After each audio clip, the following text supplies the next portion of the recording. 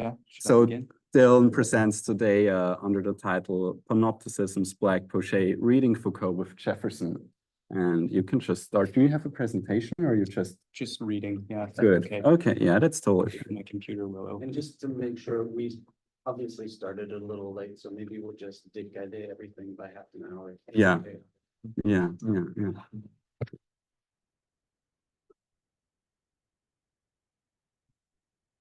All right. So again, yeah, my name is Dylan. I sort of began thinking about this work, which is definitely a work in progress, when I was attending the University of Virginia as an undergraduate student. As I said, the university that Thomas Jefferson founded. I won't be talking much about really any at all about the University of Virginia, but I will be talking about the home at Monticello that Jefferson built, which is actually on the mountaintop right above the University of Virginia. Looking down, you can see the university from Monticello. And I started thinking about this work 6 or 7 years ago while I was on the grounds at the University of Virginia, and I encountered Discipline and Punish for the first time.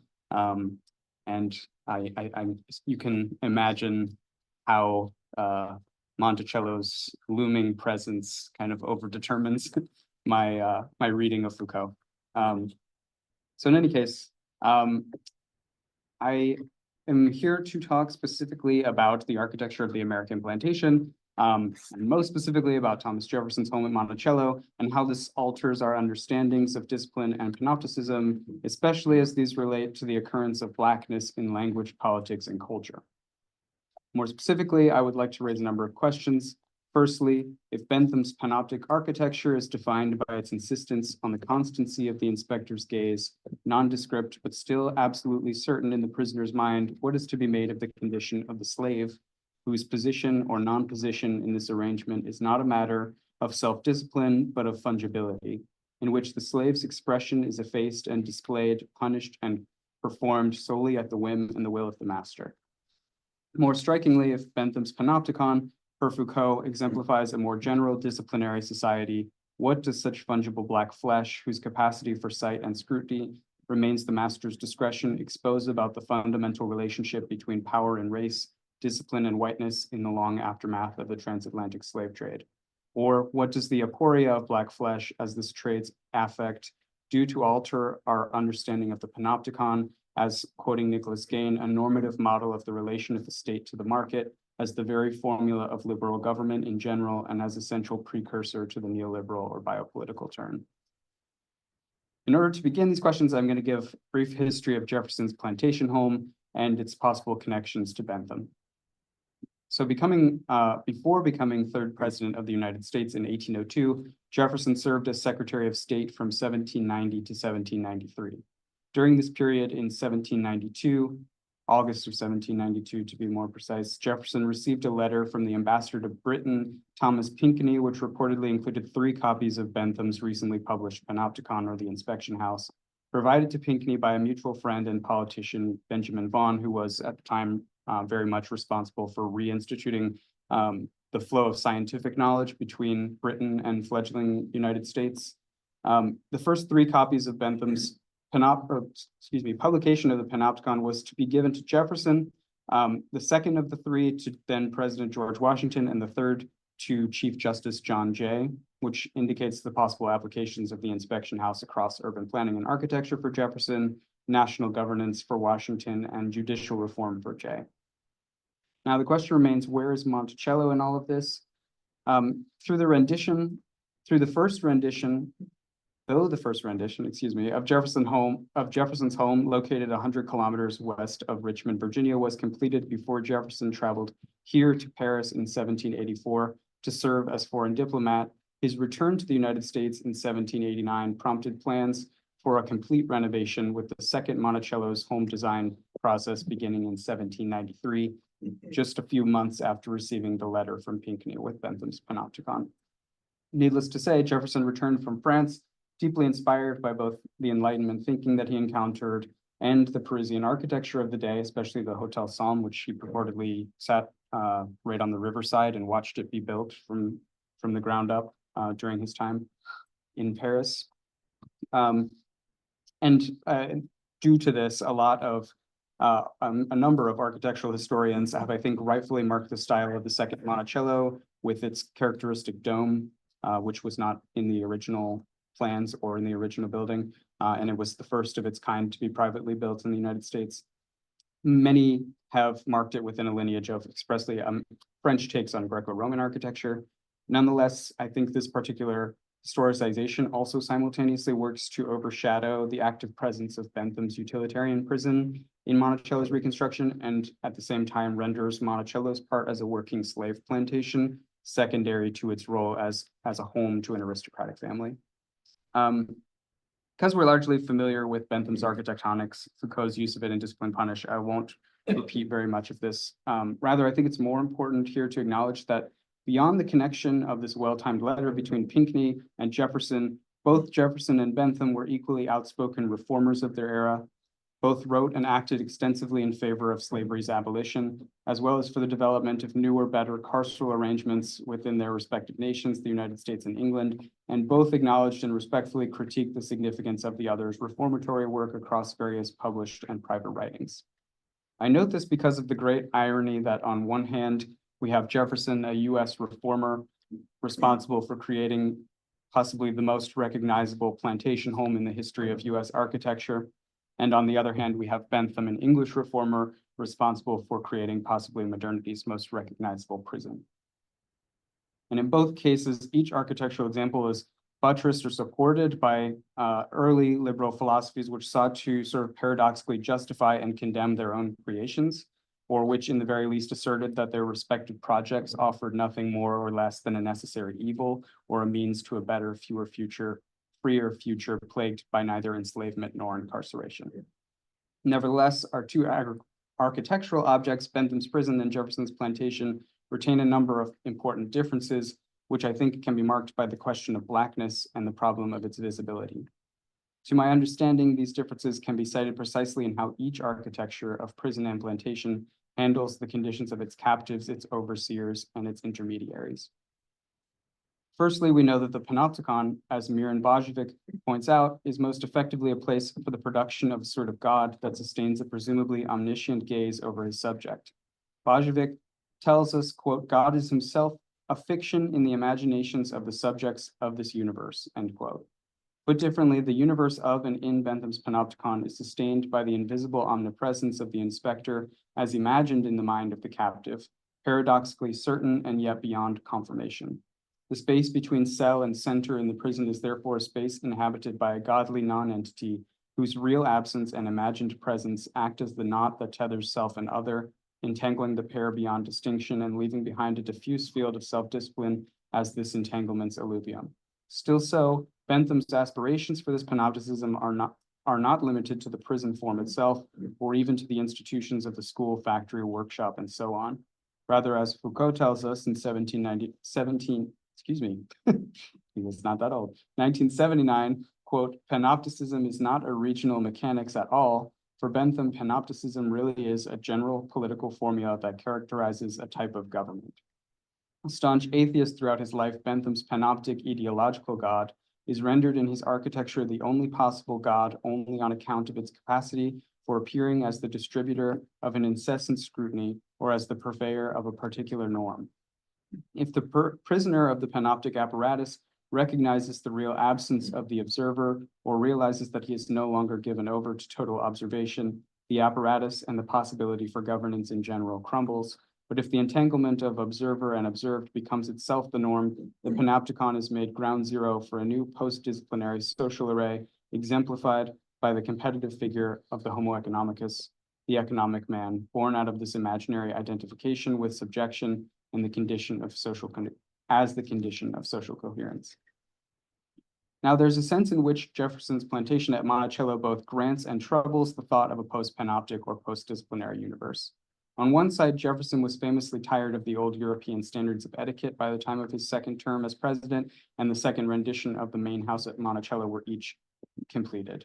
When he returned to his home from Washington, he made it a point to reject pre-revolutionary ceremonial expectations, shaking hands with guests rather than bowing, enacting free rather than reserved seating at dinner parties, and several other sort of anti-ceremonial gestures. Nonetheless, even this more relaxed Republican form, Jefferson demanded the final word on all decisions made on Monticello's ground, from his siblings' choices of interior furnishing to the conditions of his children's movement and their schooling. Even in his absence from Monticello, Jefferson made it clear through frequent correspondence that he nevertheless retained a watchful eye by use of overseers and friends on whatever went on there. A certain novel U.S. standard of taste and habit was borne out under Jefferson's guidance. When at one point Jefferson retained such a constant flow of guests that his immediate family asked him to slow the rate of his invitations, Jefferson's reply was clear and firm. He had earned the respect of a nation, and every single guest was a further proof of his status. The demand and the desire to be seen by a sort of deified Jefferson had been realized at Monticello, and in that sense, Jefferson remained the imaginary god of the house's children, servants, and guests until he died there in 1826, though even still his image as what is called the Sage of Monticello overdetermines a certain American ideal. I, of course, don't need to highlight any more than that the clear resonance of this white side of Monticello with the disciplinary or even post-panoptic liberal paradigm. But what of the condition of Monticello's some 400 to 600 Black slaves? As mentioned, for Jefferson, especially in his young age, slavery was a horrible stain on the American society, which he was but a reluctant heir. Still so, the histories of Sally Hemings, a slave forced to bear at least 6 of Jefferson's children, and documentation of violent physical and psychological punishment at Monticello exposed the limitations of Jefferson's remorse. Limitations, I would suggest, which are further fortified in Monticello's very architectonics. Of most self-evident connection with Bentham is Monticello's domed roof, which, as the first of its kind to be built for a private home, quickly became something of a national indication of Jefferson's unique observational power and his significance as patriarch of both political and social life in the new United States. Nevertheless, I want to draw attention to something else in the original plans for Monticello, or more specifically to something that's missing within them. While designing the second main home, after having received Pinckney's letter, Jefferson implemented a series of corridors hidden between the walls, several extremely narrow hidden staircases, dumbwaiters, pulley systems, rotating doors, and even a tiny secret room where he kept Sally Hemings and her children. An entirely disparate architecture obscured within the home itself, established for the express purpose of hiding slaves from guests and from Jefferson himself. In addition, Jefferson used contemporary viewing technology to ensure that slave quarters were built beyond the view of the home, or which could be accessed only through hidden tunnels. In architectural drawing, the deep black spaces filled in between walls are known as Poché. In uninhabitable space, a pocket, a non-place, which receives its anglicized name from the act of poking black ink into paper. Fascinatingly, in many of Jefferson's preliminary plans for Monticello's reconstruction, the zones eventually reserved for the invisible movement of slaves throughout the home are not demarcated as such, but instead left as Poché, as essential absence. Rather than an indication of Jefferson's guilt at the site of slavery, this decision within the design process marks an important point. The slave is in every way distinct from the disciplinary subject. The slave is not the non-Black guest, servant, or relative who is otherwise entangled within an economy of the gaze at Monticello.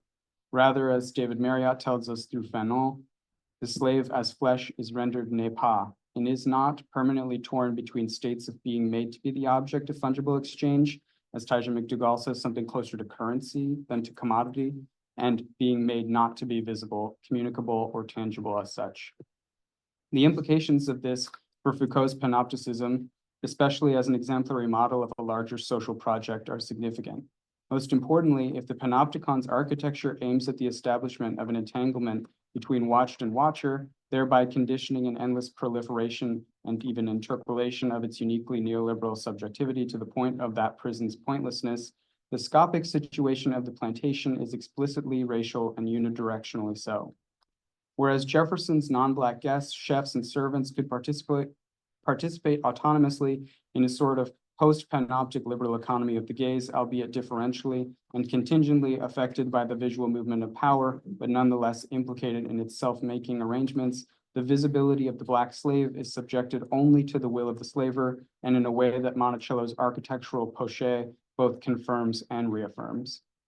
The distinction between panopticon and plantation as models of social reproduction thus lies in the distinction between interpolation and pornotrope, or learning from Saidiya Hartman, between on one hand, white competitive becoming made possible by a certain involvement in the panoptic social schema, and on the other, an unavoidable self-obliteration, Black self-obliteration demanded by the apparatic union of racialized hypervisibility and affectability and systemic erasure.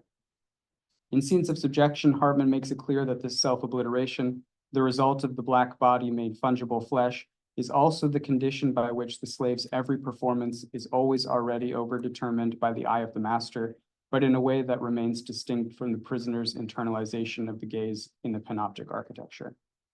In Dark Matters, Simone Brown, making reference to Ralph Ellison, has suggested that the Black body, through particularly racialized spatial arrangements and technologies of seeing, such as the architecture of Monticello, is rendered neither totally visible nor utterly invisible, but as the, quote, unvisible subject outside of the category of the human. So while it is true that Monticello's panoptic dome architecture structure signifies Jefferson's own gaze over his pastoral property, the object of Monticello as an apparatus of power is not the production of the disciplined individual soul, but the continuous effacement of Blackness to the realm of fungible object, or to the non-place of Poché, where the slave appears per bell hooks only fleetingly as, quote, a pair of hands offering drinks on a silver platter, end quote. Returning to my opening concern then, a unidirectional white gaze produces an aporia in Black life, something akin to the slave's inexorable uncertainty about her being, rather than a desire for observation which can be met with the proof of one's legal existence, as in the architectural situation of the panopticon. This is the permanently eruptive condition of the unvisible n'est pas that Fanon and Marriott speak of, as what is constantly revealed as meaningless in the paradoxes of Black lived experience, and which Monticello's Poché evidences precisely by what and who it effaces. Now, to conclude, if the contemporary detritus of panopticism is seen per Foucault in, quote, the new art of government or of mechanisms. Oops, sorry, for some reason my computer is not showing me my most recent update. Of course, my conclusion is like, give me 1 second.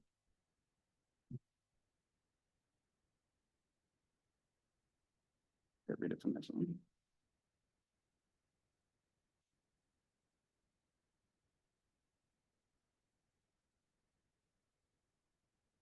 Sorry about that. It's like, why does my paper end halfway through a sentence? Now, to conclude, if the contemporary detritus of panopticism is seen per Foucault in, quote, the new art of government of mechanisms with the function of producing, breathing life into, and increasing freedom, of introducing additional freedom through additional control and intervention, end quote, namely the new liberal or biopolitical regime propped up with its racism, where do we find the detritus of Monticello's design? What might seem to be the most obvious answer to this question is given, I think, by Achille Bembe in his conceptualization of necropolitics as the sovereign capacity to, quote, manufacture an entire crowd of people who specifically live at the edge of life, people for whom living means continually standing up to death, end quote, or even in the form of Giorgio Agamben's Homo sacer, famously killable but unable to be sacrificed, included in political life by means of its ban to the realm of biological life. But there's a way in which neither the necropolitical surplus nor the figure of bare life can account for how Monticello's particular aporias recur in the present tense of Black life and social death. Indeed, Monticello's Poché reveals something singular about the situation of Blackness and anti-Blackness from the US slave South to today, which is that unlike the Homo economicus, the surplus object of necropower, the Homo sacer, Black effacement is, quoting David Marriott, always already there at the origin, an enslaved life that is also irredeemably withheld and that withholds itself from what human being makes possible or racially knowable as such, end quote. The stakes of this are high. Once again, I would suggest that what sets the early liberal plantation apart from the utilitarian panopticon and even from the various racialized camps, prisons, and landscapes of capture that characterize our present is precisely a matter of the difference between subjectivation and pornotrope, between the soul that is rendered in discourse and the enslaved flesh as the condition of possibility for all discourse, all discipline. If this is the case, then the whitening violations of Blackness n'est pas, Black life made flesh, are as primary for becoming as Poché is for architecture, and in a profoundly difficult way, just as meaningless, operatic, and effaced. Thank you.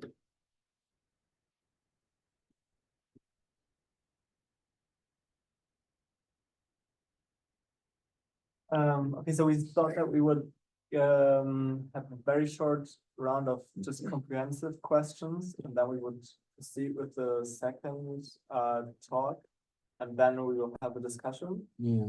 Can I show a picture of the house? Yes, please. Yeah, actually, I was going to, I didn't know that there would be a computer. I would have sent you something. Yeah. Yeah, we could just have a if you look up hidden architecture, there should be one. Yeah. What? Hidden. Oh, it's Monticello. Yeah. Monticello, Yeah. like this. Yeah. Maybe just from the outside Oh, okay. to see this tower. Yeah. In the middle, because I'm not sure if people are familiar Yeah, with thank this. you. Yeah.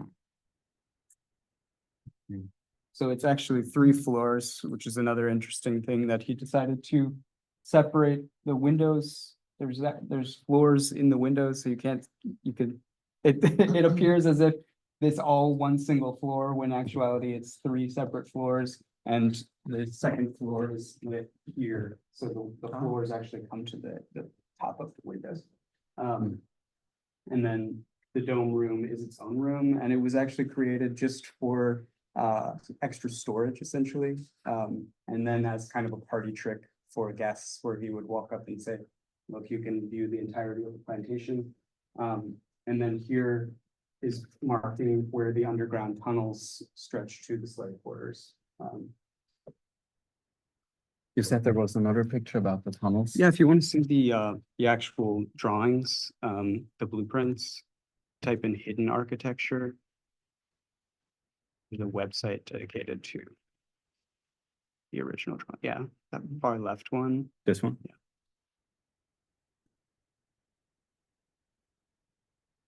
Yeah, so this website will give you the original drawings that Okay. these are Jefferson's original drawings, and then he had an architect render them. There's drawings of the land. And here's the original Okay. blueprint of the second Monticello. So this was drawn up after the first Monticello was all but basically destroyed. Okay. Yeah. Do we have questions? Yeah. Marcus? Yeah. Yeah, I mean, I enjoyed this talk. I mean, my question would be, what happens conceptually, I mean, for Foucault, when you go back from Bentham to Jefferson? Yeah. I mean, you hinted a little bit. I mean, this is what Sadia Hartman did in Single Subjection, bringing together Marx and Foucault in a certain way. But would you say, because this was your question in the beginning, that there is a certain form of blackness and visibility or invisibility, which is structurally, I mean, not thought through in Foucault's work about the prison. So, I mean, is there a difference to be enslaved in the new world, yeah, what you described, as being imprisoned in the old world, in Europe, yeah, what Foucault described? Right. Would you say there is a, I heard you say there is a difference, and also a difference. Foucault, I mean, a Foucauldian picture can deal with, but what Foucault has not in mind in his material in the prison book. Yes. If you expand it to Sadia Hartman, yeah, she does it. Right. So, and how would you describe this? Because at the very end you said it was an interesting concept of the enslaved flesh. Yeah, so there is not a distinction. What is very decisive for Foucault between the soul, we discussed it, and the body. Yep. The flesh in a certain way is much deeper. Yeah, maybe like in a Pontian way, it is the completely presupposition for the body. It is, has not a capacity or something, and being enslaved is much more radical, because it means being repressed, even as a in my flesh, in my nature, flesh, fleshliness or something like this. Yeah, it works not so much through this distinction between the soul and the body, as Foucault describes it. Yes, yeah, I agree 100%. And I think that So I take the terminology of flesh from Hortense Spiller's African-American scholar who wrote a text in 1987 called Mama's Baby, Papa's Maybe, very influential text in American Black studies. Yeah. And essentially and also the language of pornotrope is taken from that text, in which she's describing the process whereby the Black body through enslavement is rendered in absolute flesh, is rendered the fungible object, and she gives the name pornotrope as the sort of verb that transition takes place through. And the reason she comes up with the neologism pornotrope is because she's trying to relate the fact that the movement from body to flesh is a movement from, like you said, capacity to a kind of sexualized objecthood. And so in a text called Habeas Viscus that was written by a African-American scholar named Alexander Wehelier, 2013, 2014, he expands on this and basically discerns between, as I do, interpolation on one hand and pornotrope on the other hand. Pornotrope being exemplified by the crack of the whip on the skin of the slave, and interpolation obviously being defined by the kind of turning around of the subject. There is no interpolative hail in the situation of the flesh. I see. Thank you. No. Any other questions in the room? Yeah, it was really interesting. Thank you. A couple of things. So one question I would have is, have you looked at the way, so at the same time, late 18th century, houses like this were also being built in England? Okay, yeah. And as far as I'm aware, there was, by no means an expert in this, there was a similar concern with hiding domesticity, hiding domestic servants. Right. So these were not enslaved people, Right. But nonetheless, there was concern that they would in some way be a blemish on the image of the grand life that one wants to present to the world. Right. Itself. So I'm just wondering if things like Poché and that the system of hidden doorways for servants to come through and disappear through, which you still even see remnants of that in any, say, very, very fancy hotel. Yes, absolutely, yeah. Fortunate or unfortunate enough to stay in one. There's this real kind of self-effacing disappearance of those domestic realities. I mean, they're basically the economic realities. Certainly, yeah. So that's just what one question is. How does that? So obviously there's something special about this is a slave plantation. It's very different from slave at home, say in Devon or something. Right. And yet, in other words, does that also to some extent explain what Jefferson is trying to create here? Even though he talked about his Republican leanings and trying to get rid of some of the formalities, but he's building a stately home a la English model also. Yeah, no, absolutely. And this is something that I was trying to grapple with the question of Jefferson's sort of guilt about slavery and his like constantly throughout, especially the early part of his life, he's constantly talking about how much slavery is a stain on American life. And he's revealing constantly in essays and letters and in speeches that he was basically handed down slaves from his father and that he doesn't actually believe in slavery as a project, but then he also goes on to buy slaves and sell slaves during his lifetime. Also I think this was really fascinating, was that he felt that the greatest kind of punishment you could give to a slave was to send them away from their family if they've done something wrong. So he believed that you shouldn't you shouldn't beat or brutalize slaves for having made mistakes or tried to run away or whatever the case is, that instead you should commit this kind of psychological punishment of sending them away from their family, which is, I think, adds to this conversation a little bit. But yeah, anyway, all that to say, I think like the question of guilt in Jefferson's mind is really interesting, where he's like, he believes 100% that he needs slavery in order to get things done on the plantation. Like he makes all of his money from first it was tobacco, then it was wheat, and then it was manufacturing nails, interestingly, on Monticello's grounds.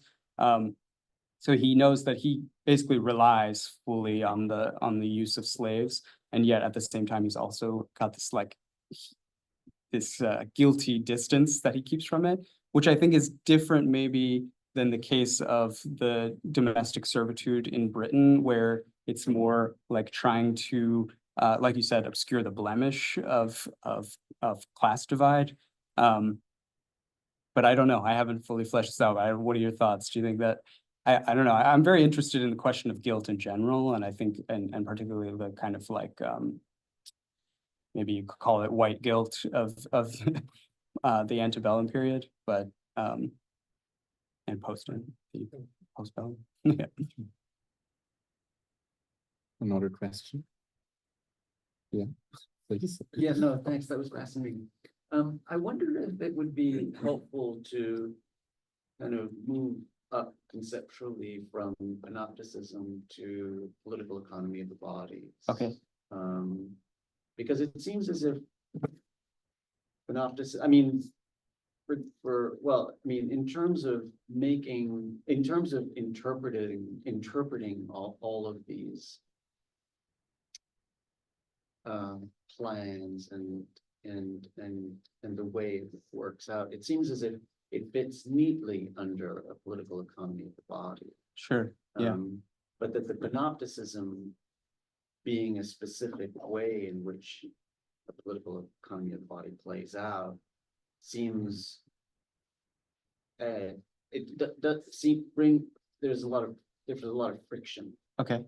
You know, it's just No, sure. an idea. Because I mean, I think I'll also thinking about like plantation prisons, right? I mean, so you're kind of like the relationship between the plantation and the prison, and the plantation form as a prison, and the differences between slavery and 19th century incarceration means that there are these places where the hiddenness goes against the kind of the visibility of the panopticon and whatnot. Yeah. But it does all fit within, but a different kind of political economy of the body, it seems, right? I think so. And so that would allow you in a way to develop your own kind of conception. It would allow you in a way to discard panopticism or to leave panopticism as a different object, but to actually identify and name your own way in which there was of that particular political economy of the body in relationship to slavery, which was just different, right? I mean, his own relations to Sally are so do not fit very well in a kind of 19th century. I mean, although God knows that may have been a part of it as well. But in any event, like if you went up one level, then you might be able to better identify your object and give it a particular name that. Oh, I see. Yes. That might be more fitting. Thank you. Yeah, I agree. I had another small question. Go ahead. I was like, or the question I had is how this, I mean, okay, now there were these conceptual questions, but how could this research you started become a sort of maybe critical history of the place, or like if you push it a step further, how it eventually can, become historical research about how this place works. And I'm also thinking about Hartmann and her story on Venus, I think it's called, the article. Oh, yes, yeah. So one of my or like the main question would be maybe, do you know if there's any research about the descendants of the slaves who lived there? Is there contact, maybe are there already demands, for example, for reparation, and that would maybe be a goal of such a like critical history of this place, to find a way to bring this to a larger public, and also to talk about something like, yeah, reparation, what can we do today about this cruel history that has happened in this place? Yeah. Well, there's certainly a, so at the University of Virginia, if you are descended from the slaves who worked at the University of Virginia, a lot of which also worked back and forth between there and Monticello, then you should be given free tuition at the University of Virginia. How that actually plays out is a little administrative, as you can imagine, but so there is a small effort, and then you can also go to the Monticello website and see the list of the names of all of the slaves, not all of them, all the slaves whose names were actually recorded in documents from Monticello. But I think it would be really fascinating to actually spend time with that and like you said, kind of draw it out from these original plans into the present and like kind of conduct a sort of a means of addressing is that what you're saying? Kind of like yeah. Especially if you're working in anthropology. No, Yeah. I work in English mostly. Okay. No, good. Yeah. English literature. Okay, yes. Different discipline. Okay, maybe we could proceed To the next one. before yeah. we actually go into the discussion with your presentation. Yeah, I think there is a connection I found out right now. Even if I deal a little bit more with this hiddenness and silences on a conceptual level. In Souvenir et Punir, la naissance de la présence, Michel Foucault attempts to show how a discourse of the non-functional is at the same time embedded in the more fundamental functionality of the formation of the prison and constitutes it. But that what constitutes the prison is in its very fundamental functional reality is discursively withdrawn, neglected, and negated at the same time. And I mean, this is the dialectics I'm interested here. Only if we understand that the discursivation of the non-functional is part of the fundamental functional context of the reproduction of the institutional reality in its formative power structure, the effect of which is non-functionality, we are able to understand the logic of this institution in its very functioning. I mean, Foucault describes this very often in saying, all the lawyers say it doesn't function, the prison, it produces a delinquent milieu. But then Foucault, at the very end of this lectures about, in the summary, the punishment society, the punitive society says, but there is a deeper form of functioning. And I was always asking myself, why he says that there is a deeper functioning. I mean, this cannot be a flat ontology if you talk like this. So this is why we need a strong concept of the non-discursive. Foucault always also develops as something that constitutes institutional practice, but at the same time is withdrawn and hidden from the explicit self-understanding of practices of discursivation. This internal logic shows that Foucault's critical analysis is based on a robust concept of the silence of the archive. Yeah, this is also a concept by Saidiya Hartman. So we have to look what is hidden in the archive, what is not there, not only the names, yeah, you mentioned. So the names not mentioned there. Yeah, this is the case in this Venus example. Yeah. Why there are two women slaves and they never came about, yeah, because they died on the ship already.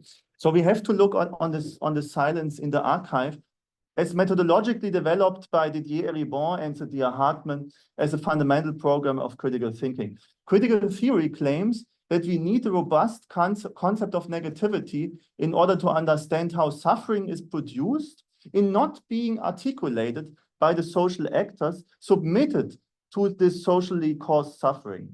Based on the conceptual conclusions of the lectures La Société Punitive, the presentation undertakes a rereading of Discipline and Punish that attempts to achieve two things. Firstly, to establish the concept of the non-discursive as a critical concept in which the non-discursive is an effect of the discursive and it's withdrawn by the discursive at the same time. Secondly, I'm going to relate the concept of the dysfunctional as the fundamental analysis of functionality from which Foucault's critical project can become practical as a critical project of social theory. Yeah, and I think if we reread the Punitive Society and the so-called prison book, we see in the lectures sometimes Foucault is much more radical in a way. So both concepts, the non-discursive and the dysfunctional, attempt to show that Foucault is not a positivist thinker, rather his analysis is a critical social analysis in searching for what could not be articulated in the historical formation in order to understand how to deal with what cannot take place in our time. So what kind of resistance, what kind of transformation cannot take. So in the summary of his lectures about the Punitive Society from 1973, Michel Foucault has a fundamental structural and methodological insight. And it's a little bit strange. It's almost only 2 sentences where he says this and never works it out in the summary. What is the deep structure of the very functioning of the systematic institutional framework or institutional setting cannot be articulated on the surface of the discourse itself. The discourse articulates on the surface only dysfunctional effects of a deeper functional non-discursive logic in the deep structure of the functioning of the institution.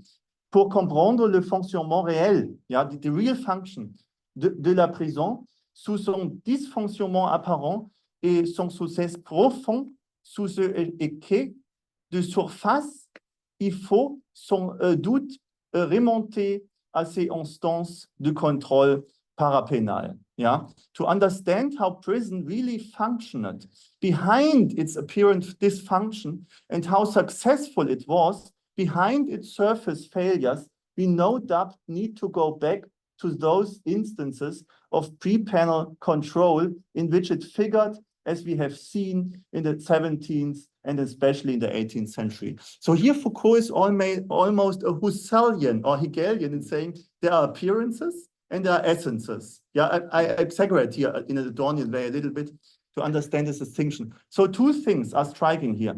First, Foucault has against many of his contemporary readers today not a flat ontology. Rather, he makes a distinction between the surface of appearances on the one side and the deeper fundamental structure below and behind. Second, Foucault describes on the one side of the appearances the dysfunction present in the discourse of the complaints about the prison and as an institution. And on the other side, he addresses a non-discursive fundamental functioning of the institutional reality, what he calls the institutional reality itself. So when I read this first, I was always shocked and fascinated as a Hegelian how truthful Foucault is here to Hegel and to Husserl, yeah, in a way, in making a classical dialectical distinction between appearances on the surface on the one side and the deep structure, or to exaggerate a little bit to the essence, yeah, but not the metaphysical essence to the essence of the institution. So how functions the institution? Of course, this has not. This had not in Hegel and not in Foucault the status of a metaphysical distinction. But nevertheless, it addresses a fundamental methodological issue in Foucault's practical historical critique. How can we break through the external world of superficial appearances in the discursive reality if this is what constitutes the very functioning of the system is not articulated in the critical discourse about the institution? So how to analyze the articulation of a dysfunctional critique or a critique about the dysfunctional elements of a specific institution if this critique about the dysfunctional elements is itself only an effect of a deeper structure of the very functioning of the institution it is about? Is this ideology, or how is ideology productive? I take Foucault serious in his distinction between the surface phenomena on appearances of the discursive articulation of the dysfunctioning of the institution on the one side, and a deeper functional reality, as he calls it, of the institution on the other side. And very seldomly, but sometimes, Marx says there is a surface structure, yeah, and there is a deeper structure, Oberflächenstruktur in German. So there is a surface structure. And we have to understand, I mean, both. It would be equally wrong to say, look, I tell you as a Marxist, what is the deeper structure?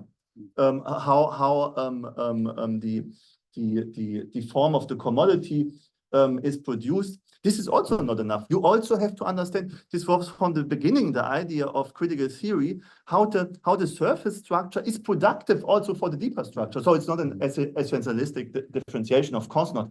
So, but why is this important? Because if we only reproduce the dysfunctional discourse in the light of the deeper functioning of the institutional reality that is non-discursive, we will not understand how discursive criticism reproduces, stabilizes, and iterates exactly the power structures that constitute a deeper functioning, yeah, of the prison. Therefore, also of the school, yeah, of all these institutions. Therefore, we must transcend the descriptions, vocabularies, interpretations, and critiques of the discourse in its reality effects of what it does not makes discursive visible or conscious in the process of discursivation. On one passage of Gilles Deleuze's book about Foucault, which is strikingly clear for me, Deleuze also makes clear how important the non-discursive is for Foucault's whole theory. And I looked in the morning, it is only one sentence where he says this, and then never goes back to it. I mean, as it would be completely clear. Deleuze says to Foucault, there are even ethical and political thresholds, and we could show here how certain prohibitions, exclusions, limitations, freedom and discretions are linked to a particular discursive practice related to non-discursive domains and more or less capable of approaching a revolutionary threshold, end of quote. But also Deleuze does not really philosophically spells out how the non-discursive is related to the discursive and how the non-discursive function of the institution is related to the discursive non-functional of the form of articulation of the institution. Very late in his lectures about the punitive society, Foucault shows in a very complex argument how the discursive articulation of the dysfunctional structure of the institution of the prison factory is internally related and fundamentally connected to its deeper functional reality. And we have to understand, I mean, both directions. But this functional reality of the systemic reproduction of the underlying logic of the institution is not articulated in the discourse. Yeah, it is non-discursive. And this is why the genealogist can never only reproduce the discursive articulation, because then we do not understand the deeper structure of the institution. So in the first line of the argument, I think two main arguments. Yeah, in the first line of the argument, Foucault describes the prison factory in relation to the state. And of course, I mean, Bernard Harcourt pointed this out. This is a silent dialogue with Louis Althusser, never mentioning him explicit. So the state creates institutional factory-like prisons against the discursive articulation of the dysfunction. The state continues in financing these institutions. Yeah, all the people say doesn't work. It's too expensive. They are expensive. They are not rentable. They produce a delinquent milieu. Foucault points this out. All this is available on the surface level of the discourse. Yeah, but at the same time, there is something the discourse is not able to articulate. It is disarticulated in the discourse. The critical genealogist has to search for absences, gaps, and silences, making them simultaneously both knowable and unspeakable, as Stuart Hall calls it in his autobiography, Familiar Stranger. My questions are here: what is the ontological status of the absences, gaps, and silences? Are they an effect of a deeper institutional reality, or are they a presupposition of the institutional formation and creation. My way to answer this question is slightly Hegelian. Only as an effect of the institutional reality, the silences of the discourse appear as a presupposition. It seems like a prerequisite of the institution, but the institution always creates this. Ideology analysis has to point out two directions. How the presupposition of the non-discursive is at the same time an effect of a non-discursive institutional reality, which is completely functional. So we have to understand the deeper functioning. This is why we have to analyze how non-discursive practice creates something we are not able to articulate at the same time discursively. The second line of argument Foucault points out has to do with the concept of control as a specific practice of domination and formation of subjectivity. In order to shape subjectivity, it is never enough to make subjects able to govern themselves in internalizing constitutive capacities on how to speak and how to act. So being a good worker. Yeah, the form of formation of subjectivity rather needs what Foucault calls a form of supplementary control. Yeah, this is also the next to last lecture. Contrôle supplémentaire. Yeah. In the form of this control supplémentaire, power splits itself into two, in forming a supplementary form of power. But this supplementary power is historically, in a certain way, for this institution, for the institutional function, necessary in order to make the reproduction of this institution working. Yeah. Why is this supplementary control necessary? Necessary for the functioning of the institution? Foucault has a twofold answer to this question. First, because every sequestration of the individuals that isolates the individuals from the rest of the population creates the risk of creating a four-eigen group in the society. Yeah, so now we have the prisoners and they are completely disconnected from the society. And this is why they are a danger for the society, of course. But secondly, every institutional isolation of a four-eigen group within a society creates also an internal inner institutional risk, a kind of what Foucault calls a kind of counterforce, a counter collectivity that can also be a risk for the inner stabilization of the reproduction for the institution, because we can say you founded the prison, so now all the people want to revolt against the society, have a certain institution for creating a solidarity, yeah, as well as the factory. Yeah, I mean, Marx pointed this out. As workers, we are in solidarity with each other, but we still don't know it completely. So this is why in the factory and the prison, always there is a need for a certain identification of you disconnected from myself, even if you are next to me. You have a bullshit contract in university, I have a bullshit contract. We both notice each other. It brings us into solidarity, but there is something in looking here how many papers I published this year, which disconnects us. And this is exactly the strategy Foucault describes here. So there is a kind of counterforce, a counter-collectivity, and this has to be individualized. So both forms of this supplementary control of the inner and the outer are constitutive for the institution in order to make revolt and revolution almost impossible. This is why the norm of the supplementary control has to split itself in an internal and an external norm. Yeah, and both the external as well as the internal norm, there are both forms of this supplementary control. Foucault calls this also a double system of prevention. So it's not enough to say it's not so good to be homosexual in the factory.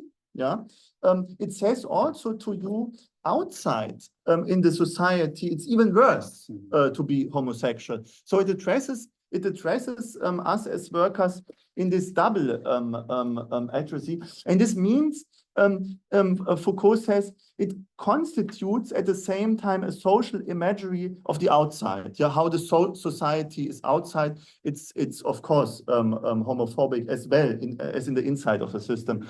So in the final, how much time I have left? 10 minutes? 5 minutes? Yeah. 5 to 10. 5 to 10. Yeah, it's okay. I mean, in the final step, I want to show that the concept of the non-discursive is emphasized as a constitutive concept from Michel Foucault's discourse analysis. The starting point is here the last chapter of Le Discours Philosophie, what came out, edited by Daniel Lorenzini last year, in which Foucault diagnoses a tendency of our contemporary culture, so what he calls our contemporary culture.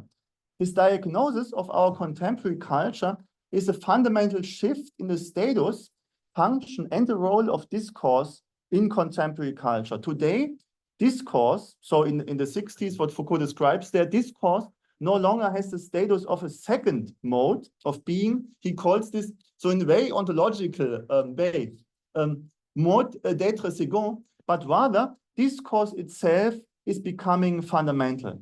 The ontology that Foucault proposes here is a discursive ontology. It is based on the determinacy of the being of the discourse or the discursive. So the fundamental being, this is the slightly Heideggerianism here of Foucault, is a discourse. Starting from a discursive ontology means thinking the subject as an effect of the discourse. Unlike the culture before us, as he calls it, in which the determinacy of the being of the discourse had a status of a second being, a second mode of being. Our current culture can be so first there was the subject, there was experience, there was God, and then there was a discourse about it. And Foucault says we understand nothing if we understand our current culture like this. Because today, Foucault says our current culture can be defined as one in which the determinacy of the being of the discourse has become the fundamental ontological constituent. Everything that exists is discursive. Experience, reality, existence, and subjectivity all refer to a basic ontological definition of discursivity. All these concepts are themselves, he calls it, figures of the discursive. Figure discursive, as Foucault writes. So the description radicalizes a basic idea. In its radicality, the basic idea from the discours philosophique methodologically goes beyond the archaeology of knowledge. The moment in which Foucault goes beyond or one step further of archaeology of knowledge is the radicalization of the non-discursive as an inner effect of the discursive.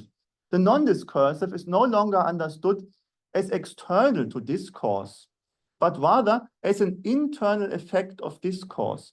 While the earlier culture understood the non-discursive as a prerequisite and a precondition of discursivation, in our current culture, the non-discursive is to be understood as an effect of discourse.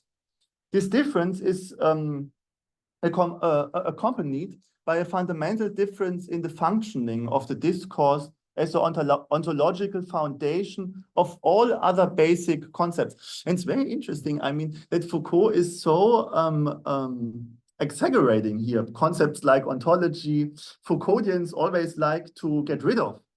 But in the first instance, I want to take this theory. Maybe we can discuss it later.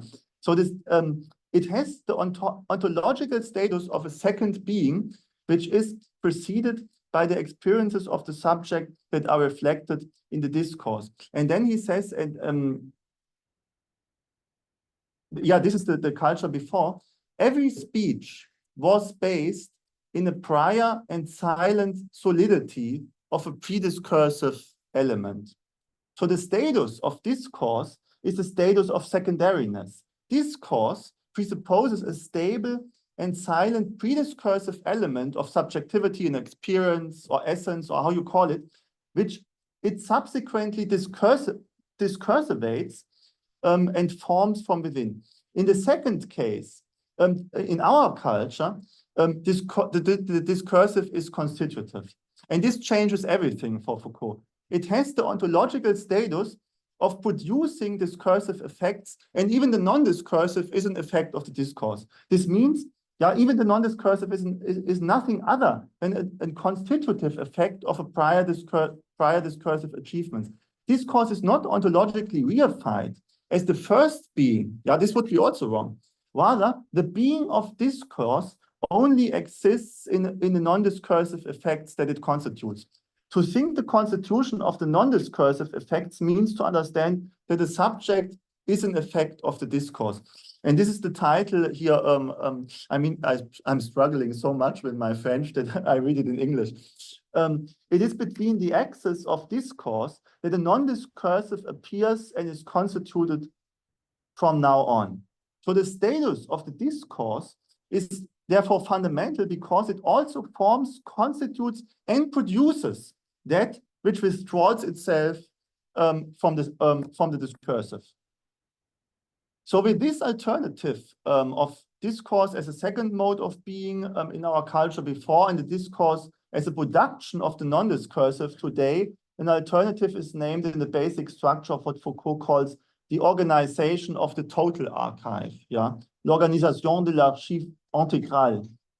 The archive is therefore the organization of an all-integrating, inclusive overall relationship because it precedes all other modes of subjectification of cultural formation and inscribes itself into the effects of these modes of subjection if we think the discursive as something that affects the non-discursive.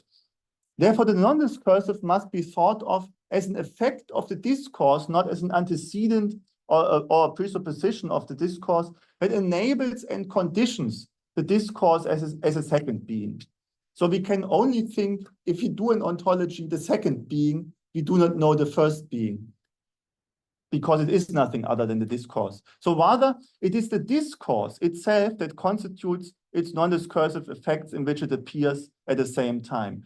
With this description, Foucault's materialism of the discourse can be conceptualized. Materialism of the discourse does not mean that there is something that precedes the discourse, as it was in the model of the earlier culture. In our present, materialism of the discourse means that the discourse produces non-discursive effects that testify the productivity of the discourse itself and can only be analyzed and understood in terms of the effectiveness of the discourse.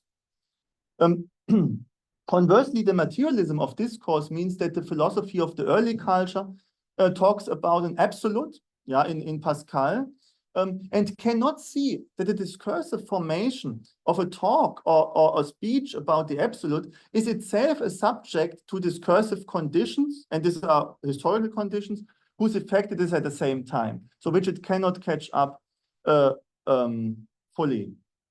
So what does this dialectical construction of the non-discursive as an effect of the discursive in appearing as its very presupposition, why is this important for critical theory? This is where my paper ends, but I have an answer to it. I mean, first Honnet. I mean, we have to think how social formations of domination and class domination create specific forms of suffering, but in the very creation of the suffering, the order of social domination makes exactly this suffering invisible and also not able to politicize. Yeah. So the concept I suggested here was the concept of the non-discursive as an effect of discursivation that appears as an ontological presupposition in its being a social effect, an effect of the social discursivation. So the research question would be why suffering cannot be articulated in a political transformative way if we know that a certain form of social domination creates this form of suffering. Yeah. So, and this is why for critical theory is so important to have this concept of the non-discursive. Second, Rahel Yegi, I mean, you discussed this in Prague. Yeah.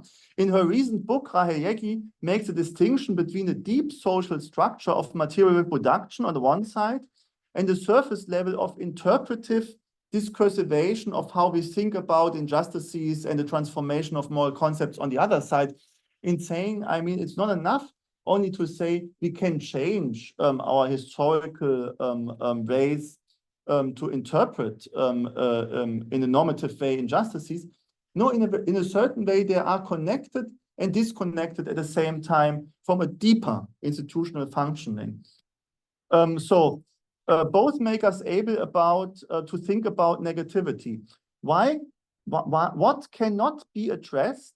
Yeah, also not from the political struggles of today, or I mean even deeper. why certain political struggles do not exist in our time, yeah, unlike 1917. What cannot be addressed, and what is the social reason for this inability today? And my claim is that this has to do with the depoliticization. It is an effect of the liberal political regime of our time, and this would be the deeper functioning. Yeah, thank you very much.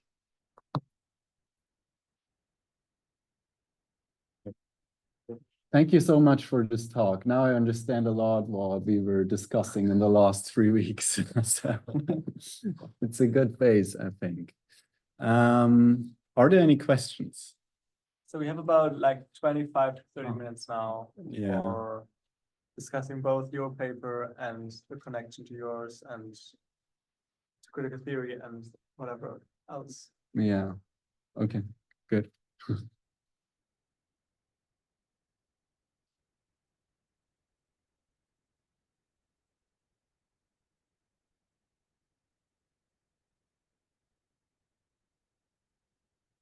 Is that all you need to say? No question. Yeah, please. I can start the discussion. For sure. Thank you so much, Marcus, for that. You know, in a way, I think what you're putting your finger on is the paradox in Foucault that there's always been with a book like Surveiller, right? Which gives us what we feel as being such a clear, practically positivist explanation of the function of the prison, right? And the disciplinary work that it does, and that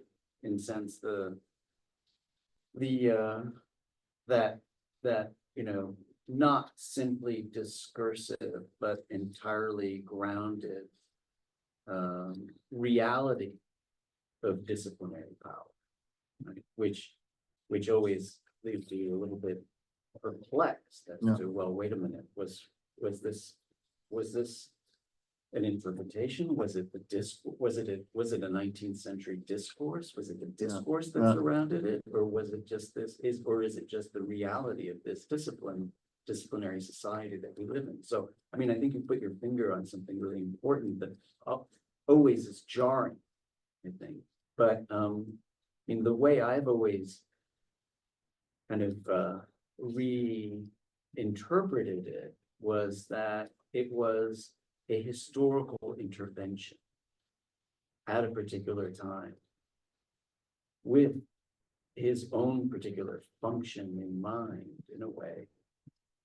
Kind of a historical intervention that was intended to cast doubt on the simplicity of the idea that there was this gulag archipelago out there in the Soviet Union, right? And that we in our liberal democratic societies could so easily just point the finger at that archipelago and not look at ourselves, right? And so it was that creating that carceral archipelago versus the gulag, which was it felt like so important in 1975, right? But I think that somehow it goes back to this idea that he himself had when he spoke about his books, particularly in that one of, Remarks on Marx, one of the most brilliant interviews he ever gave, I think, in 78 with Dory, where he says, no, of course my books are fiction. Right? And in a way, of course, this non-discursive, deeper meaning is fiction, right? And why is it fiction? It's because it's an interpretation that functions in a certain way to give you an experience of contemporary reality that will then change the way you see the world, right? The experience of reading Discipline and Punishment changes the way you experience the world. And we can see it when I see it when I kind of speak with students who read Discipline and Punish, and all of a sudden they see the world differently, and they see administration differently, right? And they're like, oh my God, I can't believe it. I'm being so disciplined, you know, right? Right. So but in a way, so it's fiction, it's an experience, it's an interpretation, that in a historically situated context. And I think that we need to remain kind of very attuned to the fact that, you know, it actually, it may not have been right. It may not function anymore now. It certainly doesn't function when you walk into Rikers Island or death row on Holman Prison, or in the contemporary prison context. You don't feel a disciplinary society there. You feel something completely at odds. There's more plantation than prison. But I mean, in a way, it's why, you know, one might want to have a radical theory of illusions, in the sense that this was, in a way, a necessary step. It was really necessary, and it has served such an extraordinary function for us in the way we think, in the way we relate to society. But maybe we get beyond it, right? You know what I mean? In which case, it's not a non-discursive, deeper reality that has a particular ontology of a function, right? It was another discursive intervention, right? I don't know, that's. I think it's right. I mean, what you say, and I would say what you called in the beginning, this positivist explanation, that there is already this tension I tried to describe. I mean, we discussed it very often. Foucault has this gesture in saying, look, we have here the sources. We have to look at every little detail. Every little gesture is important. So he says we have to stand still in every detail. And then a few sentences later, he says, but now I have to abstract in order to understand something. Yeah, he does this all the time, this backward and forward. I mean, in a strict forward look, positivism, this is not positivism, and he knows this, that this is not positivism. And this is why, I mean, all the classical historians at the Sorbonne, they felt so provoked when this book came out. I mean, they had volumes against Foucault and saying this has nothing to do with the sources. And I mean, in a certain way, of course, Foucault was very engaged in defending him in a historical way as well. But I think you are right that this tension already happens in the way in which he deals with the material. And in a certain way, he is an Althusserian in the same way as Derrida is. This is why I stressed this supplementary, the supplement. In the supplementary control so much. Sometimes he also talks about supplementary power. Why there is a need for the supplement? I mean, we deal today with all forms of harsh violence against trans people, against women still. In a certain way, this is not functional for capitalism. I mean, capitalism would say, if you are trans, you are welcome. If you fulfill your contract, why not? Yeah, in a certain way, this would be is completely dysfunctional. This kinds of domination against trans people. I saw in Germany a commercial by this big airline Condor, where it was said, whether you're black, whether you're white, whether you have tattoos or not, whether you're queer, trans, just come, you are welcome to work with us. And I think this is the fundamental ideology today. And this, in a certain way, there is this deeper functioning. And we have to say, I mean, as critical theorists, how this, in a certain way, you said paradoxical, I would say dialectical form of interwovenness between the function and this is why we cannot say, and I think Foucault does this also in the prison book, so sharp, look here, this is the functional moment and this is the dysfunctional moment, yeah, because there is an interwovenness. But there is a moment when he says, and as a critical philosopher, I have to say there is a deeper moment of the function in it. And I say in a way also Sadia Hartman, yeah, does this in her book in saying it is not a flat ontology. And of course the other, you hinted a little bit, the other misunderstanding would be to say, to ontologize this completely and say there is like Derrida does sometimes, there is always something silent what you call it, a rand, a mark, a frame in the text, and we have to read the text only from the frame or from the outside. I mean, this would be also wrong ontology, I think, because the silences, the gaps, and the absences, as Paul says, they are in the text itself, and we have to point it out in the text. Yeah. There's a footnote on something you spoke about. I mean, the relationship between discrimination, violence, and capitalism. I mean, I think that would be a whole other discussion we could have. I mean, it certainly didn't work for Budweiser when they tried to do that. So I don't know what's going on, and if it's that easy to think that it can be simply kind of commodified in that way. I don't. But that's fascinating. Yeah, there's Jonas, I think. Yeah, thank you so much. I think there have come up so many interesting points in the last few minutes.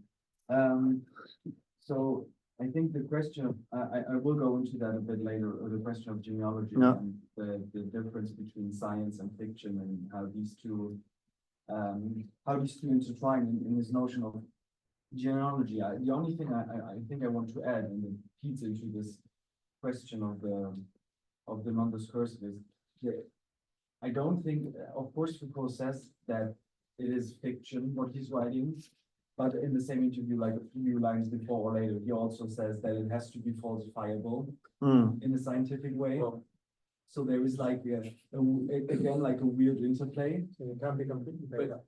Well, I mean, facts. There are always facts that can be verified, right? I mean, I think he said something like, there are historical facts. I mean, like, the revolution happened in 1789, but that can be checked. Yeah, the interpretations, right? Yeah, exactly. So this double life of the genealogy, on the one hand, needing to affect, and on the other hand, needing to be true, to gain or to like manifest this effect that it can have, like this freeing or this reflection in the subject of its own subjectivation, like all these effects. There is like a weird interplay between the scientific game of truth that is played there, and also the like, let's say, the more voluntarist aspect of this fiction.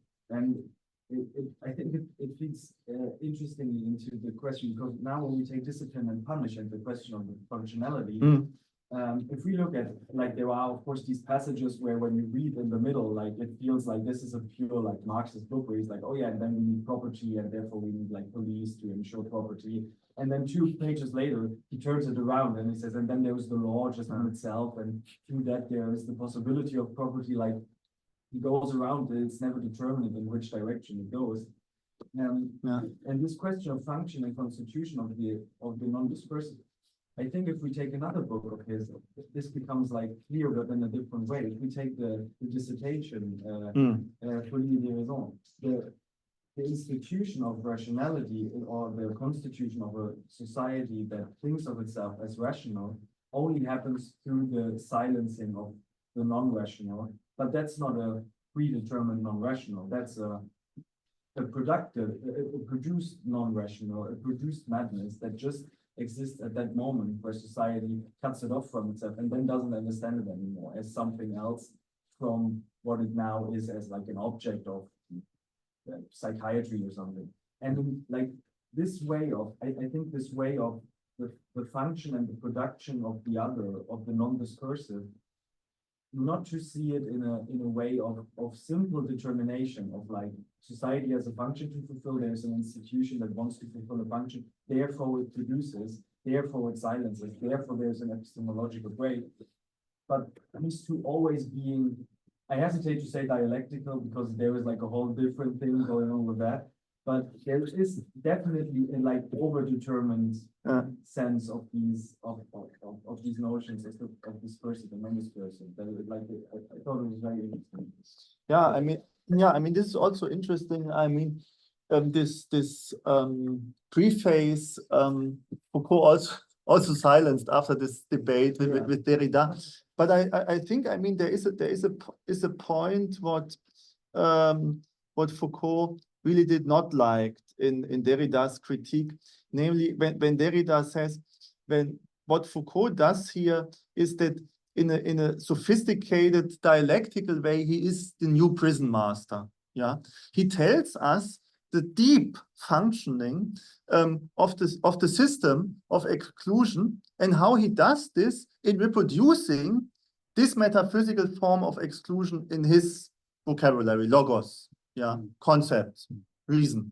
So in a certain way, but in a certain way, this is also what Horkheimer and Adorno reflect all the time in dialectics of enlightenment.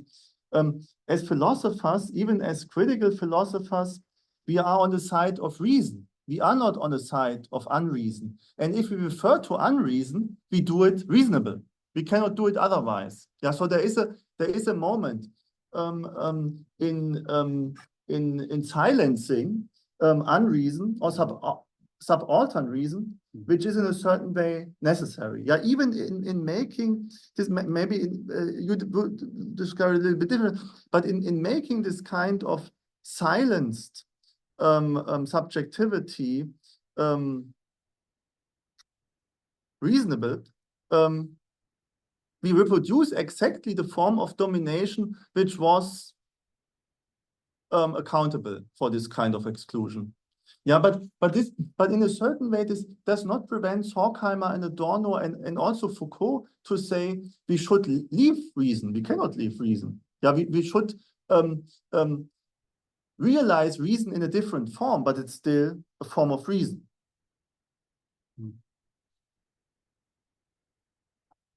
Yeah, please.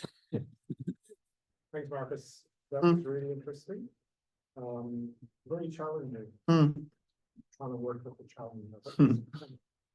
A few things come to my mind. So first of all, when you draw on those closing chapters of the discourse philosophy, and thinking about your reading of Surveiller and Punir.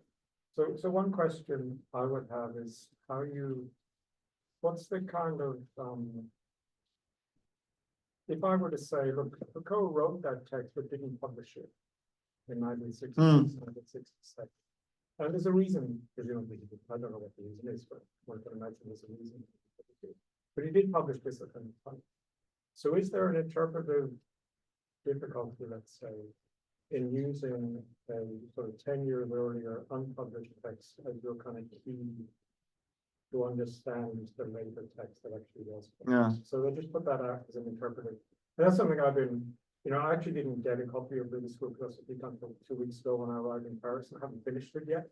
But this is one of the things that's going through my mind as I read it is, how does this, or how should this affect the way that we read other texts, sort of in the canon, as it were.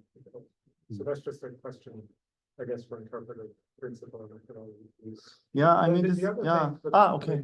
So sort of, but I guess even more interesting for me, I thought was what you read there, though, about that the non-discursive emerges as a kind of creation of the discursive.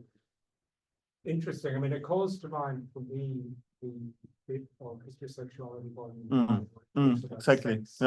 Sex emerges as this kind of virtual point that the discourse of sexuality projects this thing called sex, which is only a product of the discourse, which is really interesting and maybe is kind of in tune with what you were talking about. But then coming to the idea of the general question, and it's a huge question of the discursive and the non-discursive, is there anything outside the discursive, or is the non-discursive only a product of whatever Yeah. discourse is? I mean, I think Foucault always, at the very least, he always wants to, I think, hold on to a non-discursive. I mean, think, for instance, again about sexuality. He says, well, you know, so the only thing we can do against the monarchy of sex is bodies and pleasures. Now, to my mind, bodies and pleasures as this kind of counter move to the discourse of sexuality is very much on the side, at least arguably very much on the side of the non-discursive. Yeah. And you talked about, you know, well, as critical philosophers, critical philosophy can't go to the non-rational, but actually Foucault was very much attracted by it. Yeah, yeah. And in fact, in Bodies and Pleasures was one way in which he enacted that in his own experience, his own experiment. And he, in this one interview, where he describes the massage parlors in San Francisco as sexual experimentation laboratories. Right. So these are places in which I can only imagine this is non-discursive, and that he's looking for, at least for a way to say, no, there is something going on. And even in discipline and punish, I mean, the longer it's about the body, I mean, look at those descriptions of children with the de la salle, you know, this thing of how you hold the body in the desk. And obviously there's a discourse in that, but there are these bodily effects going on. Foucault very much wants to, in some way, access that. So I guess, yeah. So look, the really interesting set of questions that challenge it. Yeah. I mean, three points. I mean, to the first point, I would say I'm not a historian. I take what I can get. I mean, I'm a philosopher, and I think, but this is very speculative. I mean, there was this very polemic intervention by Sartre against Le Monde des Choses, and I think Foucault saw that this book, Le discours philosophie, in a certain way is still a traditional philosophical book. He deals in length about Husserl, interpretations of Husserl, about interpretation of Pascal. In a certain way, it is a conventional philosophical book. But what is interesting for me is that he takes the history of philosophy as something which denies its own history. Yeah, Pascal says God is absolute in a certain historical language without reflecting on that this is a historical language he invented up to a certain point. And I think this is very, very fascinating for me in doing something with philosophy denied all the time. Yeah, but in a certain way he does it in a very classical way. Yeah. How should I do? Yeah, my conceptual point would be that if you compare where he uses the concept of the non-discursive in this archaeology of knowledge, this is only one time in the German version, page 100. It's like also Deleuze, only one time on a very important, I mean, argument. But in a certain way as a side effect.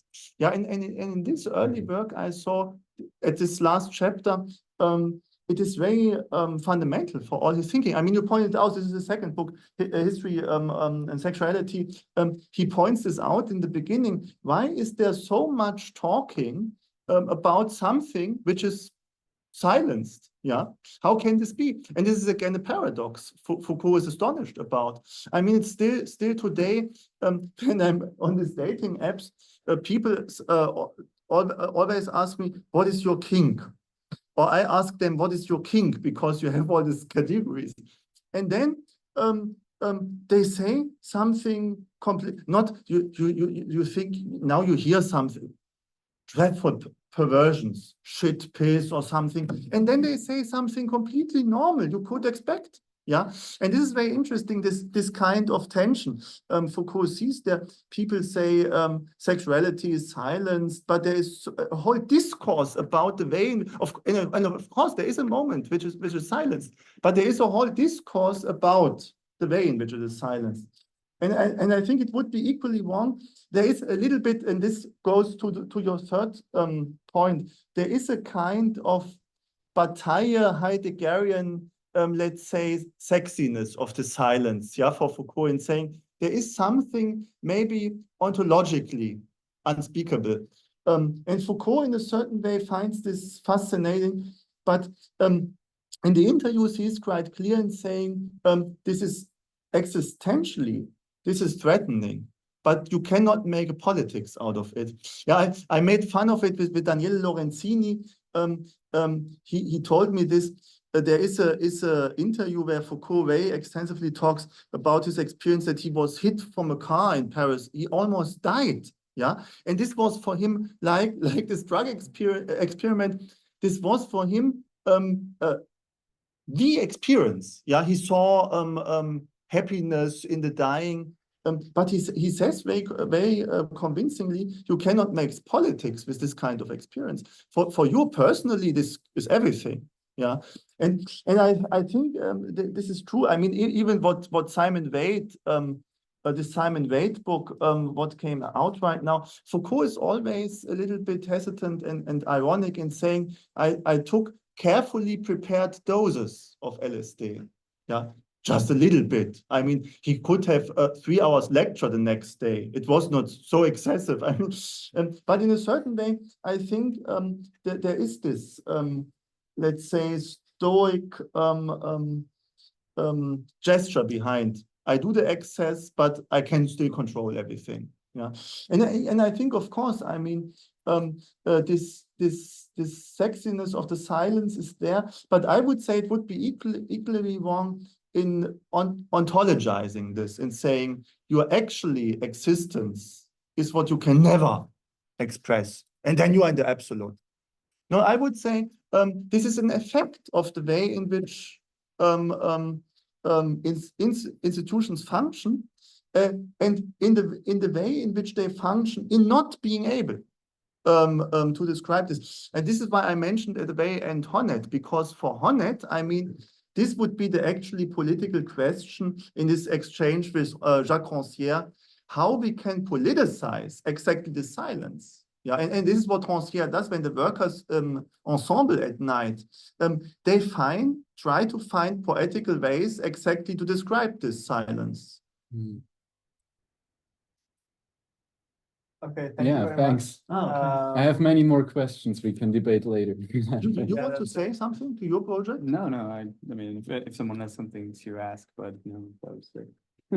Nice I'd like to hear round. from you. So Nice chance. Marcus is a great speaker, no? Right? Just can't listen to Marcus speak all day. Is it on his paper, or because maybe yeah, because you've spoken so much, maybe unless someone has a question for you, maybe we can do the rest like in private talks, and then have Or how it's related. 5 minutes of pause until Yeah, we that start sounds with the good. second.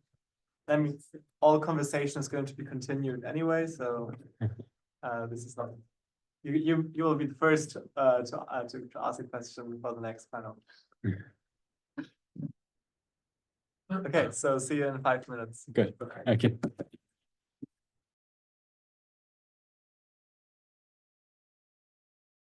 Social sciences. First of all, I would like to thank to Florian and Samuel for the organization and the reading session about discipline and punishment. I appreciate it a lot. Thank you, Professor Harcourt, to be here to discuss with us today. Would like to share with you some preliminary results about my empirical PhD research, and which I developed over approximately 10 months of ethnographic research inside one of the largest and oldest residence for the execution of security measure in the northern Italy. Slide, please. This is, you can see from Google Earth, the institution where I've been. With Law 81/2014, the Italian state established the closure of forensic psychiatric hospitals and the creation at the same time of a residence of execution of security measure that's called RAMS. That's our regional institution managed by the National Health System for the social rehabilitation of individuals legally considered not guilty by reason of insanity and socially dangerous. Compared with the previous one, previous facilities, RAMS have replaced, this new one are framed within a community-based approach entirely managed by the Italian National Mental national health system. And legally speaking, the aim is to provide care and custody following principles that distinguish these structures from the previous forensic psychiatric hospital. There are 4 principles that is to say social health rehabilitation purpose, territorial-based location, at least 1 REMS per region, the voluntariness of the treatment inside the institution, and the restriction of the number of beds to 20.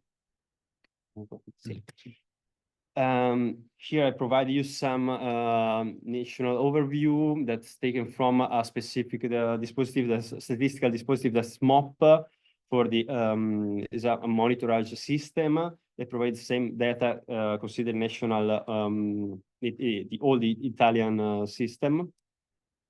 If the REMS could be conceived as a rupture point in the management of those considered not guilty by reason of insanity and socially dangerous, it did not represent a turning point in the juridical and epistemological model underpinning the political management of the so-called dangerous individual. The penal code is the same of the 1930 in Italy, remain the same. Also, the question that the judge asked to the psychiatrist to evaluate the person that committed the crime. Okay. Since REMS can be conceived as a space crossed by a heterogeneous normative instance, medical, administrative, and legal, conflicting but not mutually exclusive, I wonder which kind of effects upon staff and inmates it can produce considering its historical change and both the normative frames. This is the reason why I decided to study one of the ancient one of REMS in north of Italy that's found in 1939, that it has undergone various phases of the institutionalization of madness in Italy. Before being REMS, it was a forensic psychiatric hospital, and before it was asylum.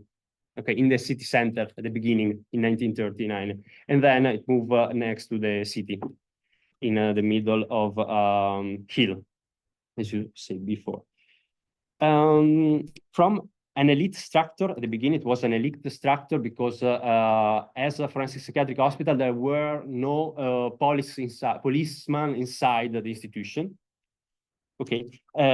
Today, it is considered an anomaly in the REMS system, as it hosts more than the number of people allowed by law, and the wards that constitute it are all concentrated in the same city, in the region, and not spread in all the region. You can move in the next slide. Okay, now we'll focus on particularly and the significant. I reported here, excuse me, I reported the main aim of my research and the 2 research questions that I adopted to frame my the data that I collected inside. And here today, I will focus on a particular and significant scene that I call the observational room, part of my ethnographical research, that I found it very helpful to describe the power knowledge relationship and the assoggetissement subjectivation effect, starting from the intersection between a normative and a regulation of bodily conducts and their counter-conducts from forms or, I say, illegalism. So it is to say that consider also the regulation, the official regulation inside the structure, and what kind of illegalism this kind of regulation produced or are related to. Considering the theoretical positioning, what Foucault told us about the analysis of what he called the institution de assujettissement, or an institution in general, is that they constitute a privileged observatory for understanding power relations. It is there that one can expect to see their logic and the elementary mechanism appear. The reference is Foucault, Les Sujets et les Pouvoirs. Furthermore, in Foucault, étudier la raison d'État, he affirmed that je ne cherche pas à faire la même chose que Goffman. Lui s'intéresse au fonctionnement d'un certain type d'institution, l'institution totale, l'asile, l'école, la prison. Pour ma part, j'essayais de montrer et d'analyser les rapports qui existent entre un ensemble des techniques de pouvoir et des formes. L'histoire de la rationalité telle qu'elle opérait dans l'institution et dans les conduits des gens. This does not imply the impossibility of studying the forms of rationalization without considering the institution. However, it is indeed legitimate to frame the analytical focus within the institution, starting from the assumption that there is no inside-outside, as Deleuze emphasizes in his lecture at the College of France dedicated to Foucault on the theme subjectivation. Moreover, in 1983, can go to the next slide. Yeah. Thanks. In a 1983 interview titled Qu'appelle-t-on Punir, Foucault outlined 4 levels of analysis that I adopted for examining an institution. Open, yeah. This one? Yeah, this Okay. one, this one. No, thanks. Excuse-moi pour ma français. Ce qu'on pourrait appeler sa rationalité ou sa fin de l'institution, c'est-à-dire l'objectif qu'elle se propose et les moyens dont elle dispose pour atteindre cet objectif. Les premiers niveaux d'analyse. Il y a la question des effets. Évidemment, les effets ne coïncident que très rarement avec les fins, ou lorsque l'effet ne coïncide pas avec la fin. Il y a plusieurs possibilités. Ou bien on réforme, par exemple, in Italy, we got Basaglia, in Gorizia, ou bien on utilise ces effets à quelque chose qui n'était pas prévu au départ, mais qui peut parfaitement avoir un sens et une utilité. C'est ce qu'on pourrait appeler l'usage. Le 4e niveau d'analyse, c'est que l'on pourrait appeler les configurations stratégiques. It's one of my categories that I adopted in the thesis. C'est-à-dire qu'à partir de ces usages, en quelque sorte imprévus, nouveaux, mais malgré tout jusqu'à un certain point volontaire, on peut bâtir des nouvelles conduites rationnelles, différentes du programme initial, mais qui répondent aussi à leur objectif. From this perspective, I traced a parallel with what Judith Butler states in the book of 1997, The Psychic Life of Power, Theories of Subjection, quoting, the subject can be conceived as if its action stem directly from the power it opposes. Here Butler builds on her theory of identity as performative effect developed in Gender Trouble, 1990, where Butler states that if we conceptualize identity as an effect rather than something fixed and natural, we can open up the possibility of agency. I do this category as a hermeneutical concept for analyzing the data. Moreover, in the psychic life of power, Butler talks about the body as an object crafted through its regulation and specifying that to increase regulation, the body is proliferated as an object of regulation. Thus, focusing on bodily conducts and their self-hetero-regulations allow us to observe practice of resistance as unpredictable possibilities that emerge within the regulation of conducts themselves. In this sense, I have conceived the Foucauldian concept of illegalism and its relationship with the concept of ajustement subjectivation. It is from my perspective, it is the unexpected, that is to say, a not yet regulated practice that emerges from a system of regulations that produce a new rule and simultaneously a new potential for its regulation, thus contributing to its normalization. End of theoretical part. Ask you to move to the next one. Yeah.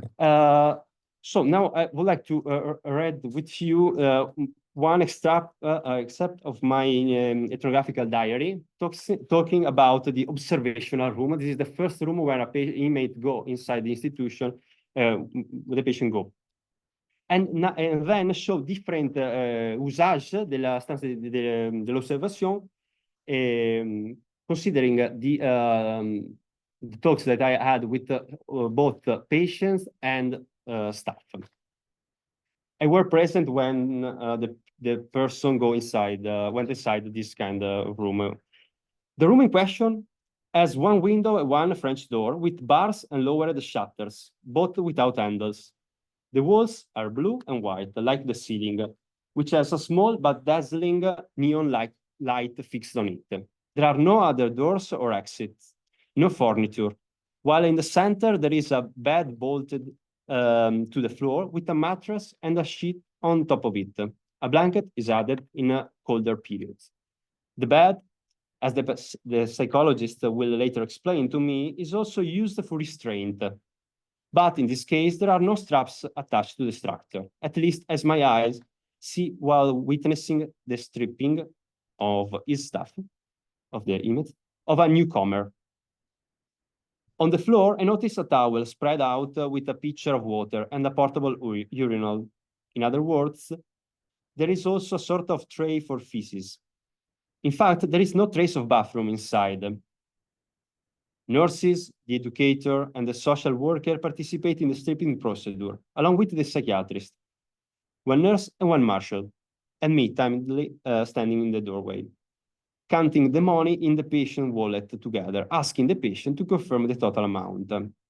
Most of the staff are female and have an affable and kind attitude toward the newcomer, especially the psychiatrist. His shoes,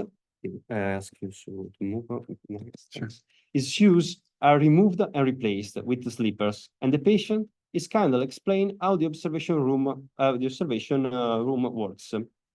Lasting one day, before being placed in a room with another patient. But there have been observations that have lasted long. And during this period, the monthly depot, that is a slow-release drug, is administered. As for cigarettes, a nurse confiscated them.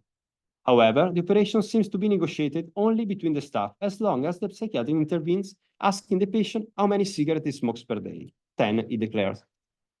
Telling him, then we'll leave you 6. We'll keep the rest for ourselves, at least for today. A nurse, probably the so-called head nurse, informs the patient that he will smoke there for the next few hours. There are 2 air conditioners. And in response to the patient's question, where do I put the ash? The head nurse invites him to do so on the floor. She says it with an almost resigned attitude towards a probably routine procedure. The patient is kindly prompted by the psychiatrist to call a family member immediately to notify the situation before handing over the cell phone to the staff. What happened inside the observation room can be observed both through the porthole located on the door without a handle and from the monitors present in the guardroom, and the stripping operation is subject to reporting by the staff. The observation room is an architectural legacy of the former forensic psychiatric hospital, where it was used more frequently and for different purposes. Today, it constitutes a polyvalent technology. This the diary testimony is just one of the different usages that could be possible. As a technology of power, it can be used by the staff to address 2 structural, in my opinion, 2 structural issues affecting the whole field of mental health in Italy: high turnover and the reduced number of medical health personnel inside the sector.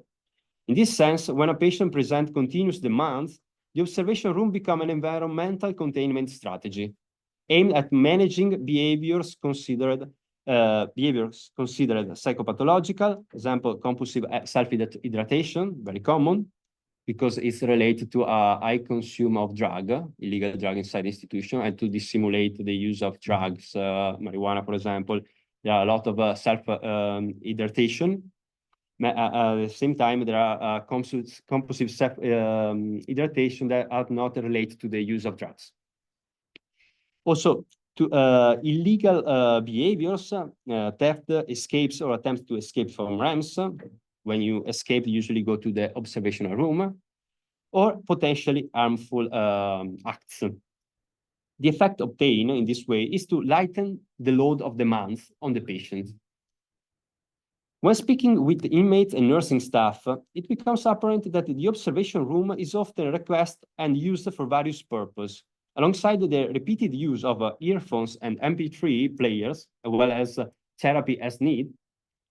The room serves as a strategy for isolation or self-alienation from daily routines, as well as a means of reclaiming space in response to the internal regulation that restrict access to private room from morning until evening. That's a way that staff use to encourage participation in psychoeducational activities and socialization among the patients. Moreover, the observation room or the threat of its use represent a tool through which the staff redefines the boundaries of relationships with the inmates, which often take on a familial or maternage dynamic. The room also serves as an instrument, part of a punitive custodial strategy, which can be interpreted as an effect of the mandate delegated since the ministerial decree of April 1st, 8, by which the healthcare function in penitentiaries are transferred to the national health system. Previously, there were policemen, but not in this kind of facility, in all of the other that could be could assault of this kind of function. Now is the psychiatrist the most responsible person, legally speaking, inside the institution.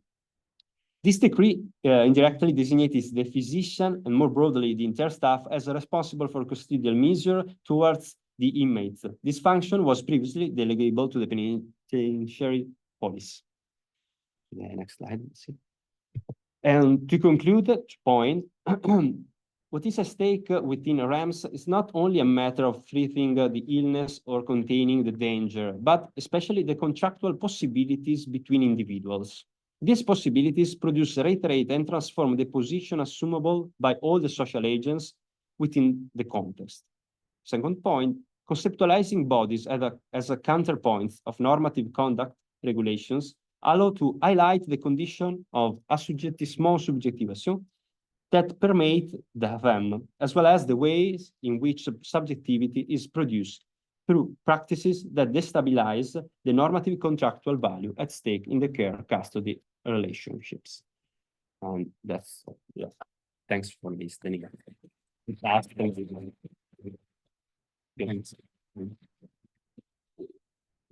And we would directly go to Jonas and have the discussion afterwards on the two presentations.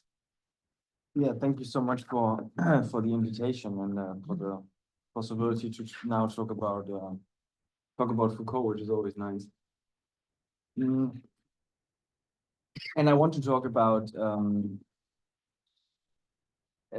Foucault's role as a public intellectual and how the utterances he has produced as an intellectual fall into the broader context of what he has, of his oeuvre, and especially the questions of, I don't want to just strictly pull it into the Habermas-Foucault debate, but like in this more general question of modernity, post-modernity, and the questions of critique and or how critique is possible, how normative critique is possible in Foucault. And I think that his intellectual contributions, or his public intellectual contributions, can be quite helpful for that. So to explain why I think that and what exactly I think of as these intellectual contributions, I will firstly go a bit into what Foucault thinks, or what we could call a political epistemology in Michel Foucault. And after that, come to what his reflections on the role of a public intellectual, because he has reflected specifically on his own role in that and how it fits into his broader project. And then at the end, look at the notions of genealogy as one of the, or what I would say, the predominant way to interpret this in the literature. And on the other hand, maybe an alternative, the works on critique he has produced, and mainly the notion of parrhesia, and then look at a text he wrote in 1981 to see if that actually holds up to his intellectual works. So very briefly, we can see in his biography that, well, Foucault was not very, just from his biography, prone to become a public intellectual. He did like the very state-centered education in all the Grande École, and then he went on to work for the state as a cultural person in Uppsala and Warsaw and Hamburg, and that, and he did his PhD thesis, of course. But his public intellectual activism only properly starts when he hits the 70s, and when he has a bit earlier, when he's founding Vincennes and he's coming back from Tunis with the 68 movement. But I would argue like properly when he's after he's professor at Collège de France and maybe doesn't have that much to lose anymore in like appealing power that much. So why does this like little short biographical note at the start? Because I think that the reference is relevant, because Foucault says, he writes that if someone believes, he writes, that my work cannot be understood without reference to my life, then I would like to answer this question. Since my personal life contains nothing of interest, does not deserve to be made a secret, and consequently not deserve to be made public, In terms of content, his works can often be understood direct and linked to his life and to his public activism. As, and I quote, "There is no book that I have not written at least from a direct personal experience," end quote. So with this in mind, that he reflects on this like connection between his intellectual works and what he does for in the more like academic sense. I think we should look at these both strengths, mainly like his intellectual work, and on the other hand, the more socially critical project that he develops in the books. So to start with the analysis of political epistemology, Foucault emphasizes that power and knowledge are always interrelated and mutually dependent, but not reducible to each other. We talked about like this this relation of the two. And he firstly properly develops, I think, a vocabulary for this in L'Ordre de Discours, where he calls them internal and external mechanisms. So the first external ones, in his early period, he analyzes the cognitive dimensions of social constitution through exclusion. So what we talked about in Folie des Raisons, where it's the exclusion of the mad and the inclusion of the mad as now an object of science, but a fundamental divide that cannot be bridged anymore. And I think the same structure can be found all over his works with the prison, as we have seen, but also with the constitution of Christian society in the Middle Ages, and also in the notion of criminality in a broader sense. He does that in L'essence sur la volonté de savoir with ancient Greeks and how they develop a sense of criminality and constitute themselves by that. So similar to these constitutional effects, he's also interested in the inner structure and genesis of these discourses, which he does, for example, in Les mots et les choses. And in this second internal understanding of exclusion, he analyzes the apparatuses of knowledge production in himself.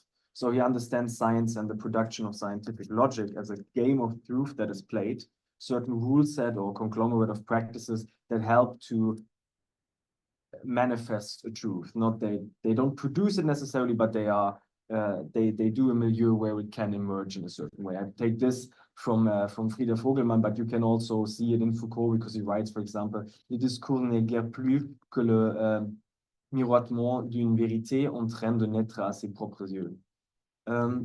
Now he finds a vocabulary for that. I already used it, is the games and regimes of truth. So as Daniele Lorenzini writes in the latest book, he designates two chapters. On the one hand, Foucault explains that in any game of truth, so that is any regulated system for the production of truth claims, when it is considered in terms of its formal structure and not the individuals who concretely engage with it, it shows the distinction between truth and false statements. So that is the game of truth, for example, scientific game of truth, the psychiatry. On the other hand, however, Foucault argues that the truth is not sufficient in itself if we consider the regimes of truth, that is taking into account the individuals who are concretely engaged and affected by this game of truth. We must conclude accordingly that truth is not the creator or holder of the right it exercises over human beings, but is always connected to the forms of power surrounding it. Now, with this, we can understand the Foucauldian political epistemology as, on the one hand, this internal understanding of how discourses form themselves in these games of truth and how they exclude stuff from themselves, how they produce maybe a non-discursive, and on the other hand, the more like socially critical questions of regimes of truth, how these truths then affect society around them. Now, what this means is that, of course, if we look at that, the notion of truth becomes a bit less idealistic, because truth is not the truth all of a sudden. There is a problem with that. So that changes what an intellectual can do and should do.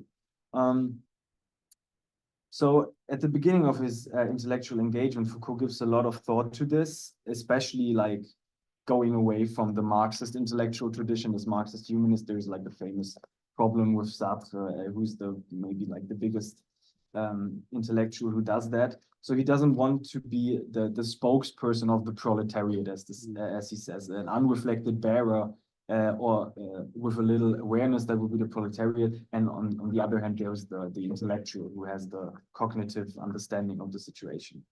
So he wants to be a specific intellectual who's advocating for a standpoint, but mostly in the narrow field where these games of truth and regimes of truth intertwine. So Foucault, as a maybe in that time still a historian of, like, for example, the prison system or the psychiatric system, he has a certain knowledge that especially works in this in this combination between regime of truth and game of truth, and therefore he can, in this situation, be an intellectual who can actually make a difference, because a whole social structure culminates in this narrow field. And he does that in his work. Like, for example, when we look at the GEP, which was founded with Daniel Defer and Deleuze and Rancière and some others, a quote from the manifesto is, "We want to disseminate knowledge about reality, and we want to do this immediately, almost day by day, because time is pressing. We want to alert the public and keep them on alert. We will endeavor to use all means of information for this: daily newspapers, weekly newspapers, and so on." So they want to use their specific knowledge of this situation and produce a knowledge that has a certain effect on the world around them. All this with the aim of bringing light to the conditions in the prisons, and of course those who are affected by it. So now we find the tension, the proper tension of this, because how can Foucault, with an understanding of truth, like he develops in his epistemology, say that he's speaking the truth about the prison, and what gives him the legitimacy of criticizing it when his form of truth that he develops there supposedly just falls into the other fields of truth as well. So the question to read it: how can a specific intellectual claim to tell the truth when he self denies the existence of the one universal truth? And how can he take a side for the people in the prison in this system? The question of normativity, or rather the question of not an openly named normativity here, the crypto-normativity, is the core of the rationalist and classical modernist critique of Foucault. So the one line to remedy this normally is the whole writing of genealogy as a critique. Like, we have a lot of people who have done this and who go into this. So we can see that this is normally framed as an ontological problem. So there's power everywhere. We can't have like a standpoint of critique anymore. I think that's just a misreading of power as ontology, which Habermas also takes back in the 90s. So don't want to go too much into that. But what is the genealogy as critique? Well, according to Martin Saar, Foucault develops a genealogical critique that describes the social connections between power and knowledge in terms of content, and at the same time, through a dramaturgical, theatrical presentation, makes clear to the recipient of the critique that their own subjectivation to the structures is ready to be emancipated from. So this is a quote: "Firstly, genealogies presuppose a certain historical view of the self or the subject, and thus a thesis about the historicity and variability of the self.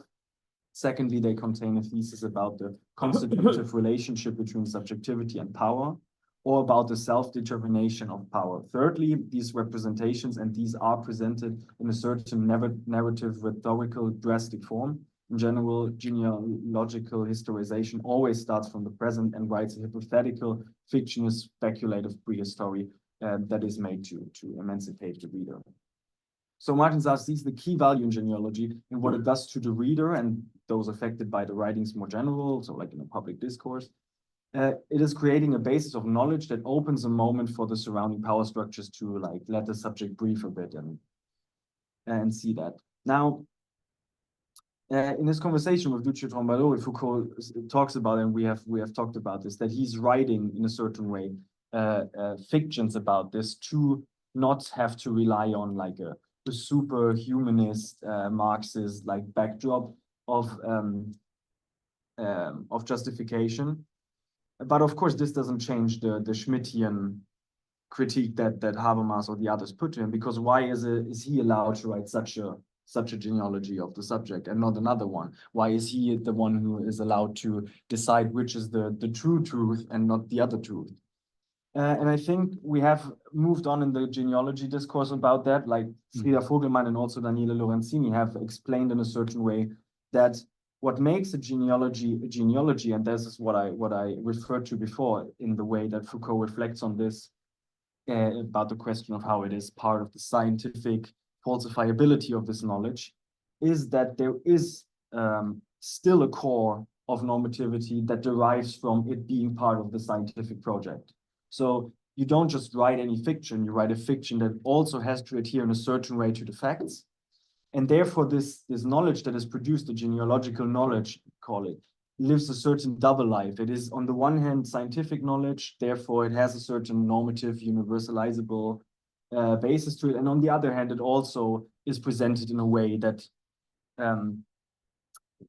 desubjectivizes the subjects who read it. So I think in this way, the accusation of voluntarism is dissolved. But also the question of cryptonormativity, because of course we have a normativity here. Foucault is producing knowledge that has like a certain scientific value, and then it does something to the subjects. And you can see that in his intellectual work with the GEP, if they smuggle like questionnaires into prisons and then using scientific methodology and publish the results of how it is inside the prison to give these people a voice and to produce this knowledge. Well, of course, this is it works in the scientific game of truth. It inscribes itself in the therefore between the game of truth and the regime of truth that is surrounding it. Now, I think this is, of course, has been a big discourse and is very interesting. But what I would say is that there is also in Foucault another form of critique that goes beyond this, and that would way more merit these criticisms from like a more rationalist and justificatory normative theory building, but it is mostly overlooked or like not focused on. And it is connected to, first of all, his works on critique, so mainly what is critique and what is enlightenment, and also his text on parrhesia. So in the text about what is critique, Foucault undertakes the methodological foundation of an emancipatory activity of a philosopher, and he refers to Kant for that. And in Kant, he discovers like two main points. Firstly, the question of rationality as a historical emerging thing, which he disregards pretty quickly because he's like, well, this is a question of, this is his problem with Hegelianism, and well, it is like a historical universalizable truth that is not very interesting. But the other thing that he finds in Kant is the critical moment of always relating to you, and that's also what he does in Discours philosophique. There is this critical relation to your surroundings and to the world of us around us. So he says, recognizing a singular, Foucault does not see it as having a critical function, which is the first one. He writes, it seems to me that the philosophical choice we are currently faced with is the following.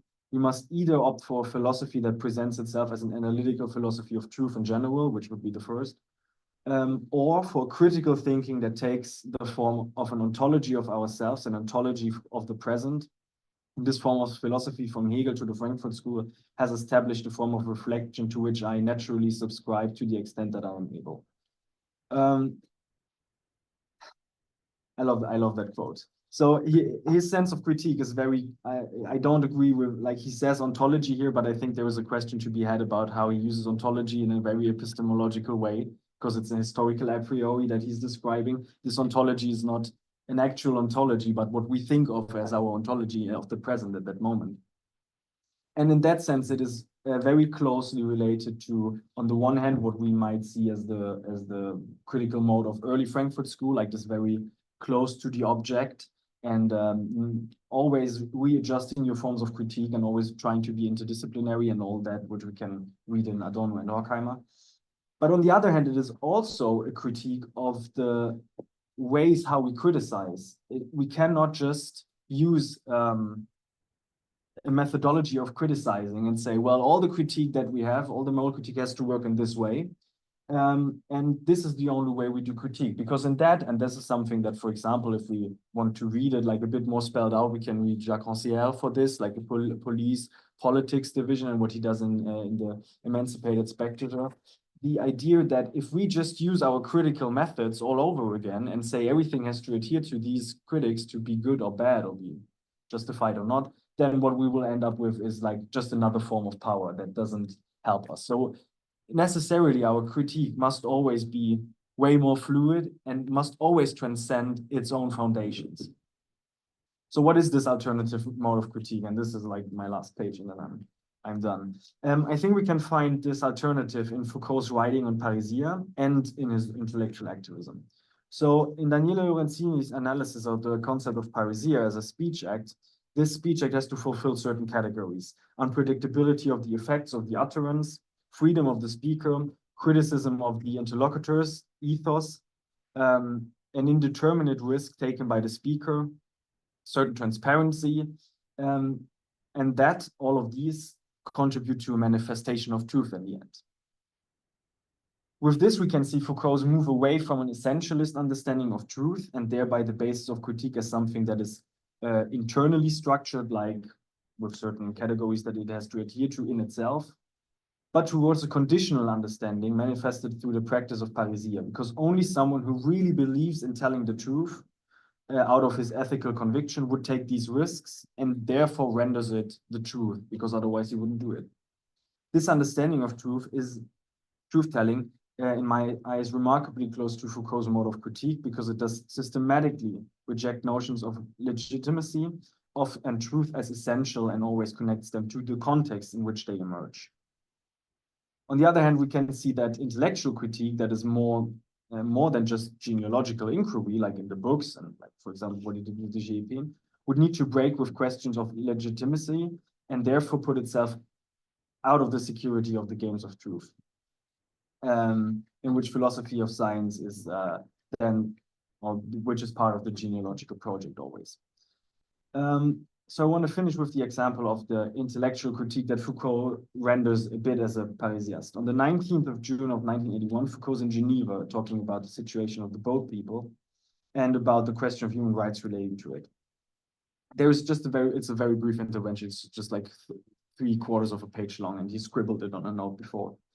And he talks about, while mentioning the question of human rights, he talks about faire notre droit, making our own rights. He talks about that the group of activists are not being instated by someone, but by themselves.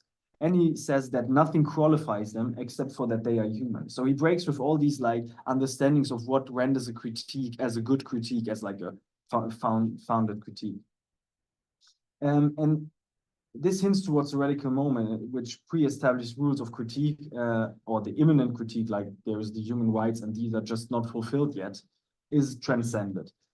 He does have the full freedom just to say what he wants without having to rely on previously established rank, or he's a professor, or like anything that would make him to be a critic. And moreover, only through his freedom and through the openness of criticism that, of course, a professor gets himself into when he just says stuff like that, only these things make this critique work in the way that it does.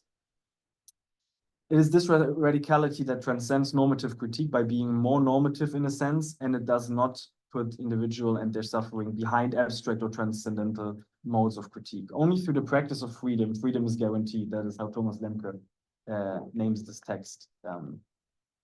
Only by pushing that which is critique over its limits, proper critique can be realized. Showing the unbearable, and that is a quote, showing the unbearable, showing in an unbearable situation what makes it really unbearable. Today, there is a type of statement about the prison that could not be formulated before. Not retreating, end quote, not retreating to universal values, but always measuring one's own standard of critique against the situation and the object of investigation, and always searching for the hidden exclusions requires the vigilance towards the social present, the ontology of ourselves, the necessary inadequateness of the scientific practice we do, and also our own position in the fields of power. And I think Foucault has undoubtedly retained this vigilance over his career. Thanks.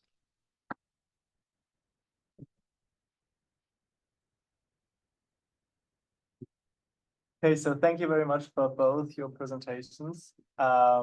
We now have, let's say, 35 minutes to discuss, to pose questions, to continue with the previous discussions.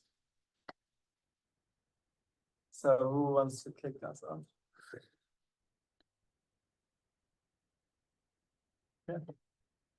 Yeah, Jonas, I really like this very much. I mean, my question would be, what is the status for for you for this distinction. I mean, Daniele also makes between the internal games of truth and the external regimes of truth. Is it not a quasi-ontological distinction? Also, I mean, he says that there are syntactical structures in our language games. They are fixed in a certain way. I mean, of course, the semantic structures, they change all the time. But there is, or even the fact that I have to realize certain syntactical rules in order to be intelligible, this is not up to our historical situation. And now you say there is an interwovenness between the internal structural games of truth and the external regimes of truth. And this is the intellectual. Yeah, I found this very interesting because I reread in the morning this book by Axel Honneth, The Critique of Power, where he says if we read Foucault and Dialectic of Enlightenment together, they have the same work. They say there is no subjectivity. There is no subjectivity anymore. But you say there is a critical subjectivity, and this is the intellectual. Yeah. So in pointing out the way in which subjectivity is deprived in the process of rationalization in modernity is the way in which subjectivity reconstitutes itself. Yeah. So this would be the interwovenness between the external form and the internal in this Lorenzini distinction. Yeah, in saying there has to be a certain form of subjectivity in saying subjectivity is destroyed, deprived, integrated in the power institutions. This is still, of course, an effect, as you point out, of the power institution, but there is a little surplus which cannot be completely integrated. Would this be this interwovenness? Because otherwise you would reduce everything to the external truth. And this is what would be wrong. But of course, to reduce it to the internal would be also wrong. Yeah, this is why interwoven. Well, I think it also has to do with how in Lorenzini's books, of course, this is also one fiction and one, but a very good one though. One story that he tells about how Foucault arrives there, and also, I mean, there is so much stuff of Foucault. If you check the same year in the Dix Écrits, there's probably 3 texts that say a different thing. But the idea of that the games of regimes of truth, of course, they are like an artificial point, and he says that in the book that they connect all the time. That there is no regime of truth. Like I had a little piece about biopolitics and the population, which I didn't go into, but there you can see it, like the knowledge that is produced when these states become population states and need like a new way of constituting themselves, and then they produce the epistemology of racism and stuff. This is not like, this is an internal, like he analyzes it with liberalism and with the early works on how like to run a state. But on the other hand, these things are not like unconnected to the bigger regime of truth that is like the institutionalization of these states.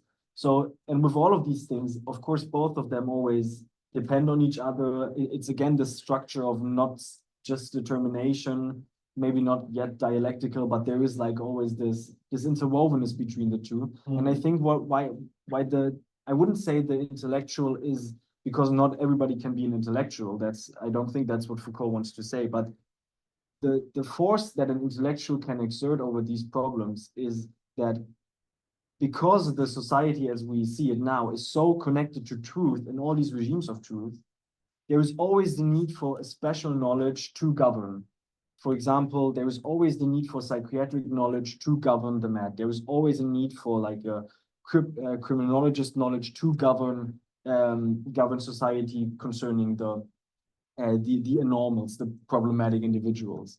And so the specific intellectual can produce a knowledge that is situated exactly there because it is like früher man calls it sperrig, like it puts itself in the way. It destroys the normal flow of knowledge to the regime of truth and then back to the game of truth. It like disrupts it, and that's what the specific intellectual can do. And what the universal couldn't in his way, because he would just reproduce a certain like wave of going back and forth. Yeah, I just wanted to add on this. So I think if we take your account of the problem, we end up with a version in which only certain university intellectuals can be actually subjectivity, as you said it. And I think it might be interesting to change focus a little bit. And I think someone who is offering a different account is Judith Butler eventually, in giving an account of oneself. She exactly makes this point when people try to explain how they became who they are. At a certain point, they have to become social scientists. She's literally saying this in her book. So maybe we should also think about the option that it's actually not at the university where this connection of knowledge is produced, but maybe also in different fields. And then I was wondering also, so about this connection with the university actually, and I think, or the connection of genealogy in university and this like type of knowledge production. I think there's this study of McIntyre actually, who makes the exact opposite point that Foucault does not, how do you say, hold up to the genealogical project because of his position in the university. And I think that could be, might be a source where you could find some other like inspiration for this exact argument. Yeah. Thanks. Okay. Yeah, so thank you both for really interesting papers. Ricardo, I wanted to start with you. And then Jonas, I got a question for you too. So I'm interested in the fact that you're deploying Foucault in your work and thinking about a lot of other thinkers that would be relevant. The folks who did ethnography.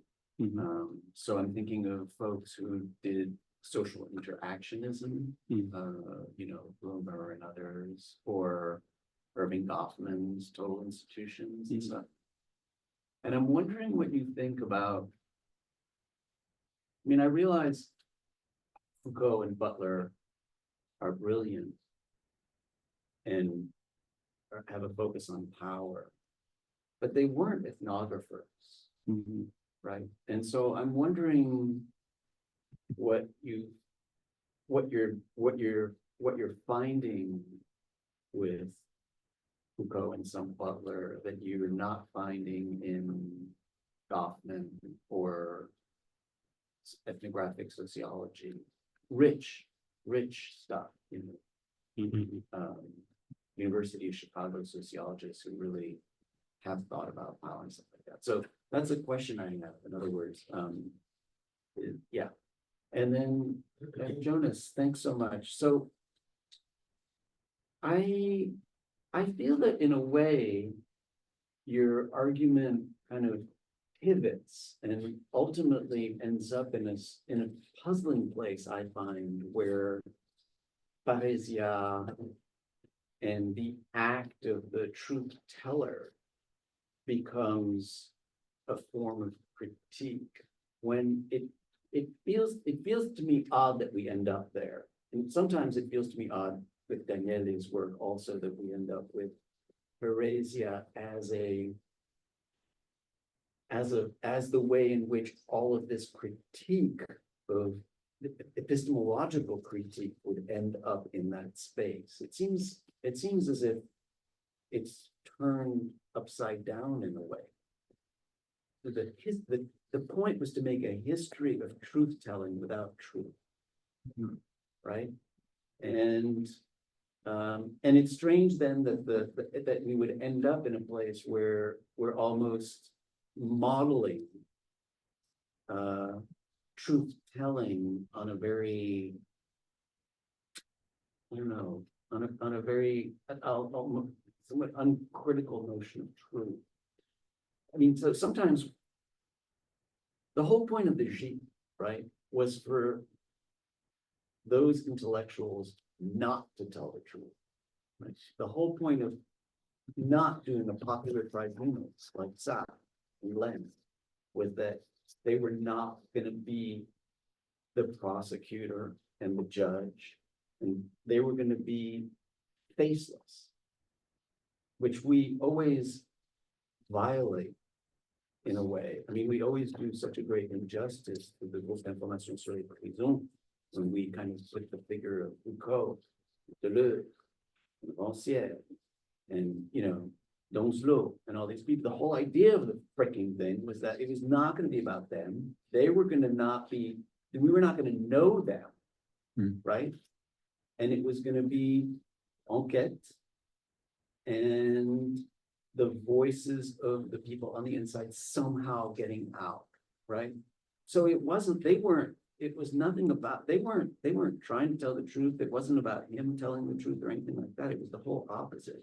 And I think that in a way, I don't think that genealogy, so I take it you're making a critique of genealogy as being the answer, I think, but I also don't think genealogy is the true truth. Right? You mentioned something about genealogy as being the truth. Why does he get to say the true truth? I mean, he's just giving us an experience, right? I don't think he's claiming the true truth of the prison.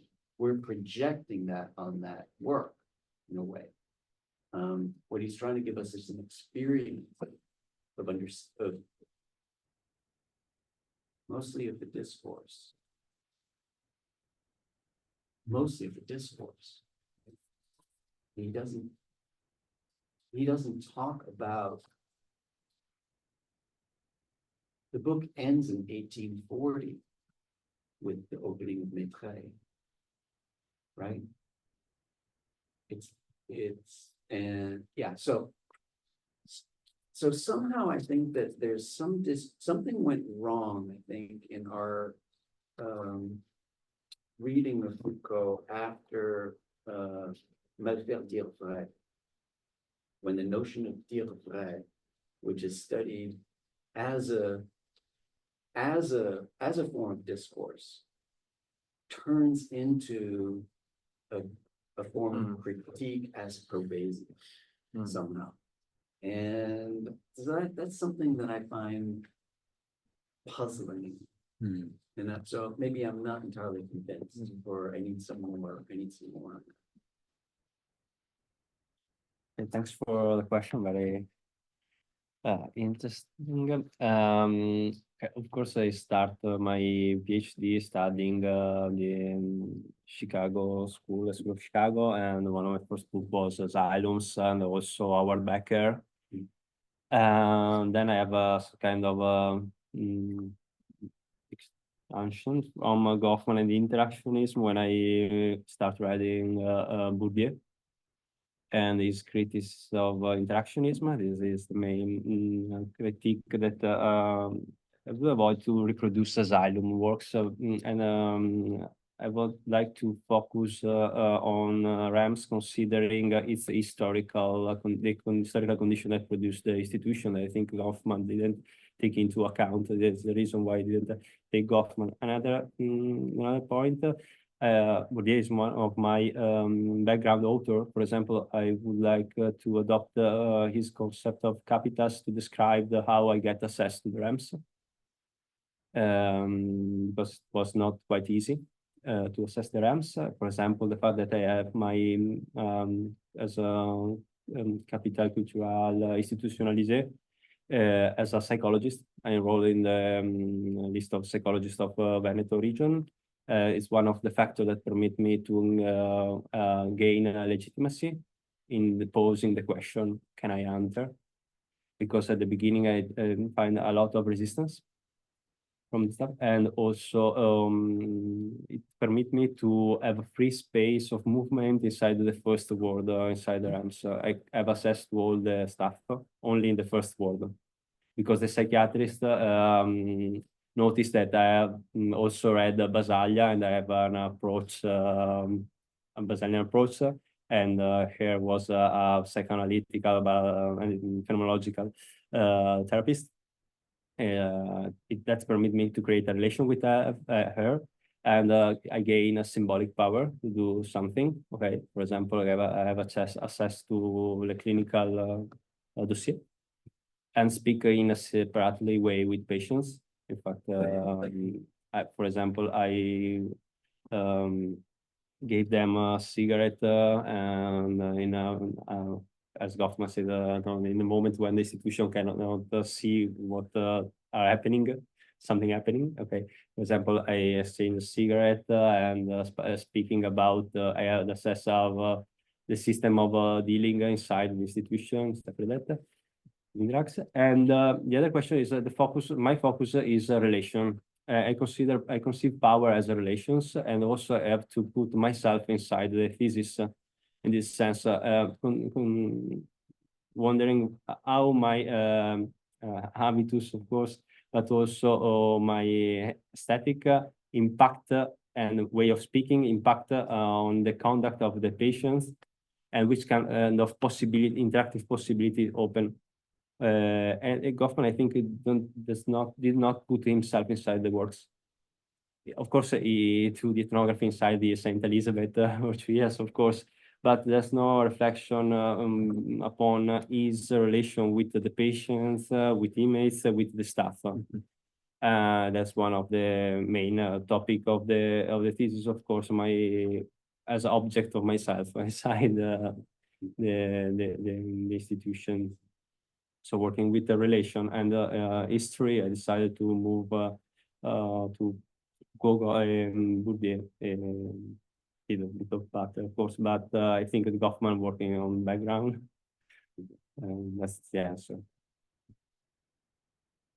Yeah, just to answer that. Thank you very much for that question. So the first thing is about the notion of genealogy, and this is a critique of genealogy. I don't want to critique Foucault's genealogy. I kind of want to criticize the notion how we have talked about genealogy in this debate in this Habermas-Foucault debate, and more broadly this normative versus post-structuralist modernity, post-modernity thing. Because I think when all of them, like in different ways, I talked to Frieder Vogelmann about this with Saar before, and then he wrote his book, and then all of a sudden it's kind of the same problem, just on a bit higher level. Like if we say genealogy as critique works in that way, we still don't get out of this debate in a certain way. We still keep inside the inside the accusation that this is not normative, and we have to like explain why. Oh no, it is indeed normative, and that's what I try to do. Yes, I can explain that there is the certain sense of regimes of truth and games of truth, and genealogy produces a certain kind of knowledge, and it can affect in a certain way, but it does that not out of the blue. It's not a pure fiction. There is always like connection to the science, and therefore always connection to what we kind of socially agree on as the system that produces knowledge legitimately.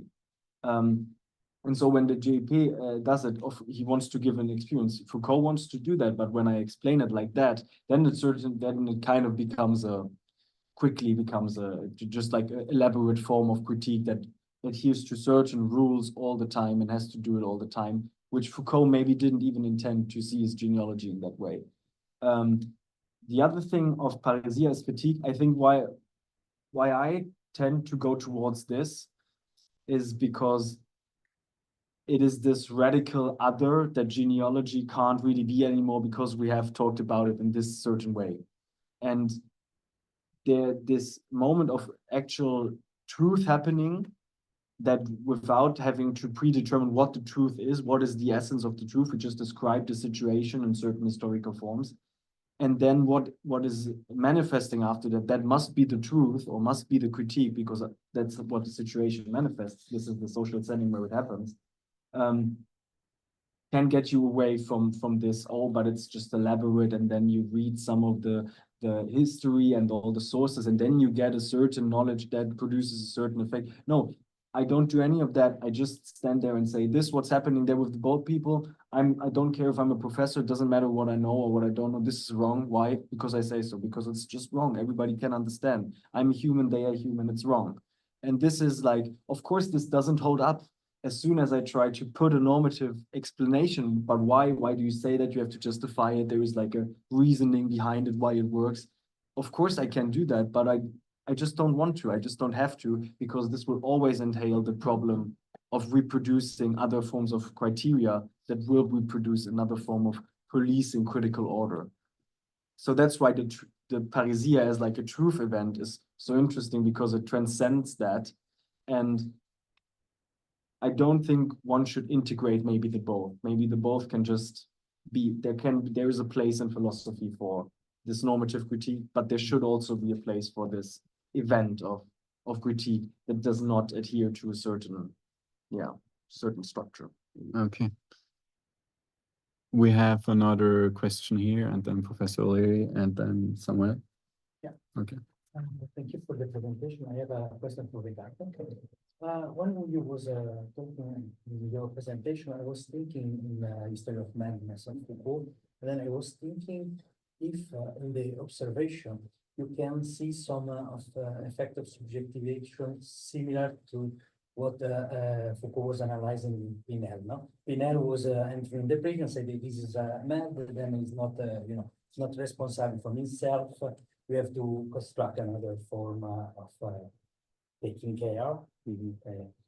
And at the same time, what Foucault was underlining was that these, finally, the people will not consider it rational, and then finally it was like a worst privation of freedom. And then I was wondering if something of these kinds of things happen when we transform from the criminal justice to the public health. Also, because I was wondering if you see that the doctors are more legitimate to impose things that maybe have absolutely no rationale for the subject inside the institution. That that maybe if there was like guard or like prison officer, it would be complicated to impose it. It would be torture. But with the doctor, it can the social control can be more strict because they are doctor. And finally, also, if this subject inside this institution, how they see the difference between this institution and the region after, what they say about this. Thank you. Thanks, Sergio, for the questions. I start with the first one. It's quite different, and a lot of things change. For example, in a Buddhism sense, the psychiatry is losing his symbolic power. Okay, and social assistants gaining a lot of power because they are the one that have relation with what is the people that are outside the institution. Okay, they are the one that manage the money. Okay, so you have to ask them. They are the one not in first line inside the institution. They are outside. Okay, like the physician once upon a time, it was not in the first line. Nowadays it's in first line in the field. And the attitude, general attitude is changed. Is more maternage is one of the term that I retrieved from my field work. Okay, the two free psychiatrists adopting that style that could be comprehensible because there are a lot of they have fear of people that committed crime, and most of them are women. Okay, the psychiatrists. They explicitly say we adopted this kind of style. Okay. And yeah, a lot of other figure inside the institutional educator, for example, they and also the nurse that are the few that spend most of the time with the patient have a lot of create a sort kind of they have a lot of legitimacy by the patient, okay, because they create a relation that it's outside the role, okay, and they have a sort kind of power to manage conflicting situation inside, okay, because they create a relation. In this sense, it's not the psychiatric knowledge that, of course, the psychiatric is the one who have the legal responsibility, stuff like that. But for example, I remember this scene where a patient begged a psychologist to write down a good thing about the way he participated at the activities. Okay, there is a dispersion, how can I say, a diffusion of disciplines inside the institution, okay, that reduce the power of the psychiatrist. Okay, so there are other kind of power. And a similar thing is about, there's a beautiful scene that Foucault described in Le Pouvoir Psychiatrique about the imposition of reality. The psychiatric imposes a kind of reality, produces a kind of ritual of truth. There is something similar, a specific ritual inside the institution that concerns the, it's called PTRI. It's a sort of kind of treatment that involve the patient in describing himself. So I am asking you, describe your situation, but I create the structure, okay? I create the game and ask you to participate. You start, describe yourself. How do you feel about yourself? How do you feel about your dangerosity or stuff like that? And before that, the staff do the same questionnaire with same protocol. And previously they write it down, they compile for the patient, and then give the patient another one, the blank one, and write it down, okay? And they compare and start a negotiation in a way to create a convergence between the evaluation, the self-evaluation of the patient and the evaluation of the staff. A way to create and negotiate a sort of kind of reality about who you are, which kind of problem do you have. It's a sort of kind of let's say, remind me, a sort of kind of a game, because it's work on points. Okay, you start with 2 points. The goal is gain 3 points in the end of the year. Okay. Considering the last question, I don't know if I answer your first one. Okay. Considering the second question about the differences, there are 2 narratives. The first one is the old was better than the newest one. Okay, the old, for most of them, the people in it are the prison. Okay, because for the evaluation, first evaluation, when you commit a crime, you go to the jail first of all, and not inside the ramps. You go after the psychiatric evaluation.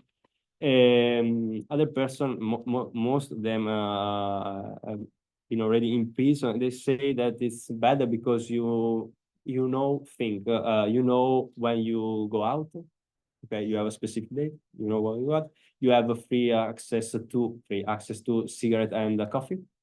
That's the main topic in psychiatry. As a social assistant say to me, psychiatry is coffee and cigarette. Everything works around the coffee and cigarette. But I would like to write a paragraph on coffee and cigarette, because everything is the illegalism works because they have no money inside.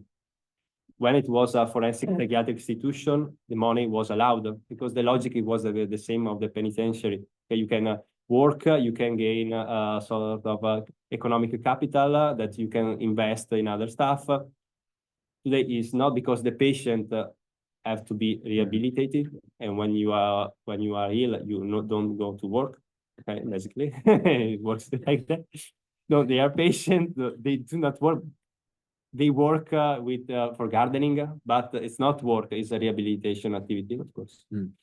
And so most of them, not all, they say I prefer the prison because I have a free access to cigarettes, to coffee. I can cook on my own stuff. But other they say no one complain with me about the staff, for example. Okay, I want to say, of course, not a good situation, but not the asylum described by Goffman. Some dynamics are the same. Of course. The cigarette is the same situation, of course. That's all. Thank you. Professor Leary. I'll be really quick. I just have one comment. Also about cigarettes. It really struck me in your description that the man said, "I smoked 10 cigarettes." And the nurse said, "Well, then we let you have 6." What was the basis of that? And we'll share the other 4 amongst ourselves. And then you mentioned that you yourself in your ethnographic work, you use cigarettes. I think the time is correct. There's a kind of currency. So yes. It's a really interesting little picture of that. I think you write more than a paragraph on it. That's just a comment. But the question I have actually is for Jonas, or not. Again, it's maybe more of a comment than a follow on what Bernard was saying about Parisi, I mean, just to pick on that bit, I mean, I've always thought that some of the reception of Foucault's discussion of Parisi gets that the wrong way around and treats it as a prescription for a particular kind of activity in the present, rather than a description of a kind of discourse that happened, and effectively describes it over a few centuries, not even one. It's long night. But I think I think misreading that, which is pretty widespread, as a prescription rather than a description, I think it actually ties in with one of the other elements, for instance, around the group calculations or the result, and where we talk about it as these stars were our main focus point, rather than any work the DRP actually did. And that I think there's an important, just when we're all sitting around here spending an afternoon talking about Foucault, I think talking about intellectual vigilance, I think we do need to be really vigilant about in fact, the celebrity system in philosophy, like the star system. And the introduction of the author function, which of course is the one Foucault wrote a lot about. And he did, he dreamt about the possibility of writing anonymously. He did do that as one piece only, and he never actually did this, but he talked about, I wish there was a year when all books would be published anonymously, and many books, so when no one would publish their books during that year, they'd all wait until the next year, which is quite true. But I think that we as people who work on an author and an Heure and this person's thinking, I think we need to be careful about that and aware of that, or not do things with that maybe. Certainly are not in the spirit of Foucault, which is not necessarily a problem. I think we want with Foucault, but I think it's something that we should be aware of. And I think Parisi is a particularly good example. And there's one of the interviews on the reality of ethics where he says, well, yeah, I'm working on these, the way the Greeks related to pleasure and sexuality and so on. He says, but I'm not suggesting this is a model. I'm not saying we should go do this. I'm just describing this as something that maybe there is something in that might be useful and interesting, but I'm not presenting it. But for some reason with Parisi, people read this as he's presenting it as a model, even for his own behavior, for other people.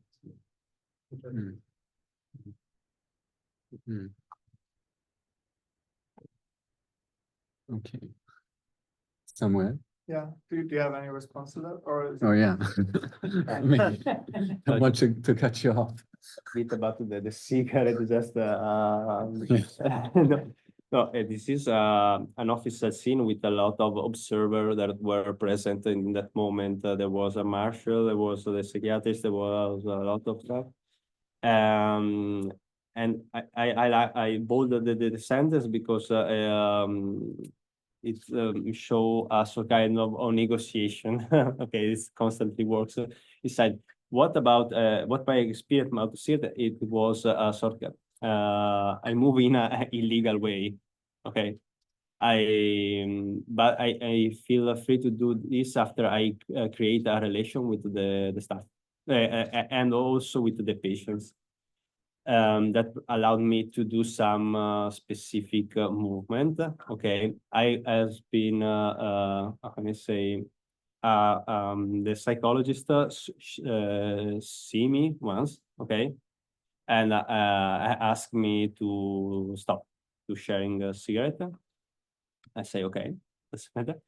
And but I have a lot in this first word. I gain a lot of say symbolic power. It's true because I stay in the only in that word. I usually stayed until 7 p.m. Okay, 80.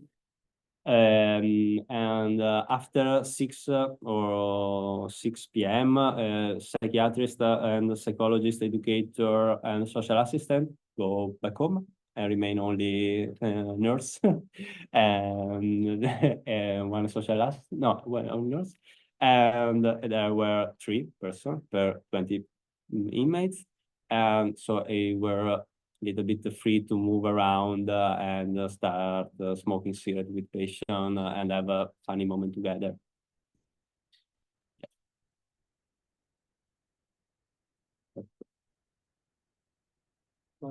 or should I ask? Oh, yeah, I just I think that the point is very valid to not see the Parisia or like his intellectual critique as, oh, I'm doing Parisia now, and that's why I'm also interested in it and do the Courage de Vérité at Collège de France. I think that, yeah, I think maybe I was too like quickly to go down this route. On the other hand, maybe there is, so I think I was too quickly to say intellectual critique, that is a form of Parisian. But I think what I mean, and that's why I also included the what is critique and what is enlightenment. I think there is a moment of freedom of critique, of the transcendence of these critical structures that normative critique wants to prescribe, that can be found in both. And so I think there might be an analogy between the two, not just this is Parisia, but in Parisia, there is a moment that transcends these understandings, what makes it so interesting as a concept. And I think the same can go for the mode of critique that he tries to develop like within the other text. So I think there might be just like a common denominator, but not the same thing. Okay. Any other questions? Okay, then I'll ask mine. Yeah. Yeah, thank you very much for your talks. So I have I mean it's not a perfectly well thought question, but I think what, like, to sum it up, the first panel, what we discussed was that there are some bodies, for example, the enslaved flesh, that preconditions the discursive, and then Marcus pointed out that the discursive preconditions to some degree the non-discursive, to which then again these enslaved bodies also belong. So there's already a very interesting movement, and Marcus pointed to the negativity that then forecloses or makes impossible that precisely bodies can or subjects can give an account of oneself. So I'm very curious after that first panel how one can think about Parisia without losing the complexity of what we've discussed in the first panel. So without losing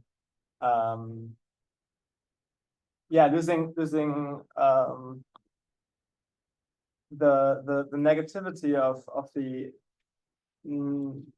inexpressibility and non-transparency, not only to the intellectual but to any kind of individual. And I think for me what also irritates me even in Butler's sort of advancement maybe of that is that I think what Butler doesn't really think through is the meso level, I think, as Sadie Haslinger would call it. She has given the Benjamin lectures last year, and her point was to say something like, neither on the meta level, on the macro level, nor on the micro level, we will get to some kind of social transformation, but only by focusing on the meso level of not only on the individual, not only on society as such.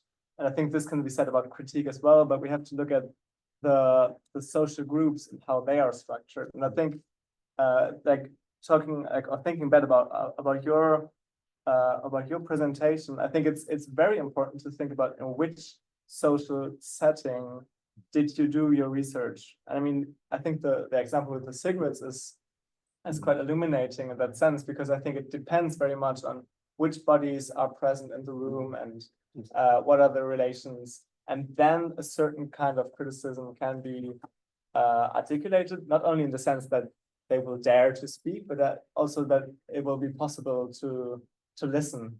I think Gayatri Spivak's criticism of this dialogue between Foucault and Deleuze is not only about the unspeakability or the unlistenability, but also very much about the social relation between the subjects that are in conversation with one another. In that sense, it was a familial structure. It was the aunt of Spivak and her cousin who were in dialogue with one another and who couldn't understand each other. So I think the context of the critique is extremely important. I think it's very, very often it's sort of in a quasi or even in a totalizing transcendental move, we just lose track of the context in which the critique is happening. And I think Parrhesia is a great example, because I think in the lectures Foucault really points out the drastically what belongs to the social context in which then Parrhesia happens. And I think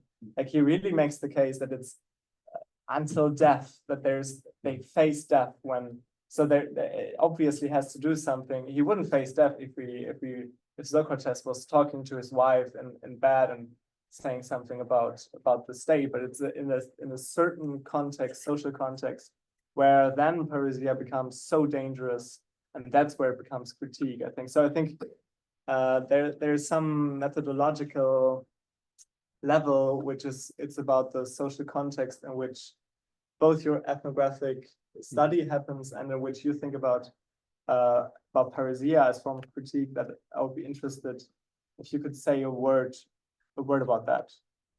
You want to go first?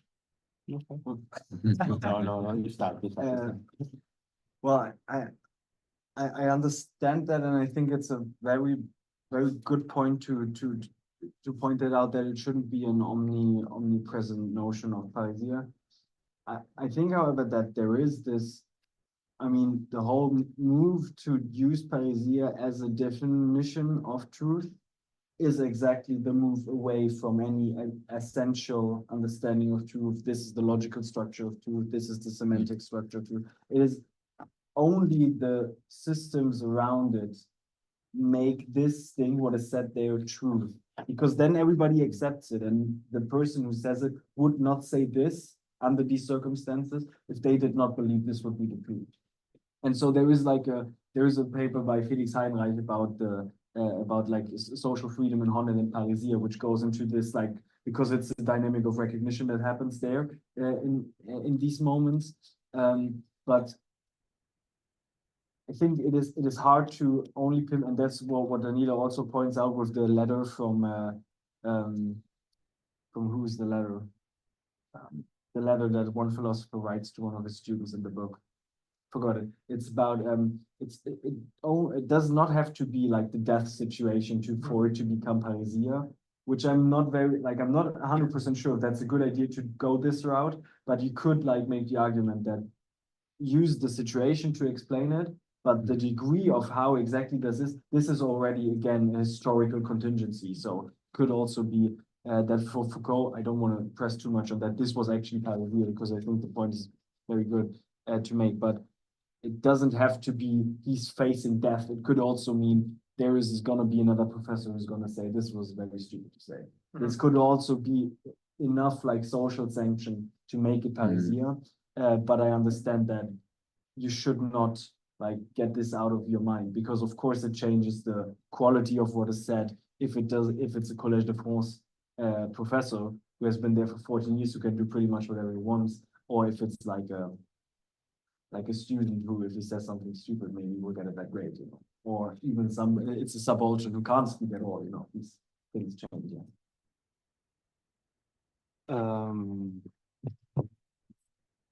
I would like to start saying that my research was a participant observation, imply that to be participant in all the sense. The second one is the fact that it wasn't an undercover ethnography. Everyone know who I am, what I'm doing, and considering a point that Jonas said before, the fact that when you say who authorized Foucault to speak for the prisoners is one of the main problems that I faced at the beginning. Why I am to speak to you. So I start to pose the problem, to share the problem with the patient.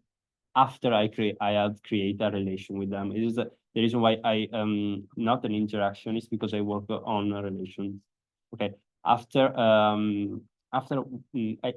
needed 1 month, I think, of where I started in a very humble way. Okay, following the staff at the beginning, and then the staff trust me and let me space. a movement, and I start playing, for example, soccer, okay, with patients.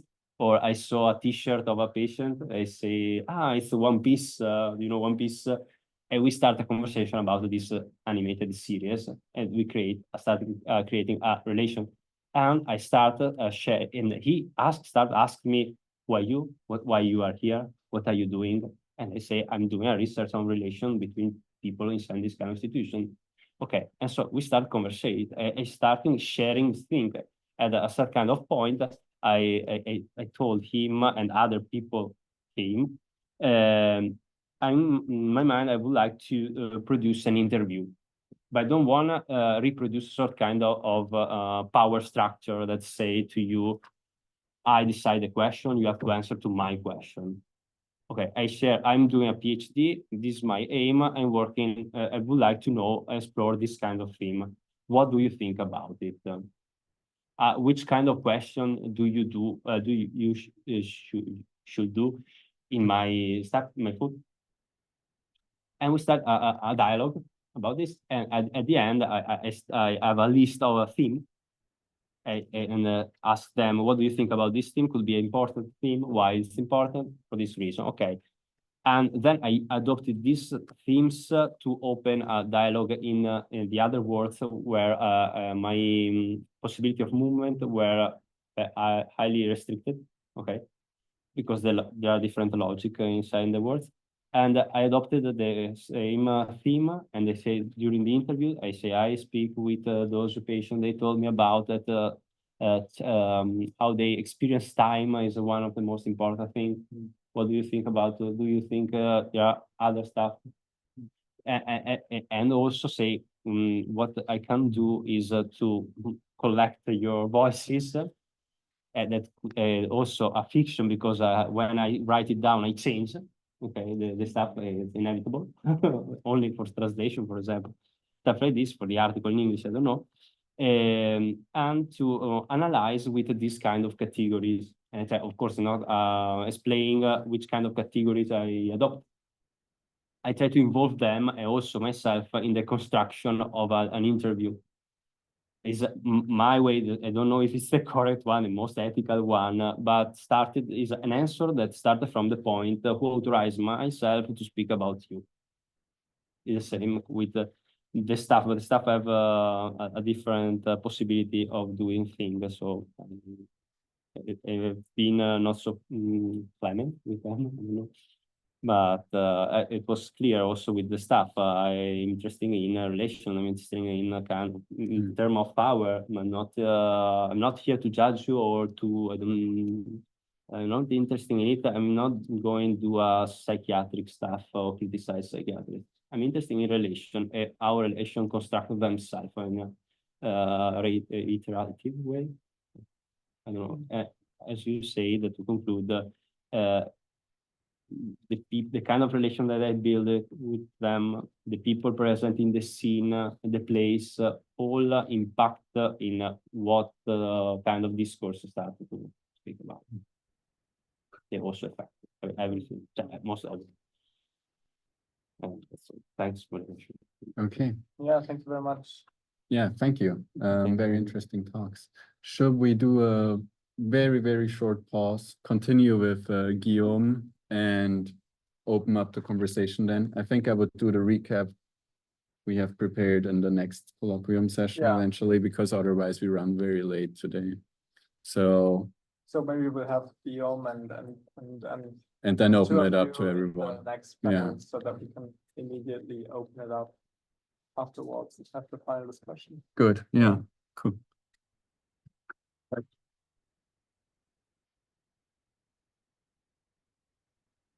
Okay, should we say 4 minutes? Ja,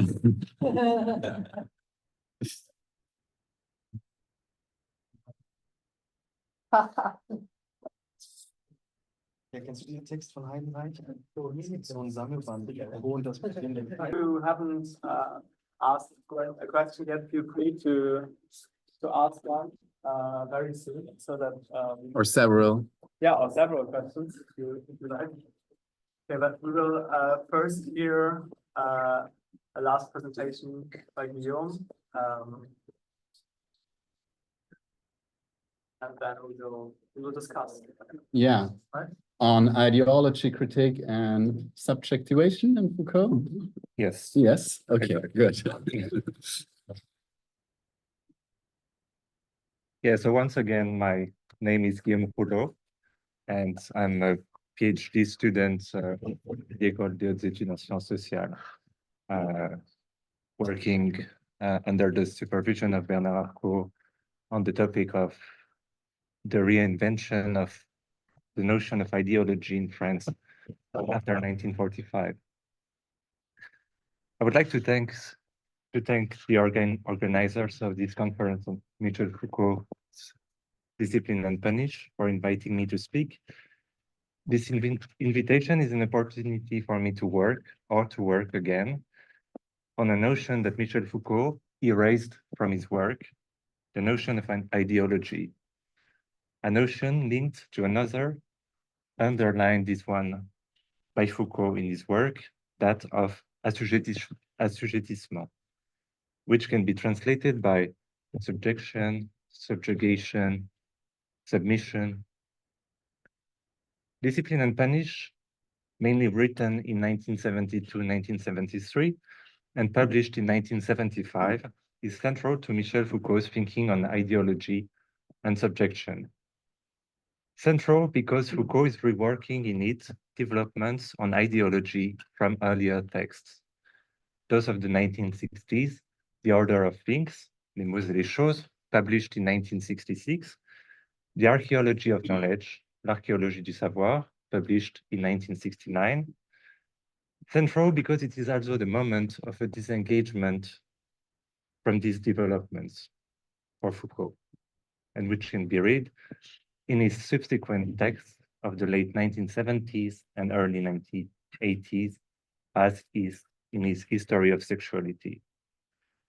Michel Foucault's approach of ideology and subjection in Discipline and Punish is part of a history of power through the competition of what Michel Foucault calls three powers: the power of the king, the power of the people, the power of the administrations.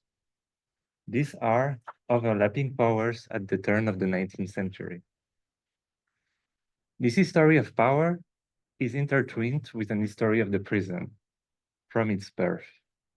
On the periphery of royal punishments, at the center of popular punishment, and of which the administration will do a model.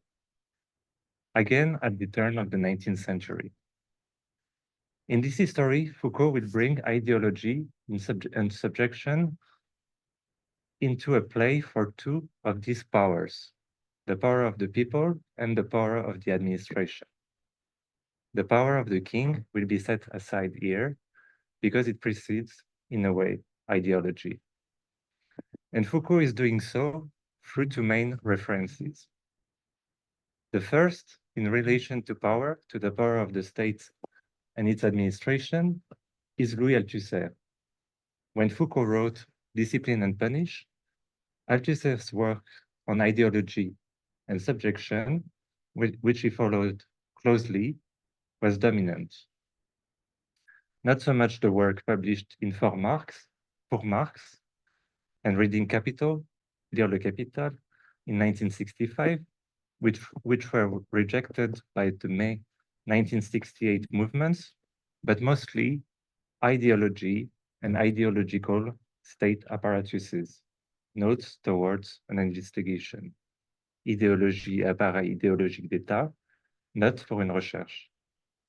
Published in the journal The Thought, La Pensée, in June 1970, a Marxist attempt, Marxist in its Marxist-Leninist or even Marxist-Leninist Maoist sense, from which Foucault was not far removed, to take account of the criticisms of power made by the May 1968 movements. Althusser trying to participate in this revolution afterwards. Ideology and ideological state apparatuses, notes towards an investigation, is all about power, but power as state power. The state machine, the instrument of the ruling class, is divided between its repressive apparatuses, which exercise a mainly material domination, and its ideological apparatuses, which exercise a mainly ideological domination. I am extending here Althusser's metaphor of the machine. State power will therefore be exercised in part by its ideological apparatuses, which are then the mean of ideology. The state power, which is exercised through ideology and ideological state apparatuses, notes towards an investigation, will attach it to subjection.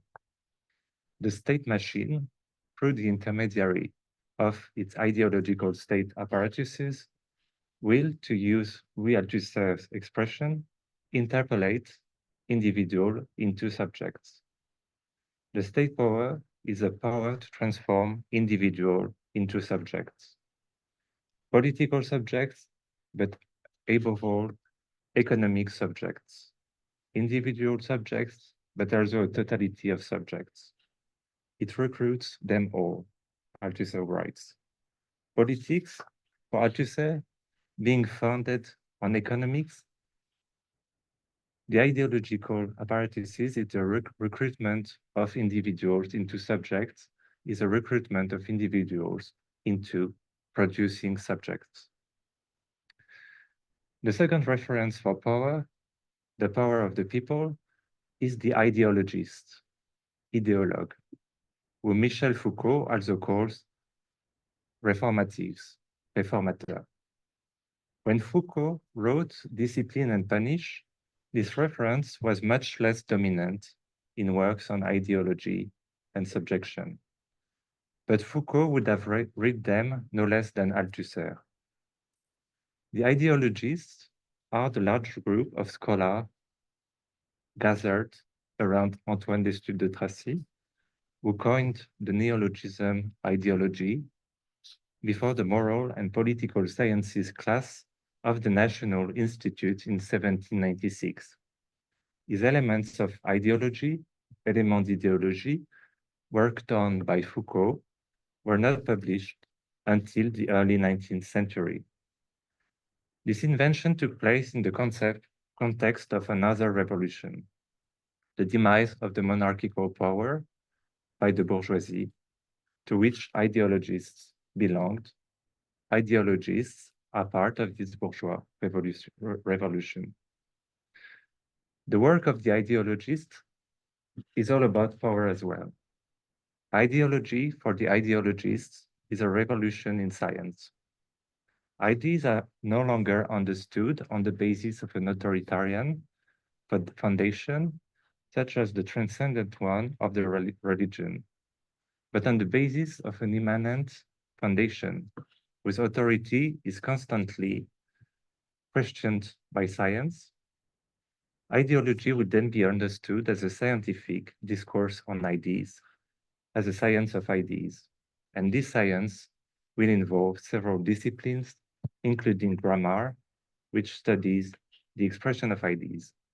Michel Foucault will speak of science and representations in language. Ideology is also a revolution in subjection. Indeed, to change the foundations of science is also to change the foundations of political exercise. Authority is no longer founded in the body of the king or the king's two bodies, as Ernst Kantorowicz would write, as was the case with monarchy, but in the body of the people, as will be the case with the republics that are established. And this authority will be exercised through a set of ideas embodied in the science of ideologists, which turn men into citizens and citizens into a people. Ideology, the science of ideas, underpins the subjection of citizens to the ideas of the people. However, for Michel Foucault, ideology and subjugation or subjection, far from being inseparable, must be separate in order to be criticized. So when Michel Foucault discusses ideology and subjection through ideologies, a challenge to the old royal powers by the new bourgeois powers, he expresses dissatisfaction. First of all, dissatisfaction with ideology. Ideology, it seems, is limited to ideas. Secondly, dissatisfaction with subjection. Subjection, in fact, would only be subjection through ideas. Men would only become subjects through representations. So, is ideology limited to ideas, or which ideas are those of ideology? And would subjugation depend solely on ideas? Also, when Michel Foucault addresses ideology and subjugation through Louis Althusser, of a contestation of bourgeois power by what constitutes itself as a Marxist power, Foucault also expresses dissatisfaction. A dissatisfaction with ideology. Ideology would only be caught up in a state alternative between repression and ideology, and dissatisfaction with subjugation, a subjugation that can only be achieved by the state and its apparatuses. So is ideology only a matter of repression and state ideas, and is subjugation only exercised through repression and state ideology? Dissatisfaction with representations, dissatisfaction with apparatuses led Michel Foucault to dissociate ideology from subjugation in order to think of power differently. The general problem of this presentation will thus be the following.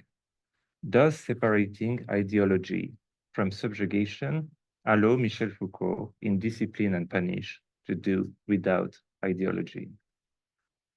In the first section, I will start with Michel Foucault's critique of representation in ideologists' works, and then in a second section, I will continue with Foucault's critique of the alternative of repression and ideology in Louis Althusser's work. And in a third section, I will open with discipline, which, as we shall see, dissociates ideology from subjection, but not without loss. Let's move on to the first part on ideologies, in which the aim is to criticize the power of the people through a set of techniques that would be exercised on the soul. I will keep with this term rather than mind to reach the body. Foucault uses this metaphysical distinction with Christian humor. Let's look at ideology as science, subjugation through science, and finally, a technology of the power of representations. For ideologies, ideology means representations understood as science. Michel Foucault uses the vocabulary of semiology, the science of the sign, that has been highly developed in France since the 1950s and 1960s. Foucault's interest in ideologies goes back at least to 1966, The Order of Things, Les mots et les choses, where in the section entitled Duplicated Representation, La représentation redoublée, he argues that theories of representation become, from the 17th century onwards, but with particular insistence in the 19th century of ideologists, theories of the sign. To put it succinctly, from an understanding of the sign and what might be external to it, everything came to be understood through signs, within signs, through associations of signs. It was therefore, I quote Foucault, necessary that the classical theory of the sign should provide itself with an ideology to serve as its foundation and philosophical justification, that is, a general analysis of all forms of representation, from elementary sensations to the abstract and complex idea. End of the quote. At the time, everything took place through science. Everything passes in representations. For ideologists, subjugation is achieved through science, or ideas, or representations. That power will be exercised over the souls of men. The soul, I quote, as a surface of inscription for power, with semiology as its tool, end of the quote. But power of the soul implies power of the body, over the body, I quote, the submission of bodies through the control of ideas, end of the quote, and the power of science over the soul is both individual and collective, which makes it political. I quote Foucault again, the analysis of representations as a principle in a politics of bodies that was much more effective than the ritual of torture and execution. End of the quote. With the ideologists, power becomes the power of science on souls and bodies, individuals and collectives. This is what the ideologist Joseph Servan, quoted by Michel Foucault, will affirm when he attaches the representation of crime to the idea of punishment as an association of the sign of the crime and the sign of the punishment. So Servan is writing, when you have thus formed the chain of ideas in the heads of your citizens, you will then be able to pride yourself on guiding them and being their masters. End of the quote. Subjugation is significant insofar as it subjugates not only the soul, but through it, the bodies in the individual and collective bodies. These signs are part of a technology of power, which is a political technology of representation. As Michel Foucault argues, I quote, the art of punishment must rest on a world technology of representation. End of the quote. And this art is based on the right technique to approach crime and punishment. It is a question of finding, Foucault is writing, the disadvantage with ideas such that it robs forever the idea of a crime of any attraction. End of the quote.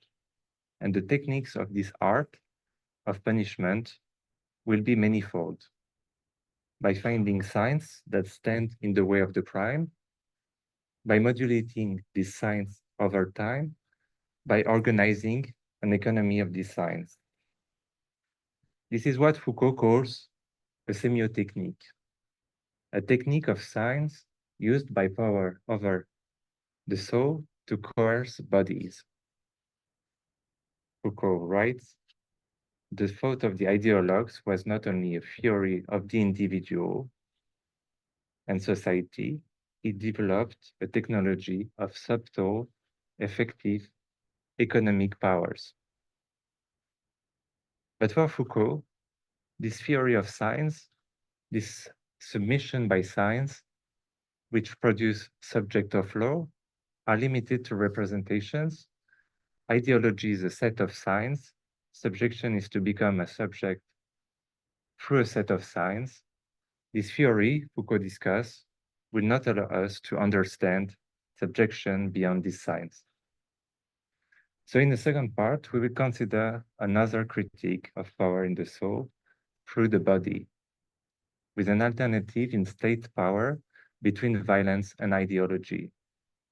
Let's look at the terms of this alternative, then at subjugation as escaping these terms, and at the technology of power to which ideology and subjection would then correspond.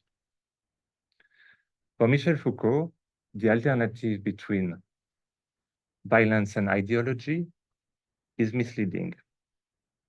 Indeed, in his March 28, 1973 lecture at the Collège de France on la société punitive, on the punitive society, Foucault worked, among other power schemes, on that of ideology. To think as Real-Tusser does in ideology and ideological states apparatuses, not towards an investigation. To think as Real-Tusser does of power as an alternative between a mute power, which would be that of repression, and a talkative power, which would be that of ideology, is irrelevant. Instead, Foucault argues, we should think of power in terms of a combination of power and knowledge. I quote Foucault, every point at which a power is exercised is at the same time a site of formation, not of ideology, but of knowledge. And on the other hand, every knowledge formed enables and assures the exercise of a power. Rather than a mute power and a talkative power, there is a power and a knowledge, a power that does not without knowledge. Repression becomes a mode of expression of power, ideology a mode of expression of knowledge. In state power, subjugation is not caught between violence and ideology. This is what Michel Foucault develops in Discipline and Punish, through a subjugation not primarily of the soul, but mainly of the body, as a productive body, and therefore, as Foucault points out, as a subjugated body. Foucault writes, the body becomes a useful force only if it is both a productive body and a subjective body. End of the quote. And we can hear how difficult it is for Foucault to get rid of Real-Tusser. And this subjection is not held not only at the level of violence or ideology.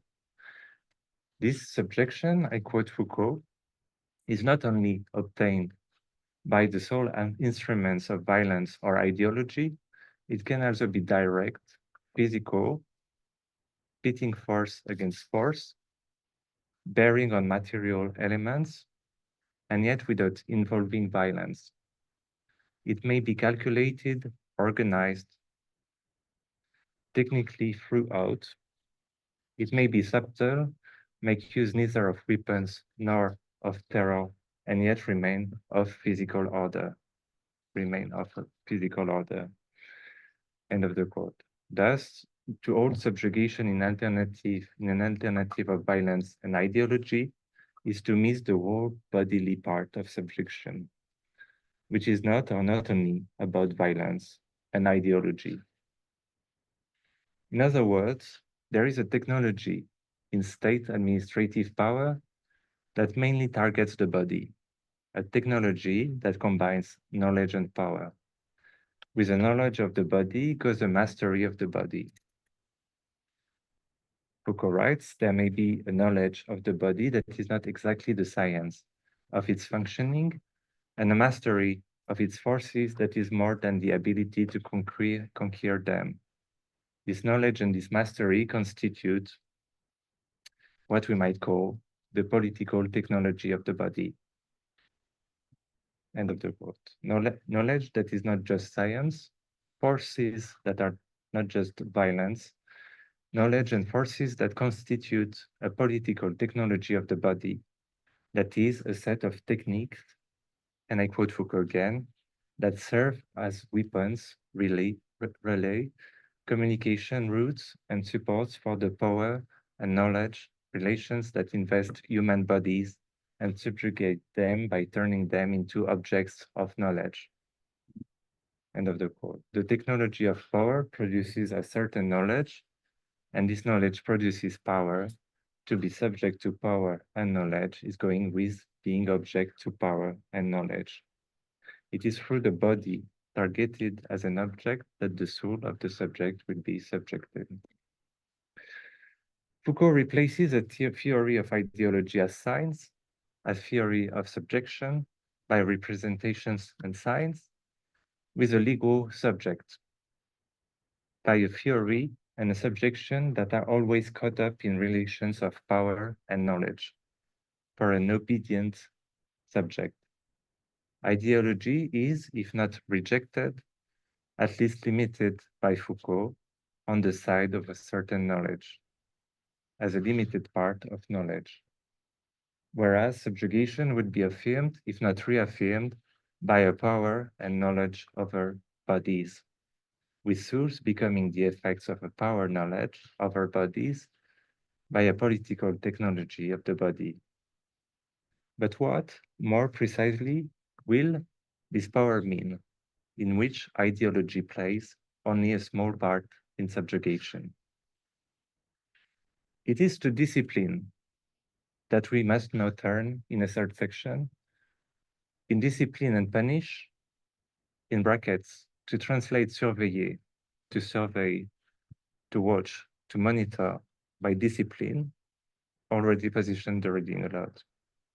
So disciplines enables Michel Foucault to conceive of a new kind of power linked to a series of transformations, economic with industry, political with bourgeoisie, which would dispense with ideology and which would rely solely on subjection.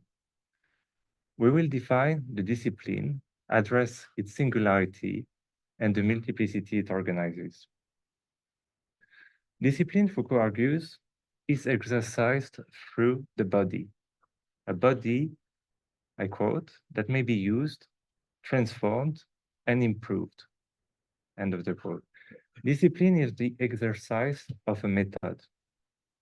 I quote, these methods which made possible the meticulous control of the operations of the body, which assured the constant subjection of its forces and imposed upon them a relation of docility, utility, might be called disciplines. The novelty of the power that is discipline is that it is exercised over the body, which makes it more obedient, writes Foucault, as it becomes more useful, and conversely. Foucault speaks of the policy of coercion of a political anatomy, a power that is exercised over the bodies, I quote, not only so that they may do what one wishes, but so that they may operate as one wishes with the techniques, the speed, and the efficiency that one determines. Thus, discipline produces subjected and practiced bodies, docile bodies. Ideology has disappeared. Discipline, Foucault argues, trains, dress in French, which is a term used for animals. Discipline trains bodies. And discipline creates the singular, and it does so through a distribution, firstly in space, through a way of enclosing, squaring off, allocating functional locations, and for the available spaces, allowing interchangeable elements insofar as these spaces are series, and which makes what Foucault calls individual selves. By a distribution, secondly, through activity, through its control, through the use of time, through the temporal elaboration of the act, through the correlation of body and gesture, through the articulation between body and object, through an exhaustive use of time, which makes individuals the individual organisms. Thirdly, by a distribution of time, by dividing duration into segments, by giving a term to these segments, by setting up series in which exercise takes place, and which makes individual genesis. Fourthly, by distributing forces as part of a machine with the interplay of these parts, with the combination of these parts with each other. So individual combination.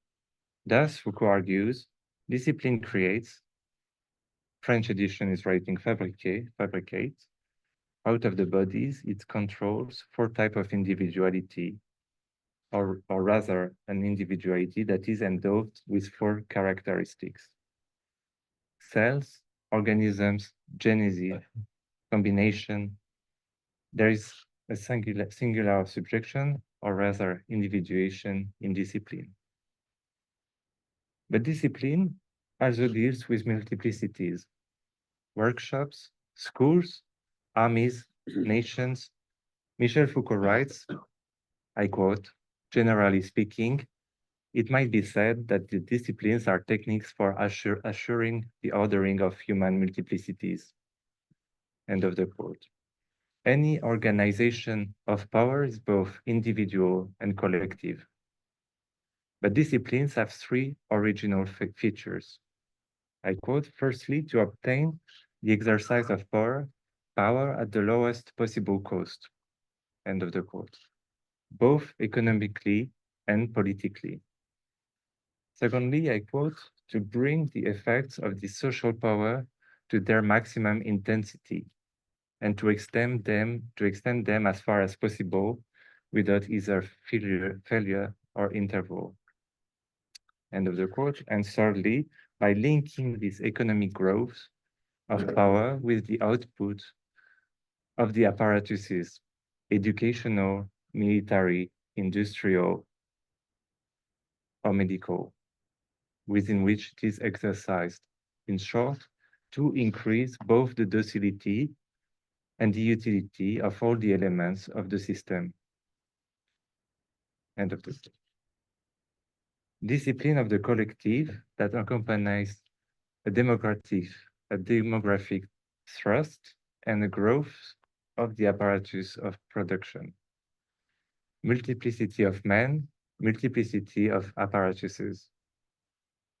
Thus, Foucault writes, the disciplines are the ensemble of minute technical inventions that made it possible to increase the useful size of multiplicity by decreasing the inconveniences of the power which, in order to make them useful, must control them. Disciplinary power over the singular goes hand in hand with disciplinary power over multiplicities. At the level of men and women, at the level of production itself, in an economy which makes it do without ideology, maintaining subjugation. So in place of a power exercised through representations, a power exercised through the alternative of violence and representation, Michel Foucault substitutes another power, a power exercised through discipline. The discipline of bodies, the discipline of singular individuals, the discipline of individuals in their multiplicities. In Discipline and Punish, Michel Foucault proposed to separate ideology from subjugation in order to think of subjugation in all its production-related aspects. Our starting point was a critique of the link between ideology and subjugation by ideologists who supported a reform of modes of punishments by representational power.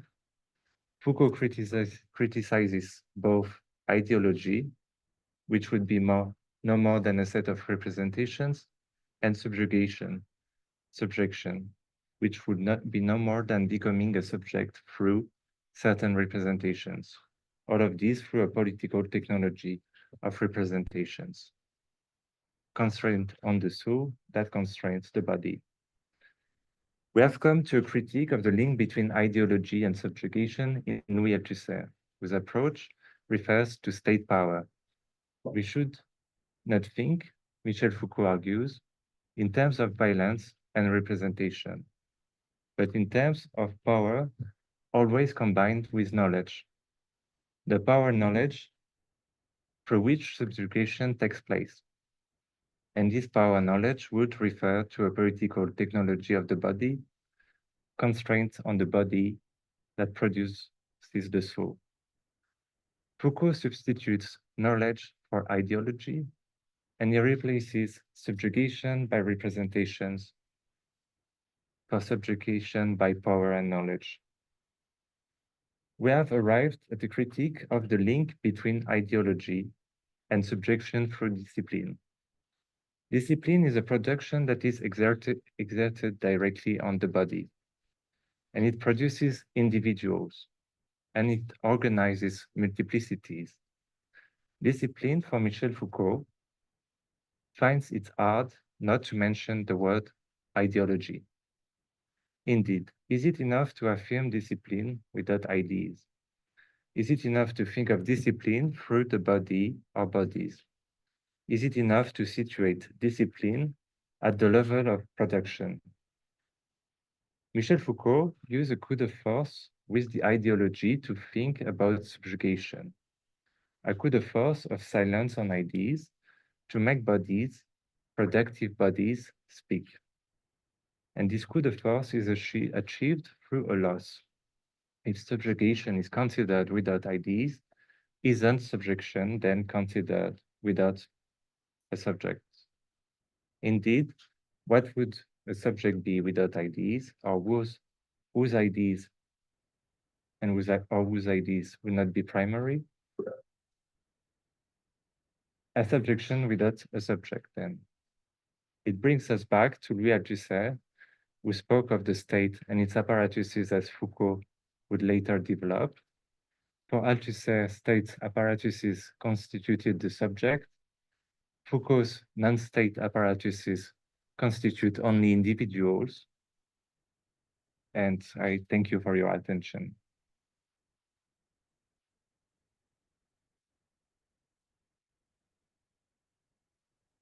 Thanks a lot. Maybe I would just start with the first question, if that's okay. I think for your, thanks for the talk. It was very interesting and very detailed. I think for your project of the history of the notion of ideology in France after 45, it might be interesting to think where in Foucault's theory actually ideology as a concept could survive.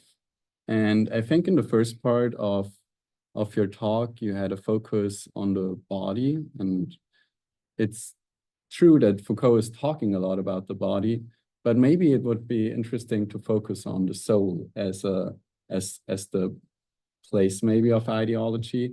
And I don't have the reference here right now, but I think there's a place where Foucault is saying that the soul is created through discipline and through the disciplining of the body, and that it is a sort of inner reality.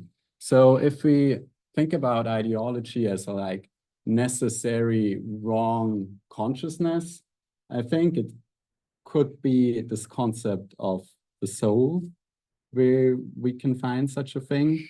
And I think it becomes also visible when he's talking about that the soul is the prison of the body, and where he is basically reversing this idea of Plato, I think, that the body is the prison of the soul.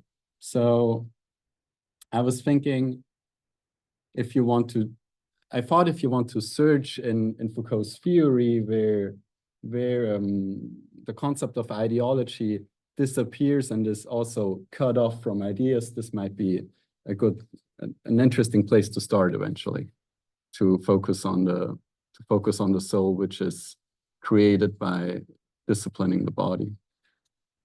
Thank you. Yeah, thanks for your talk. Should uh, we again very quickly? Okay, yeah. Yes, yeah, because it's I will need like a few minutes to turn to this, because it's the main it's what Foucault is addressing in Survey, in Discipline and Punish, my regards. It's like trying to move away from a power based on the soul. Yeah. And it's like moving to the body, but he cannot do without the soul, really. So yeah, there is this tension in discipline and punish that you have like, I mean, it's actually more complex because it's starting with the power of the king exercised on the body, and then it's going to this change in the exercise of the power,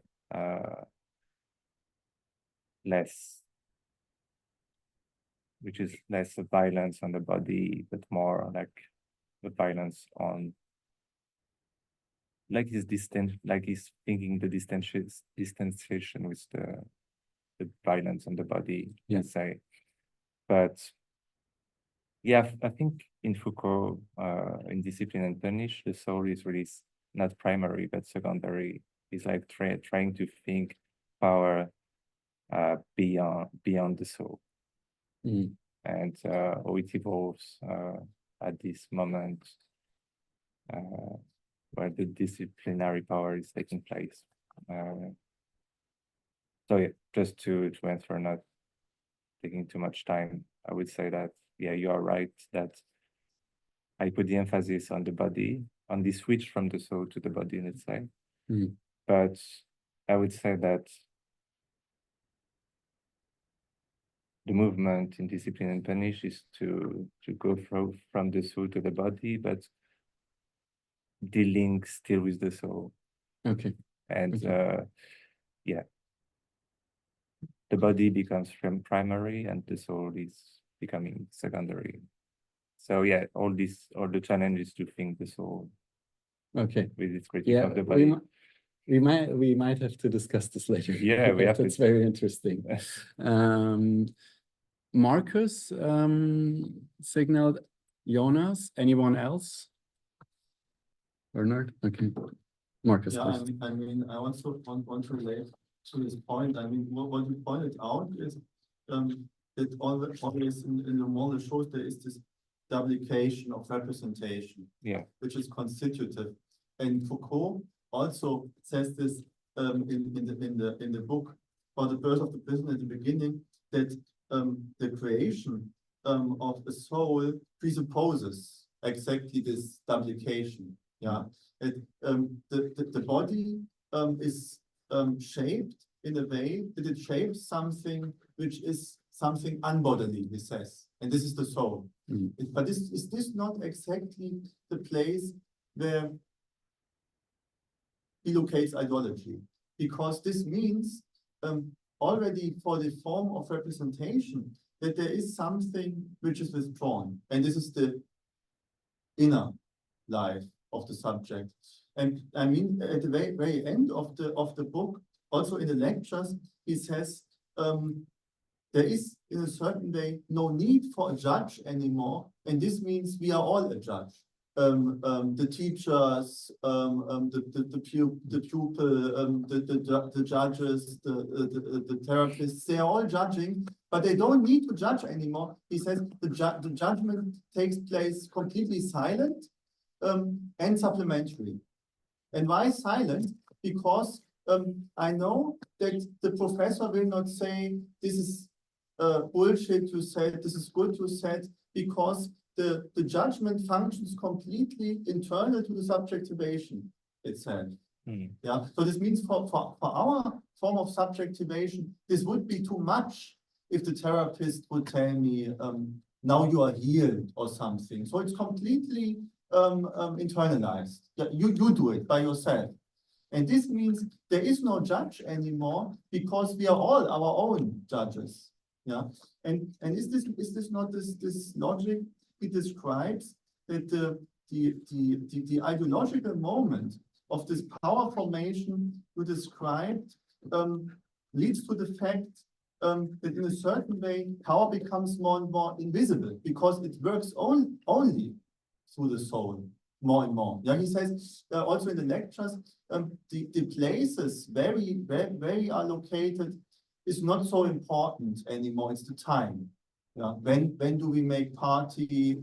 When we sleep? When we don't have to go to work? It's more and more in our time. It's more and more the time, the fundamental form, not the what you described in the beginning, the location. So would you also say that ideology, the place for ideology today is the disappearance of ideology? And this is why for critical theory it's so hard to identify how ideology works, because it disappears more and more. Which does not mean that ideology is not there, but on the surface level of what is explicit on the discourse, it disappears. Yeah, I think there is a third reference for ideology for Foucault in Discipline and Punish with Marx. Yeah. Yeah. And yeah, my aim with this presentation was to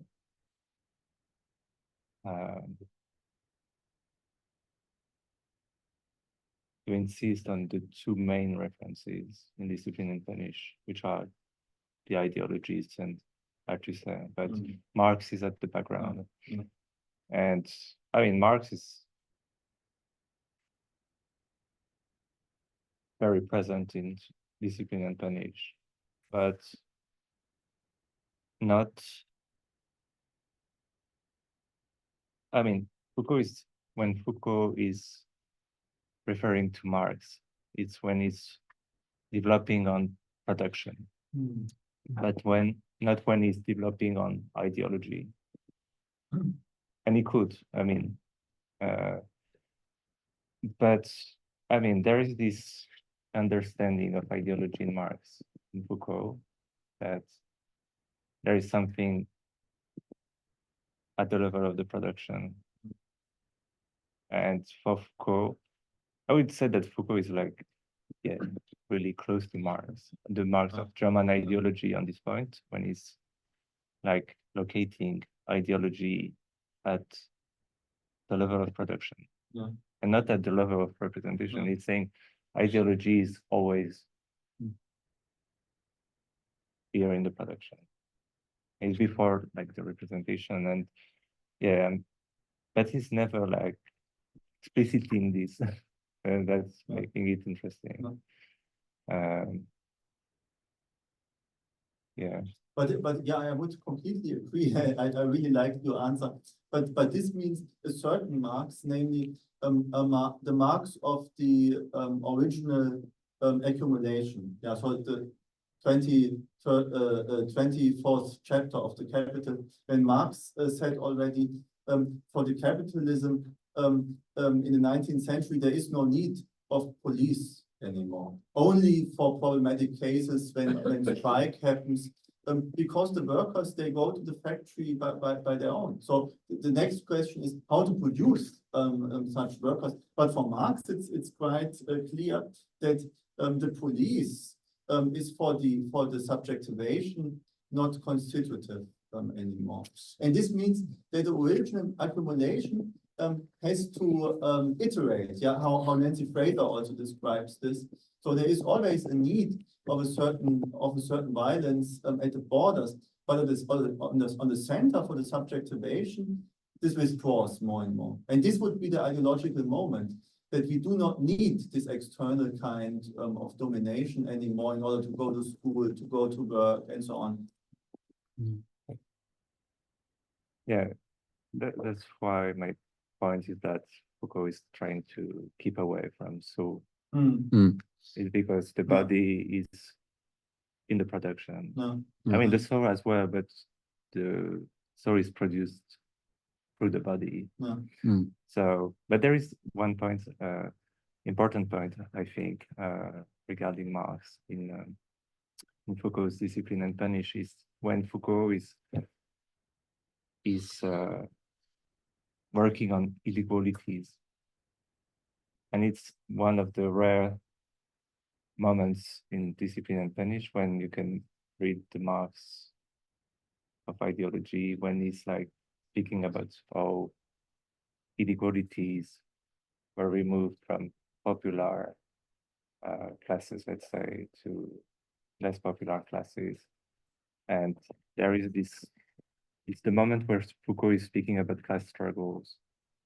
And at the same time, he's speaking about this part of equality that is creating something hidden. And it's, yeah. Yeah, it's one of the margin of text where you can read the influence of Marx's critiques of the ideology on Foucault, I think. So, yeah. And just to add one thing, I would say that, yeah, you were like stretching time in Foucault, but I would say space is also equally important. I mean, it's like a set of, it's like a most metaphysical points in the text. Yeah, he's a good Kantian. I mean, this is transcendental aesthetics. First the form of space, and then the form of the temporal. And the temporal in Kant is also the inner, so the inner soul, my inner self-relation. And there you can see he's a good Kantian, in applying the transcendental aesthetics to empirical situation. Yeah, the categories are applied. Yeah, I think it's interesting because like that was the thing I was pointing out also. There are like different understandings of the relation between the soul and the body, I have the impression, and how the soul refers to ideas, maybe. I also had that impression. So we might just discuss this later a little bit. Professor Harcourt. Okay. Okay. No, so thanks, you. I'm thinking about the way that the opposition between the notion of ideology and violence leads Foucault to the concept of relations of power, which we've talked, you talked about. We've talked about as a way to get away from ideology, or the notion of ideology. But I'm particularly curious about the way in which that opposition, so the opposition between ideology and violence in Althusser, obviously, right? State apparatuses and ideological state apparatuses. How there's this rejection for that, which leads to, starting in 71, going to 75, leads to discipline and punish and the focus on relations of power. But how after the publication of the book, and I was trying to find this passage and I couldn't find it, but there's this passage where he says, looking back on it, I focused too much on the domination, which leads him to the pastoral powers and governmentality and ultimately neoliberalism, right? And I wish I could locate the passage. It's this beautiful thing where he's looking back on it in some, I'm not sure where it was, but anyway. And he specifically says, I think I was still too much stuck in the kind of subjugation aspects and not sufficiently on the past. And I'd be interested to think about whether that actually revives somehow a shadow of the distinction between ideology and violence of Althusser, So I'd be interested to explore whether the return to governmentality and forms of pastoral power is actually kind of pulling back a little bit on the original opposition to Althusser.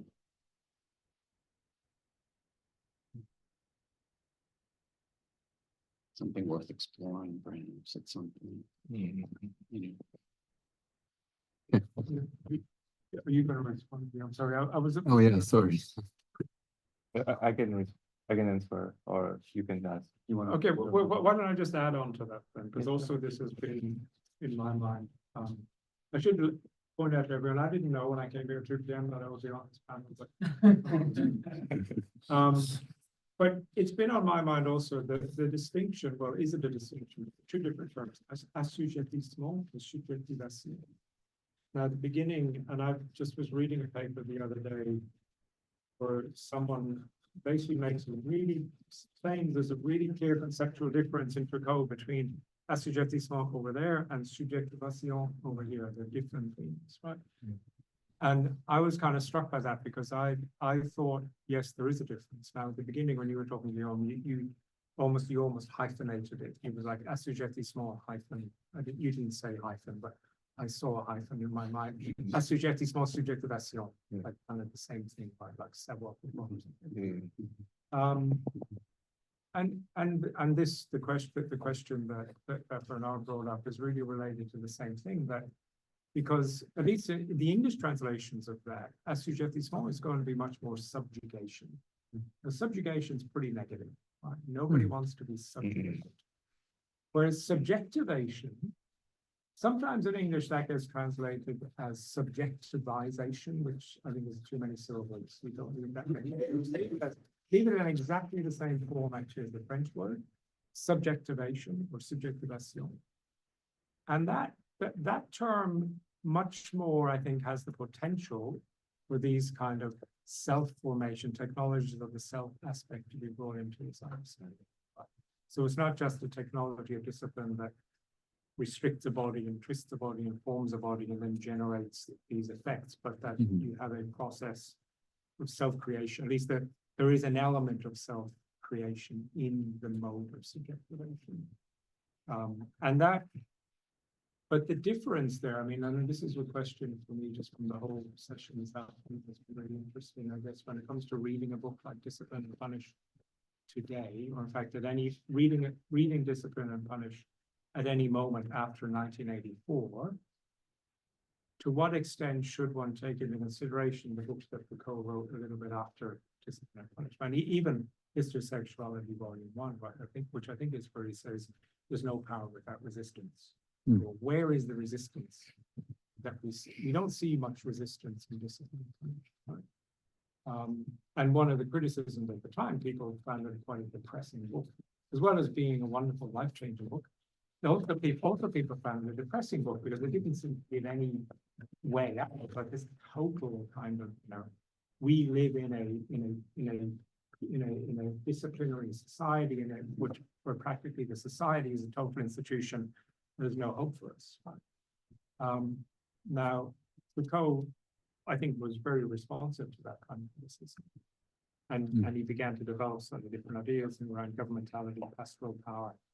So, but a question for me in terms of us as reading Foucault would be, to what extent would we then say that, let's say there are two different historical trajectories happening. On the one hand, you have Foucault's own historical trajectory.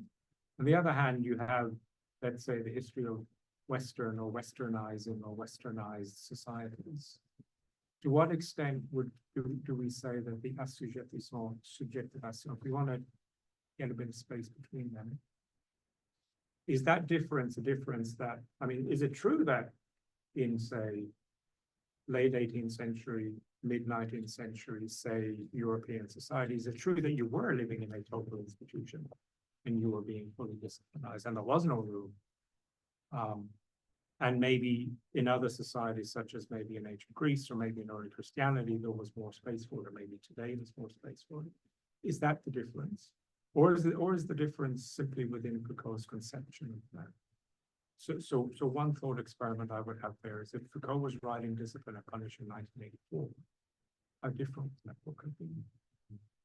Would it have been a less total kind of institution? And therefore, were the answers to the questions around, the creation of a subject without ideology, you say, well, it's creating an individual and not a subject, but I would kind of question that.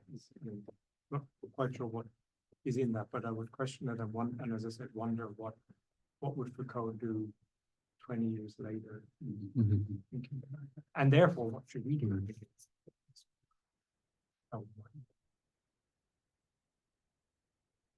That's not just for you, but yeah.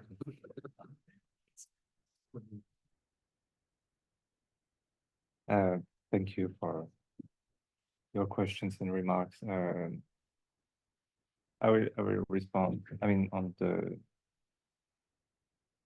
common point of your two reactions, which is I would say the relation of Foucault to what you said. I mean, Althusser is very present in Discipline and Punish, and this there is a whole development on. I mean, like Foucault is criticizing Althusser quite directly in his Pour au Collège de France on the Punitive Society in 1972-1973, and it's the moment he's writing Discipline and Punish, and I mean he's reacting to several points, and I stretched out mostly the articulation of ideology and violence, because it's the most direct confrontation of Foucault in Discipline and Punish regarding ideology. I would say, yeah, but the ideology and violence, Foucault is trying to expand the understanding of domination, but he's not like speaking so much about domination. I mean, he's speaking about domination, but he's trying to avoid the term like in Discipline and Punish, but he's trying to expand what is constraining the individuals or the subjects. And yeah, it's related to another critique he's addressing to Althusser with the location of the power, which are not only in state apparatuses, but in a variety of apparatuses, which are as diverse as they are, like, let's say, formations of power. It's yeah, and I think Foucault cannot like I mean, he's caught up in a Althusserian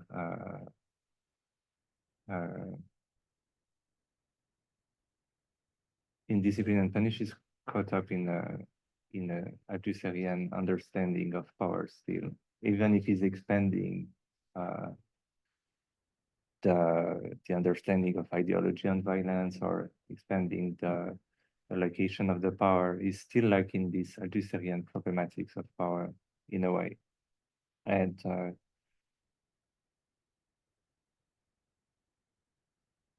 as yeah, Professor O'Leary pointed out, there is this problem of how the individual or the subject is reacting to the power or to the domination, and it's exactly the problem in Althusser's text, Ideology and Ideological State Apparatuses. I mean, that there is no way out to escape power or domination. And Foucault is a bit in the same problem. It's like thinking the individual, maybe not to say the subject, but it's still the same problem. He cannot escape. There's no possible resistance or easy resistance for the individual or the subject in this. Okay, so thank you. Yeah, Marcus, I want to say something. I mean, this is very interesting.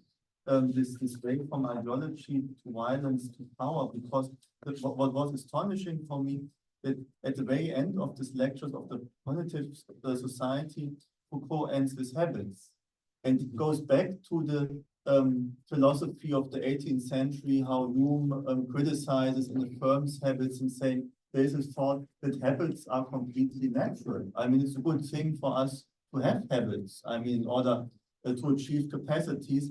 And then he turns around and says, but this what appears only as habits, it's at the same time artificial.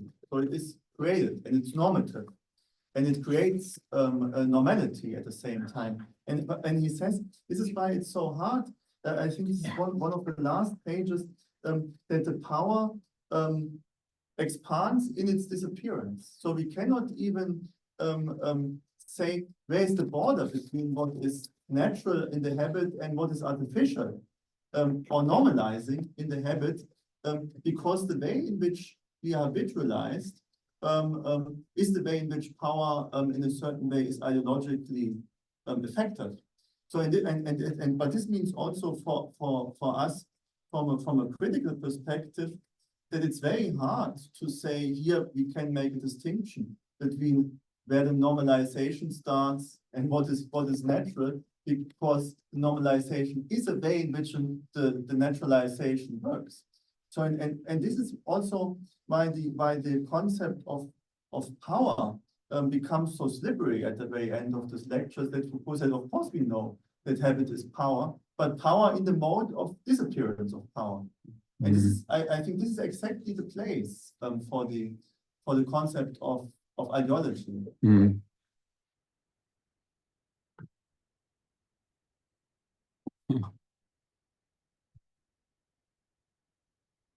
I mean, it's an interesting argument because it's the end of ideology, as all understandings we had before, maybe. So, yeah, but this makes at the same time ideology so effective. Yeah, that that it works in our soul, in our inner life, and this is exactly this non-discursive moment. Yeah, we have to say how this is itself created by a certain discourse and by a certain power regime.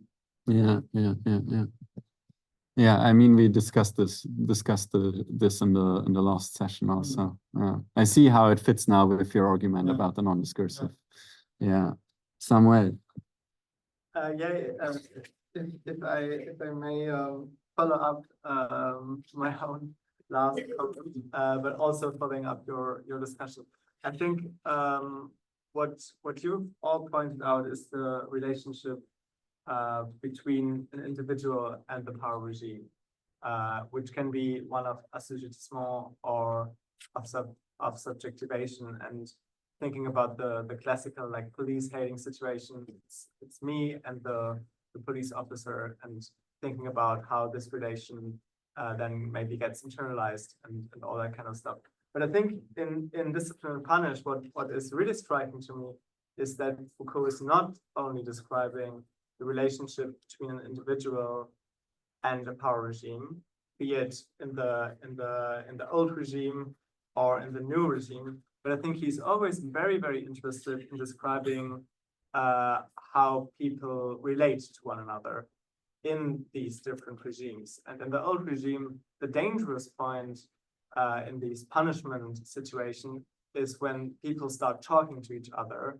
During the ceremonies of punishment, they start to, they have this, he describes this double line of officers, the ones that face the torture and the ones that face the masses.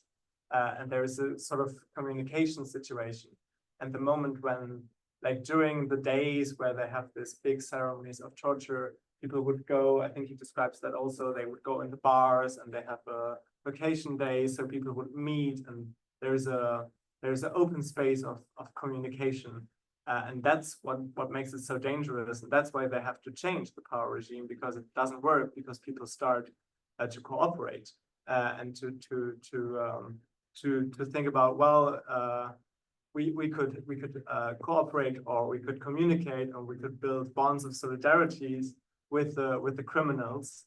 And that what's completely destroying this whole system of punishment, which is why then the panoptical system is so powerful, because it separates people into parcels. And that's the first point that Foucault makes, this spatial point, is that it's very important that the prisoners are not only in a situation of visible, invisible towards the tower, but that they cannot see each other in the scenes of I think he also describes toilets where only the person watching can see the feet and the heads, but there are walls between the toilet seats so that people will not see each other. I think that's a very crucial point, that and also in the Marx quote, by the way, the last word is cooperation. So what is precisely, it's again, I think the meso level, which is really something that Foucault wants to attack here. And I think that's the one way of escaping the panopticon, would not be to to go towards the tower, but would be to crash the walls next to your cell, because that's what makes the way free to the other cell. Then you're already two, and then you can do something as two. And I think that maybe also leads directly to the heart of your work to some degree. Yeah, maybe you, so that would be my reading of Discipline and Punish, that it really maybe not too directly, but I think it very much hints to the potentiality that I think someone like Veronica Gago calls transversality rather than solidarity, because solidarity is this relation, like this hierarchical relationship, whereas transversality is this on the horizontal level rather than the vertical level. I think that's something that's really in this book, and that in my understanding would be something we could talk about after many years still, because it's, and I think you've talked about it, negativity plays a huge role here in preventing us from understanding this horizontal level. Yeah. I thought you're gonna ask a question. Like, Yeah, that was my question. So- Putting my thoughts out there, and you can disagree. I'll give just a footnote to that quickly. It just reminds me, yesterday I came across at the Archives Nationales. I don't know if you know, there's an exhibition on there at the moment on le sacrilège et l'état, something. They have some artifacts from Robert François Damiens, the regicide, the star of the opening of Discipline and Punish. They have his coat and a glove and other things relating to his arrest and his imprisonment and his execution at that time. So it was a big surprise for me to see that. Yeah. We found this picture. It was an exhibition in Versailles. So, yeah. You can go and see his coat. It's already gone. Yeah. So I don't know what's planned, but I think it's addressed. I mean, so in part, you're raising the issue of finding resistance in discipline, right? And where to locate that. So I think that's very important. And of course, you typically raise an important question about, you know, how we read it today, or what we do with the work today. I think that touches on something I've been thinking a lot about, which is the question of critical genealogy, right? Yeah. And I think it's probably important to think about it at this point, because I mean, one of the results of this book is that genealogy has become omnipresent, right? I mean, or it has become dominant as a form of critique today. In other words, in the sense that, you know, anyone who has a grain of critical bone in them does genealogy. And so the question becomes, does it at some point kind of lose some of its critical edge because everyone is doing genealogies? And so obviously when everyone is doing genealogies, then not everyone is doing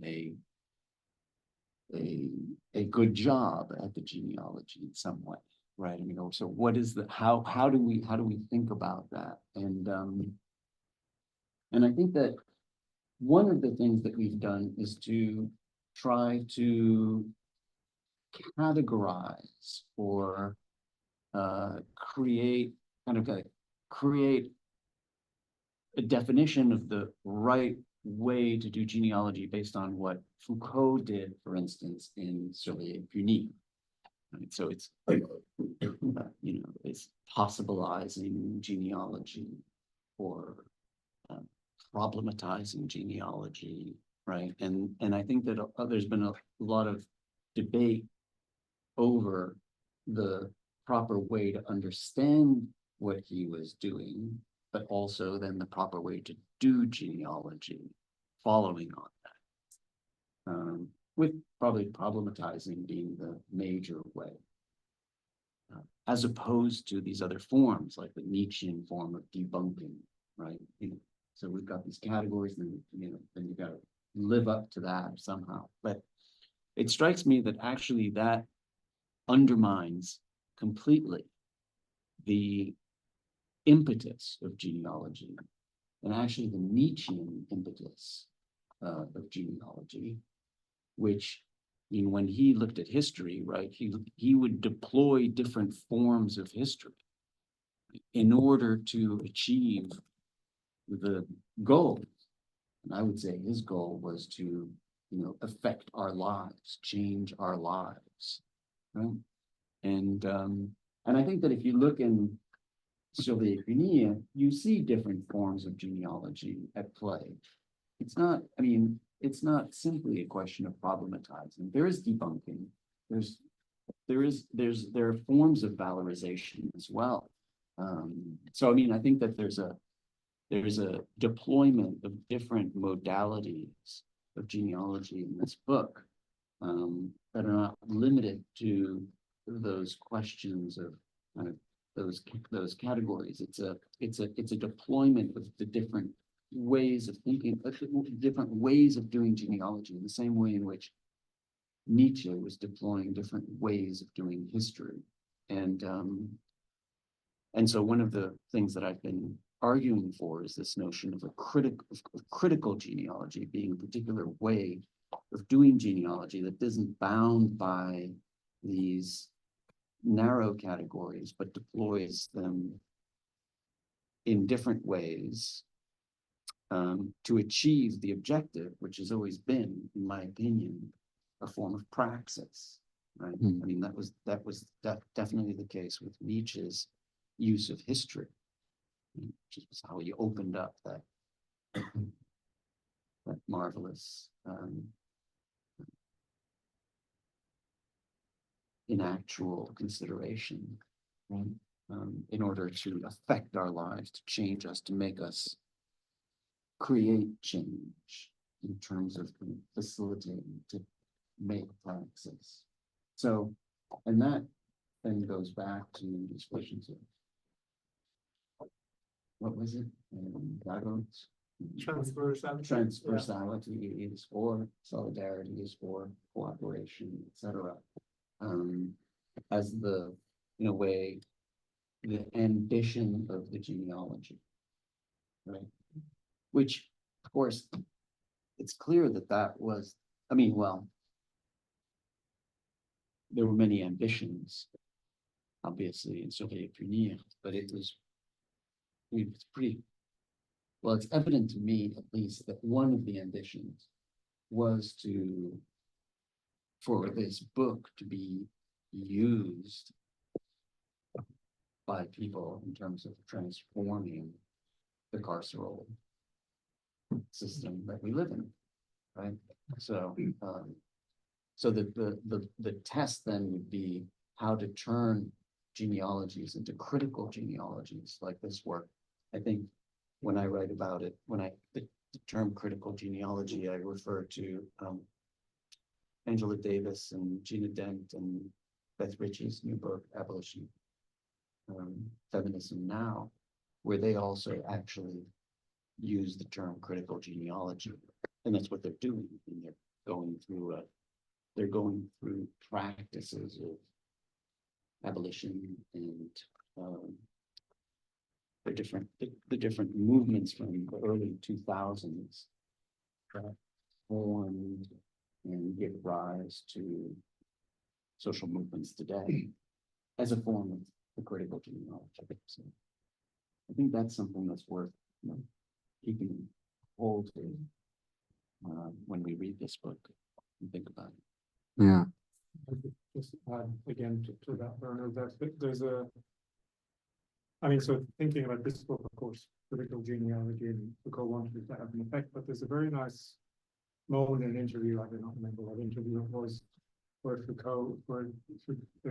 questioner says to Foucault something like, the prison reform people and prisoner advocacy groups and so on, one of the complaints about this book is that they don't know what to do after reading this book. And he said that's exactly the effect I wanted. I wanted paralysis. So the book doesn't have, I mean, and that speaks to a thing he says in another interview where someone asked him about what kind of community of, maybe activists are you. And he said, well, I don't speak to a community. I do the work, and that maybe calls one together, but I don't know in advance what that will be. And he certainly doesn't know in advance what the action would be that you would take as a result of that critical genealogy. Because actually, I presume the idea, reading into it now, but I presume the idea is something like that. If you want some significant change, you have to go through that moment of just stop it. And that paralysis is actually a very significant step in breaking out of certain structures and thinking about what should come out of them. Which also, I guess, partly answers those, criticism that we've heard a bit about earlier on today, in the kind of the old Habermas Foucault debate, and the idea that Foucault didn't have any, or maybe he was crypto-normative, but he never fessed up on what his normative values really were. But there's a real sense in which for Foucault he's not giving you that. So someone like Habermas or Nancy Fraser might want the blueprint, and they say we should have one, but he's like, no, I'll give you this, and this might paralyze people, and then figure it out. The next step. Yeah, no, I think these are interesting points, because I was reading all these contemporary interpretations of the concept of critique, one could say, of Foucault's genealogy, and it seems to me like that we don't get to an answer of the question, what is normative in Foucault's genealogy, by abstracting from his actual intellectual practice. And if we read Discipline and Punish and other books, or if we try to search a sort of theory of critique in these books, and we then might get to some sort of theory about normativity, but it doesn't tell us that much what the normativity of genealogy actually is, because the normativity of genealogy is, I have the impression, and I would agree on this argument about critical genealogy, it has a normative effect when it is implicated in political struggles and social situations, and when it is used. And this question, we're discussing this since a couple of sessions.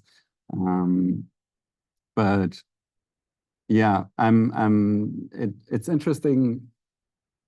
One point that Habermas is raising in his book is that Foucault is cryptonormative also because he doesn't apply genealogy when it comes to his own theory.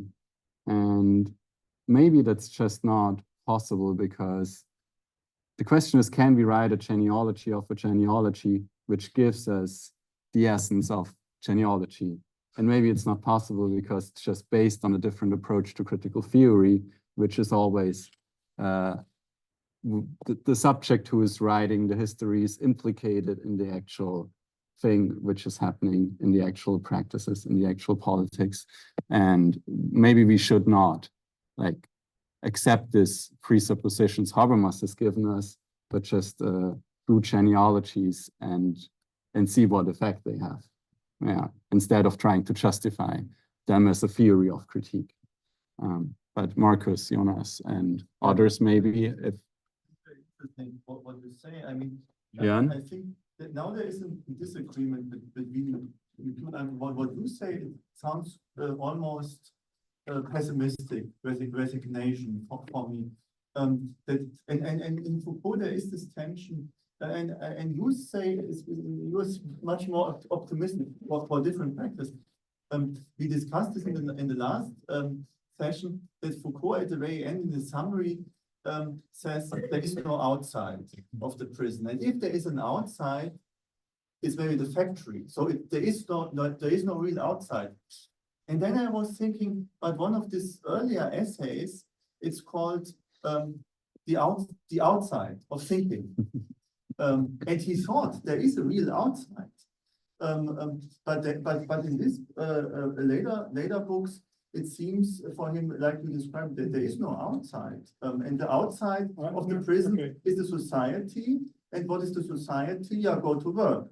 And this is why he is so fascinated from this prison factory. But I think both it's true. What is the outside? The outside is we as readers. I mean, we are the outside. And this is what you pointed out also.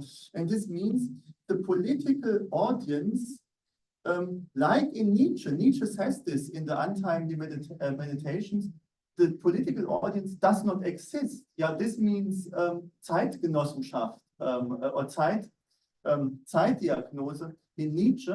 I have to create readers which do not exist in my time right now. Yeah, and this means I have to politicize you as a political reader, and this would be the outside. Yeah. So the prison has not an outside. This is clear. He says this is a summary of the book. The society also has not an outside, but the outside would be, and I think this is really the practical engagement, would be the reader you create with your genealogy. This would be the outside. Yeah. But this means it is true that there is no outside today. It maybe today much more than 1975, much more today.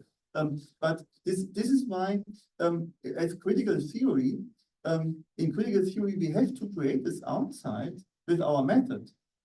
Yeah. Which would also be a very good distinction instead of finding it in a normative justification of our theory, for example, that we just have to create. Maybe Björn. Yeah, I think I have a bit of a question for both of you. And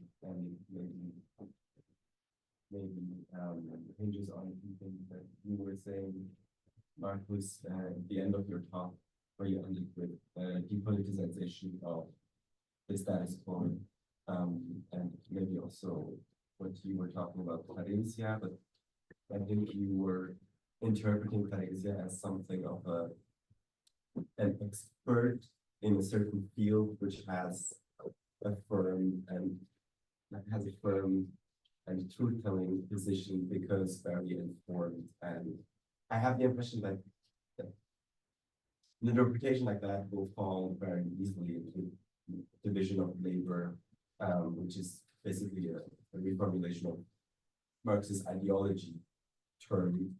And the question then forwarding to you, Guillaume, would be that what would be the silent dialogue partner of Foucault's today after post Cold War, in a situation where, let's say, capitalism has universalized, or neoliberal capitalism in its varieties, and Foucault is probably one of the most interesting persons to genealogically trace it back, but then question being, okay, agency or this double form of subjectivization and assujettissement, which is, I think, form of power, but also assujettissement at the same time.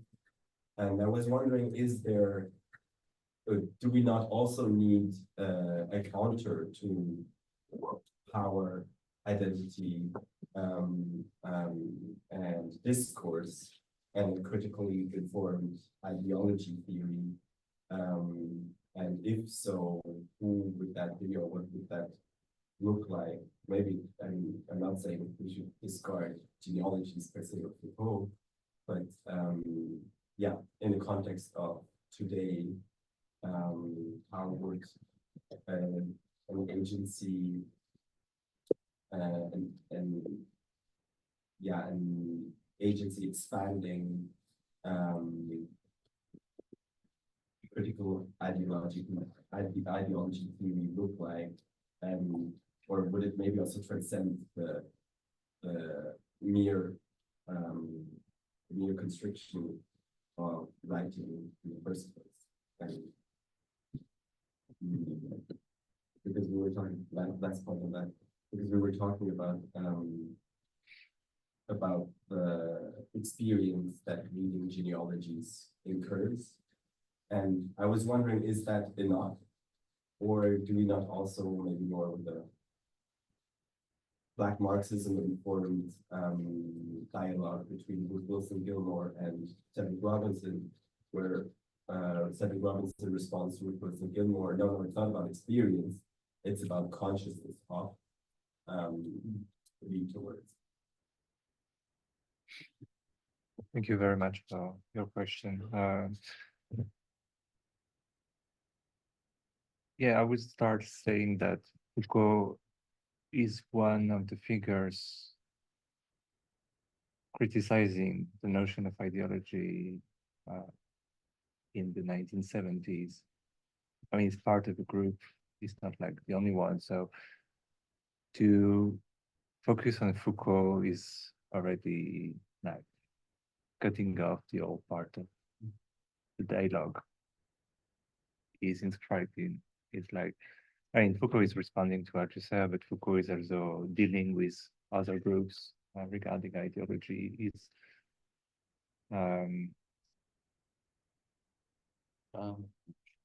yeah, I mean, he's surrounded by a group.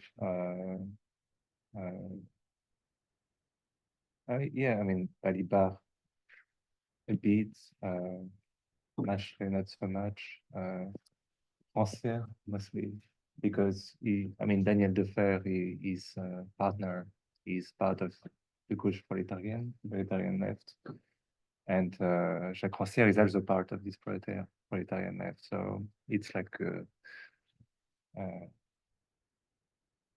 there are some tensions around Foucault, and I would say at the same time, Pierre Bourdieu is also developing the critiques of ideology that is quite close to the one of Foucault.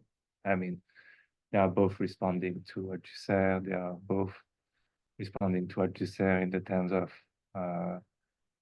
ideology and subjection in the terms of the state, I mean, reacting to the state or the apparatuses. So, yeah, just to say that to think ideology after Foucault is it's like more to think about ideology after Foucault and many others. Foucault is dialoguing with.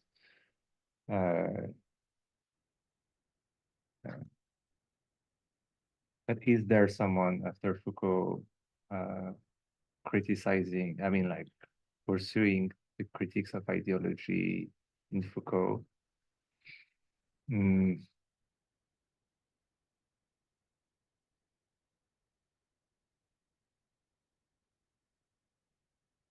Not directly. Not directly. When you, I would say like Foucault's critique of ideology is a bit hidden. I mean, was a bit hidden, and is still a bit hidden. It's not like what is catching the interest in Foucault. So it was, I would say, yeah, there were no consistent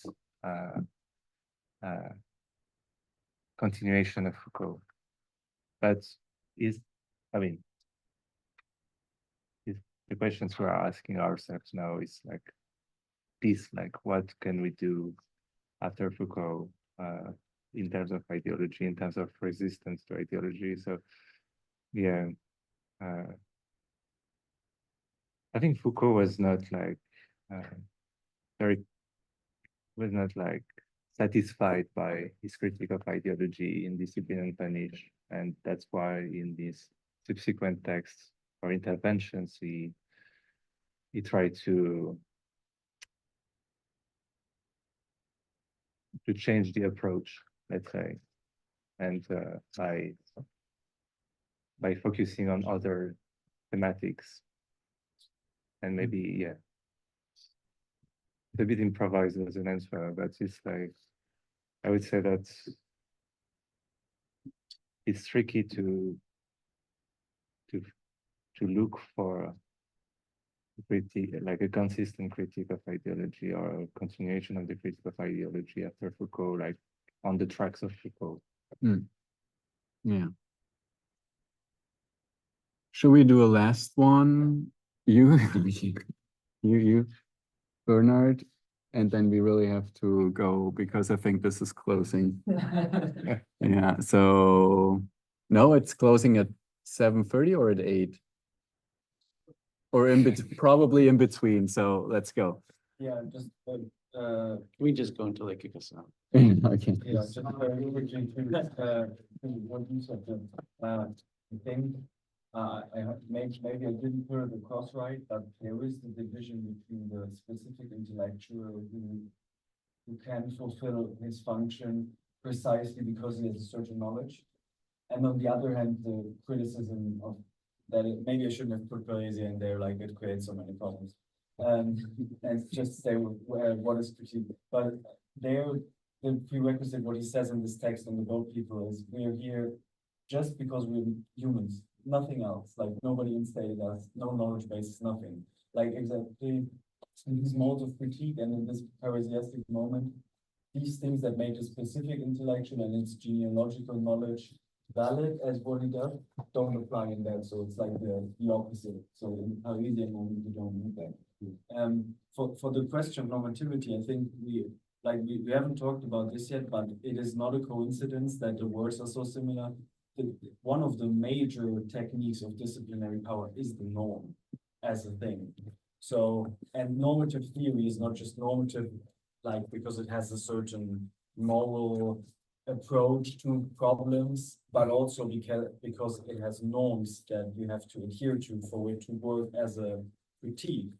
And in this way, of course, Foucault has a sense of normativity, mainly that norms are in a certain way a problem or can create certain problems. And his normativity in the sense of the moral of his critical impetus or the general approach of his critical project, well, there he states it very clearly, it's a bit later, it's not to be governed this way, to be governed another way, to open spaces for different relation to yourself and to the people around you. And that is a very, I would say, a very strong normative like thing that is in the theory. The only thing why people who do this normative rationalistic critique, what they bring forward to him is that he doesn't have a way of explicating why this normativity should be in there, because he doesn't like, oh, there is a human nature of communication and therefore it derives a certain situation of this, so that he doesn't like make this explicit, but this is the normativity we deal with against what we have as problems with norms and with discipline. No, yeah. I forgot your name, sorry. Sergi.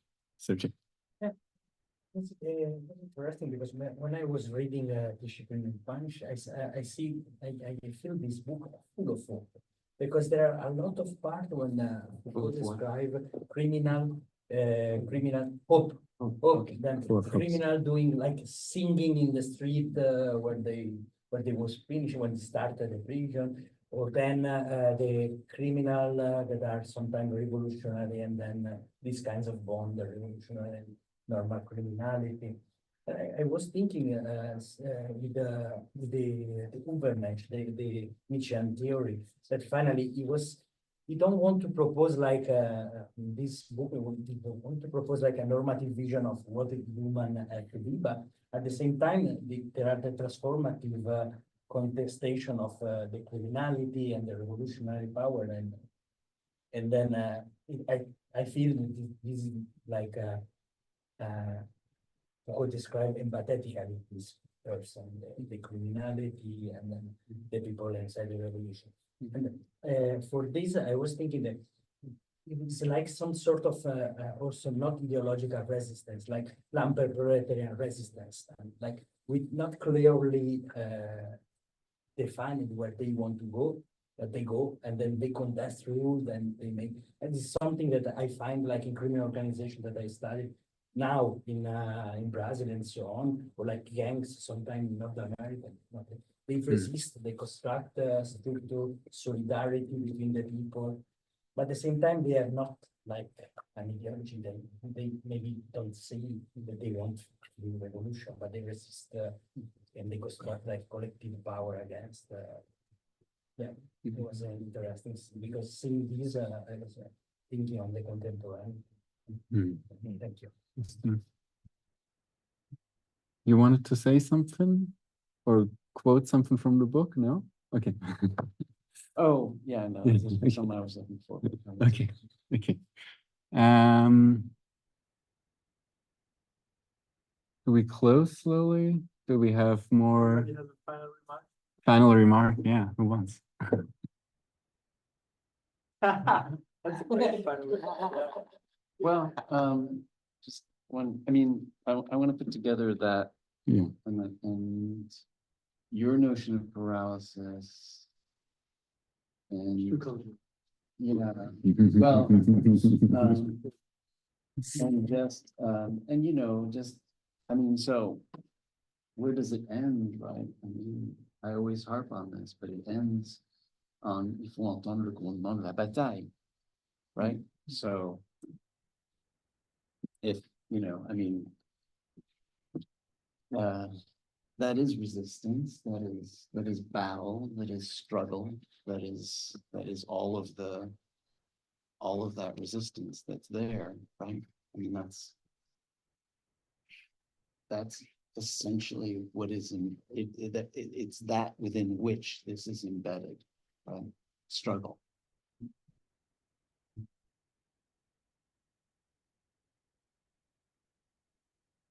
Yeah. Thank you so much, Florian, Samuel, for organizing and bringing us together like this. It's been an extraordinary job. And for everyone who's participated in the reading group, you reading, really beautiful, wonderful, inspiring.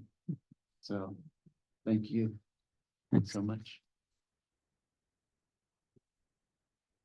Yeah. Thank you for taking the time and coming by, especially Professor O'Leary, who came spontaneously. And thanks for all the people who came today here from the US, from Italy, from, okay, you're living here right now, I know, but Germany, and yeah, for all those who participated in the reading group, especially Hannah, who took care of the second reading group meeting when my laptop died. So thanks a lot. All right. Yeah, should we go to Thank the people online. Thank you. See you soon. Thanks, Kevin, Isabella, Christine. Okay. We would head to the bar next doors. There's also food and drink.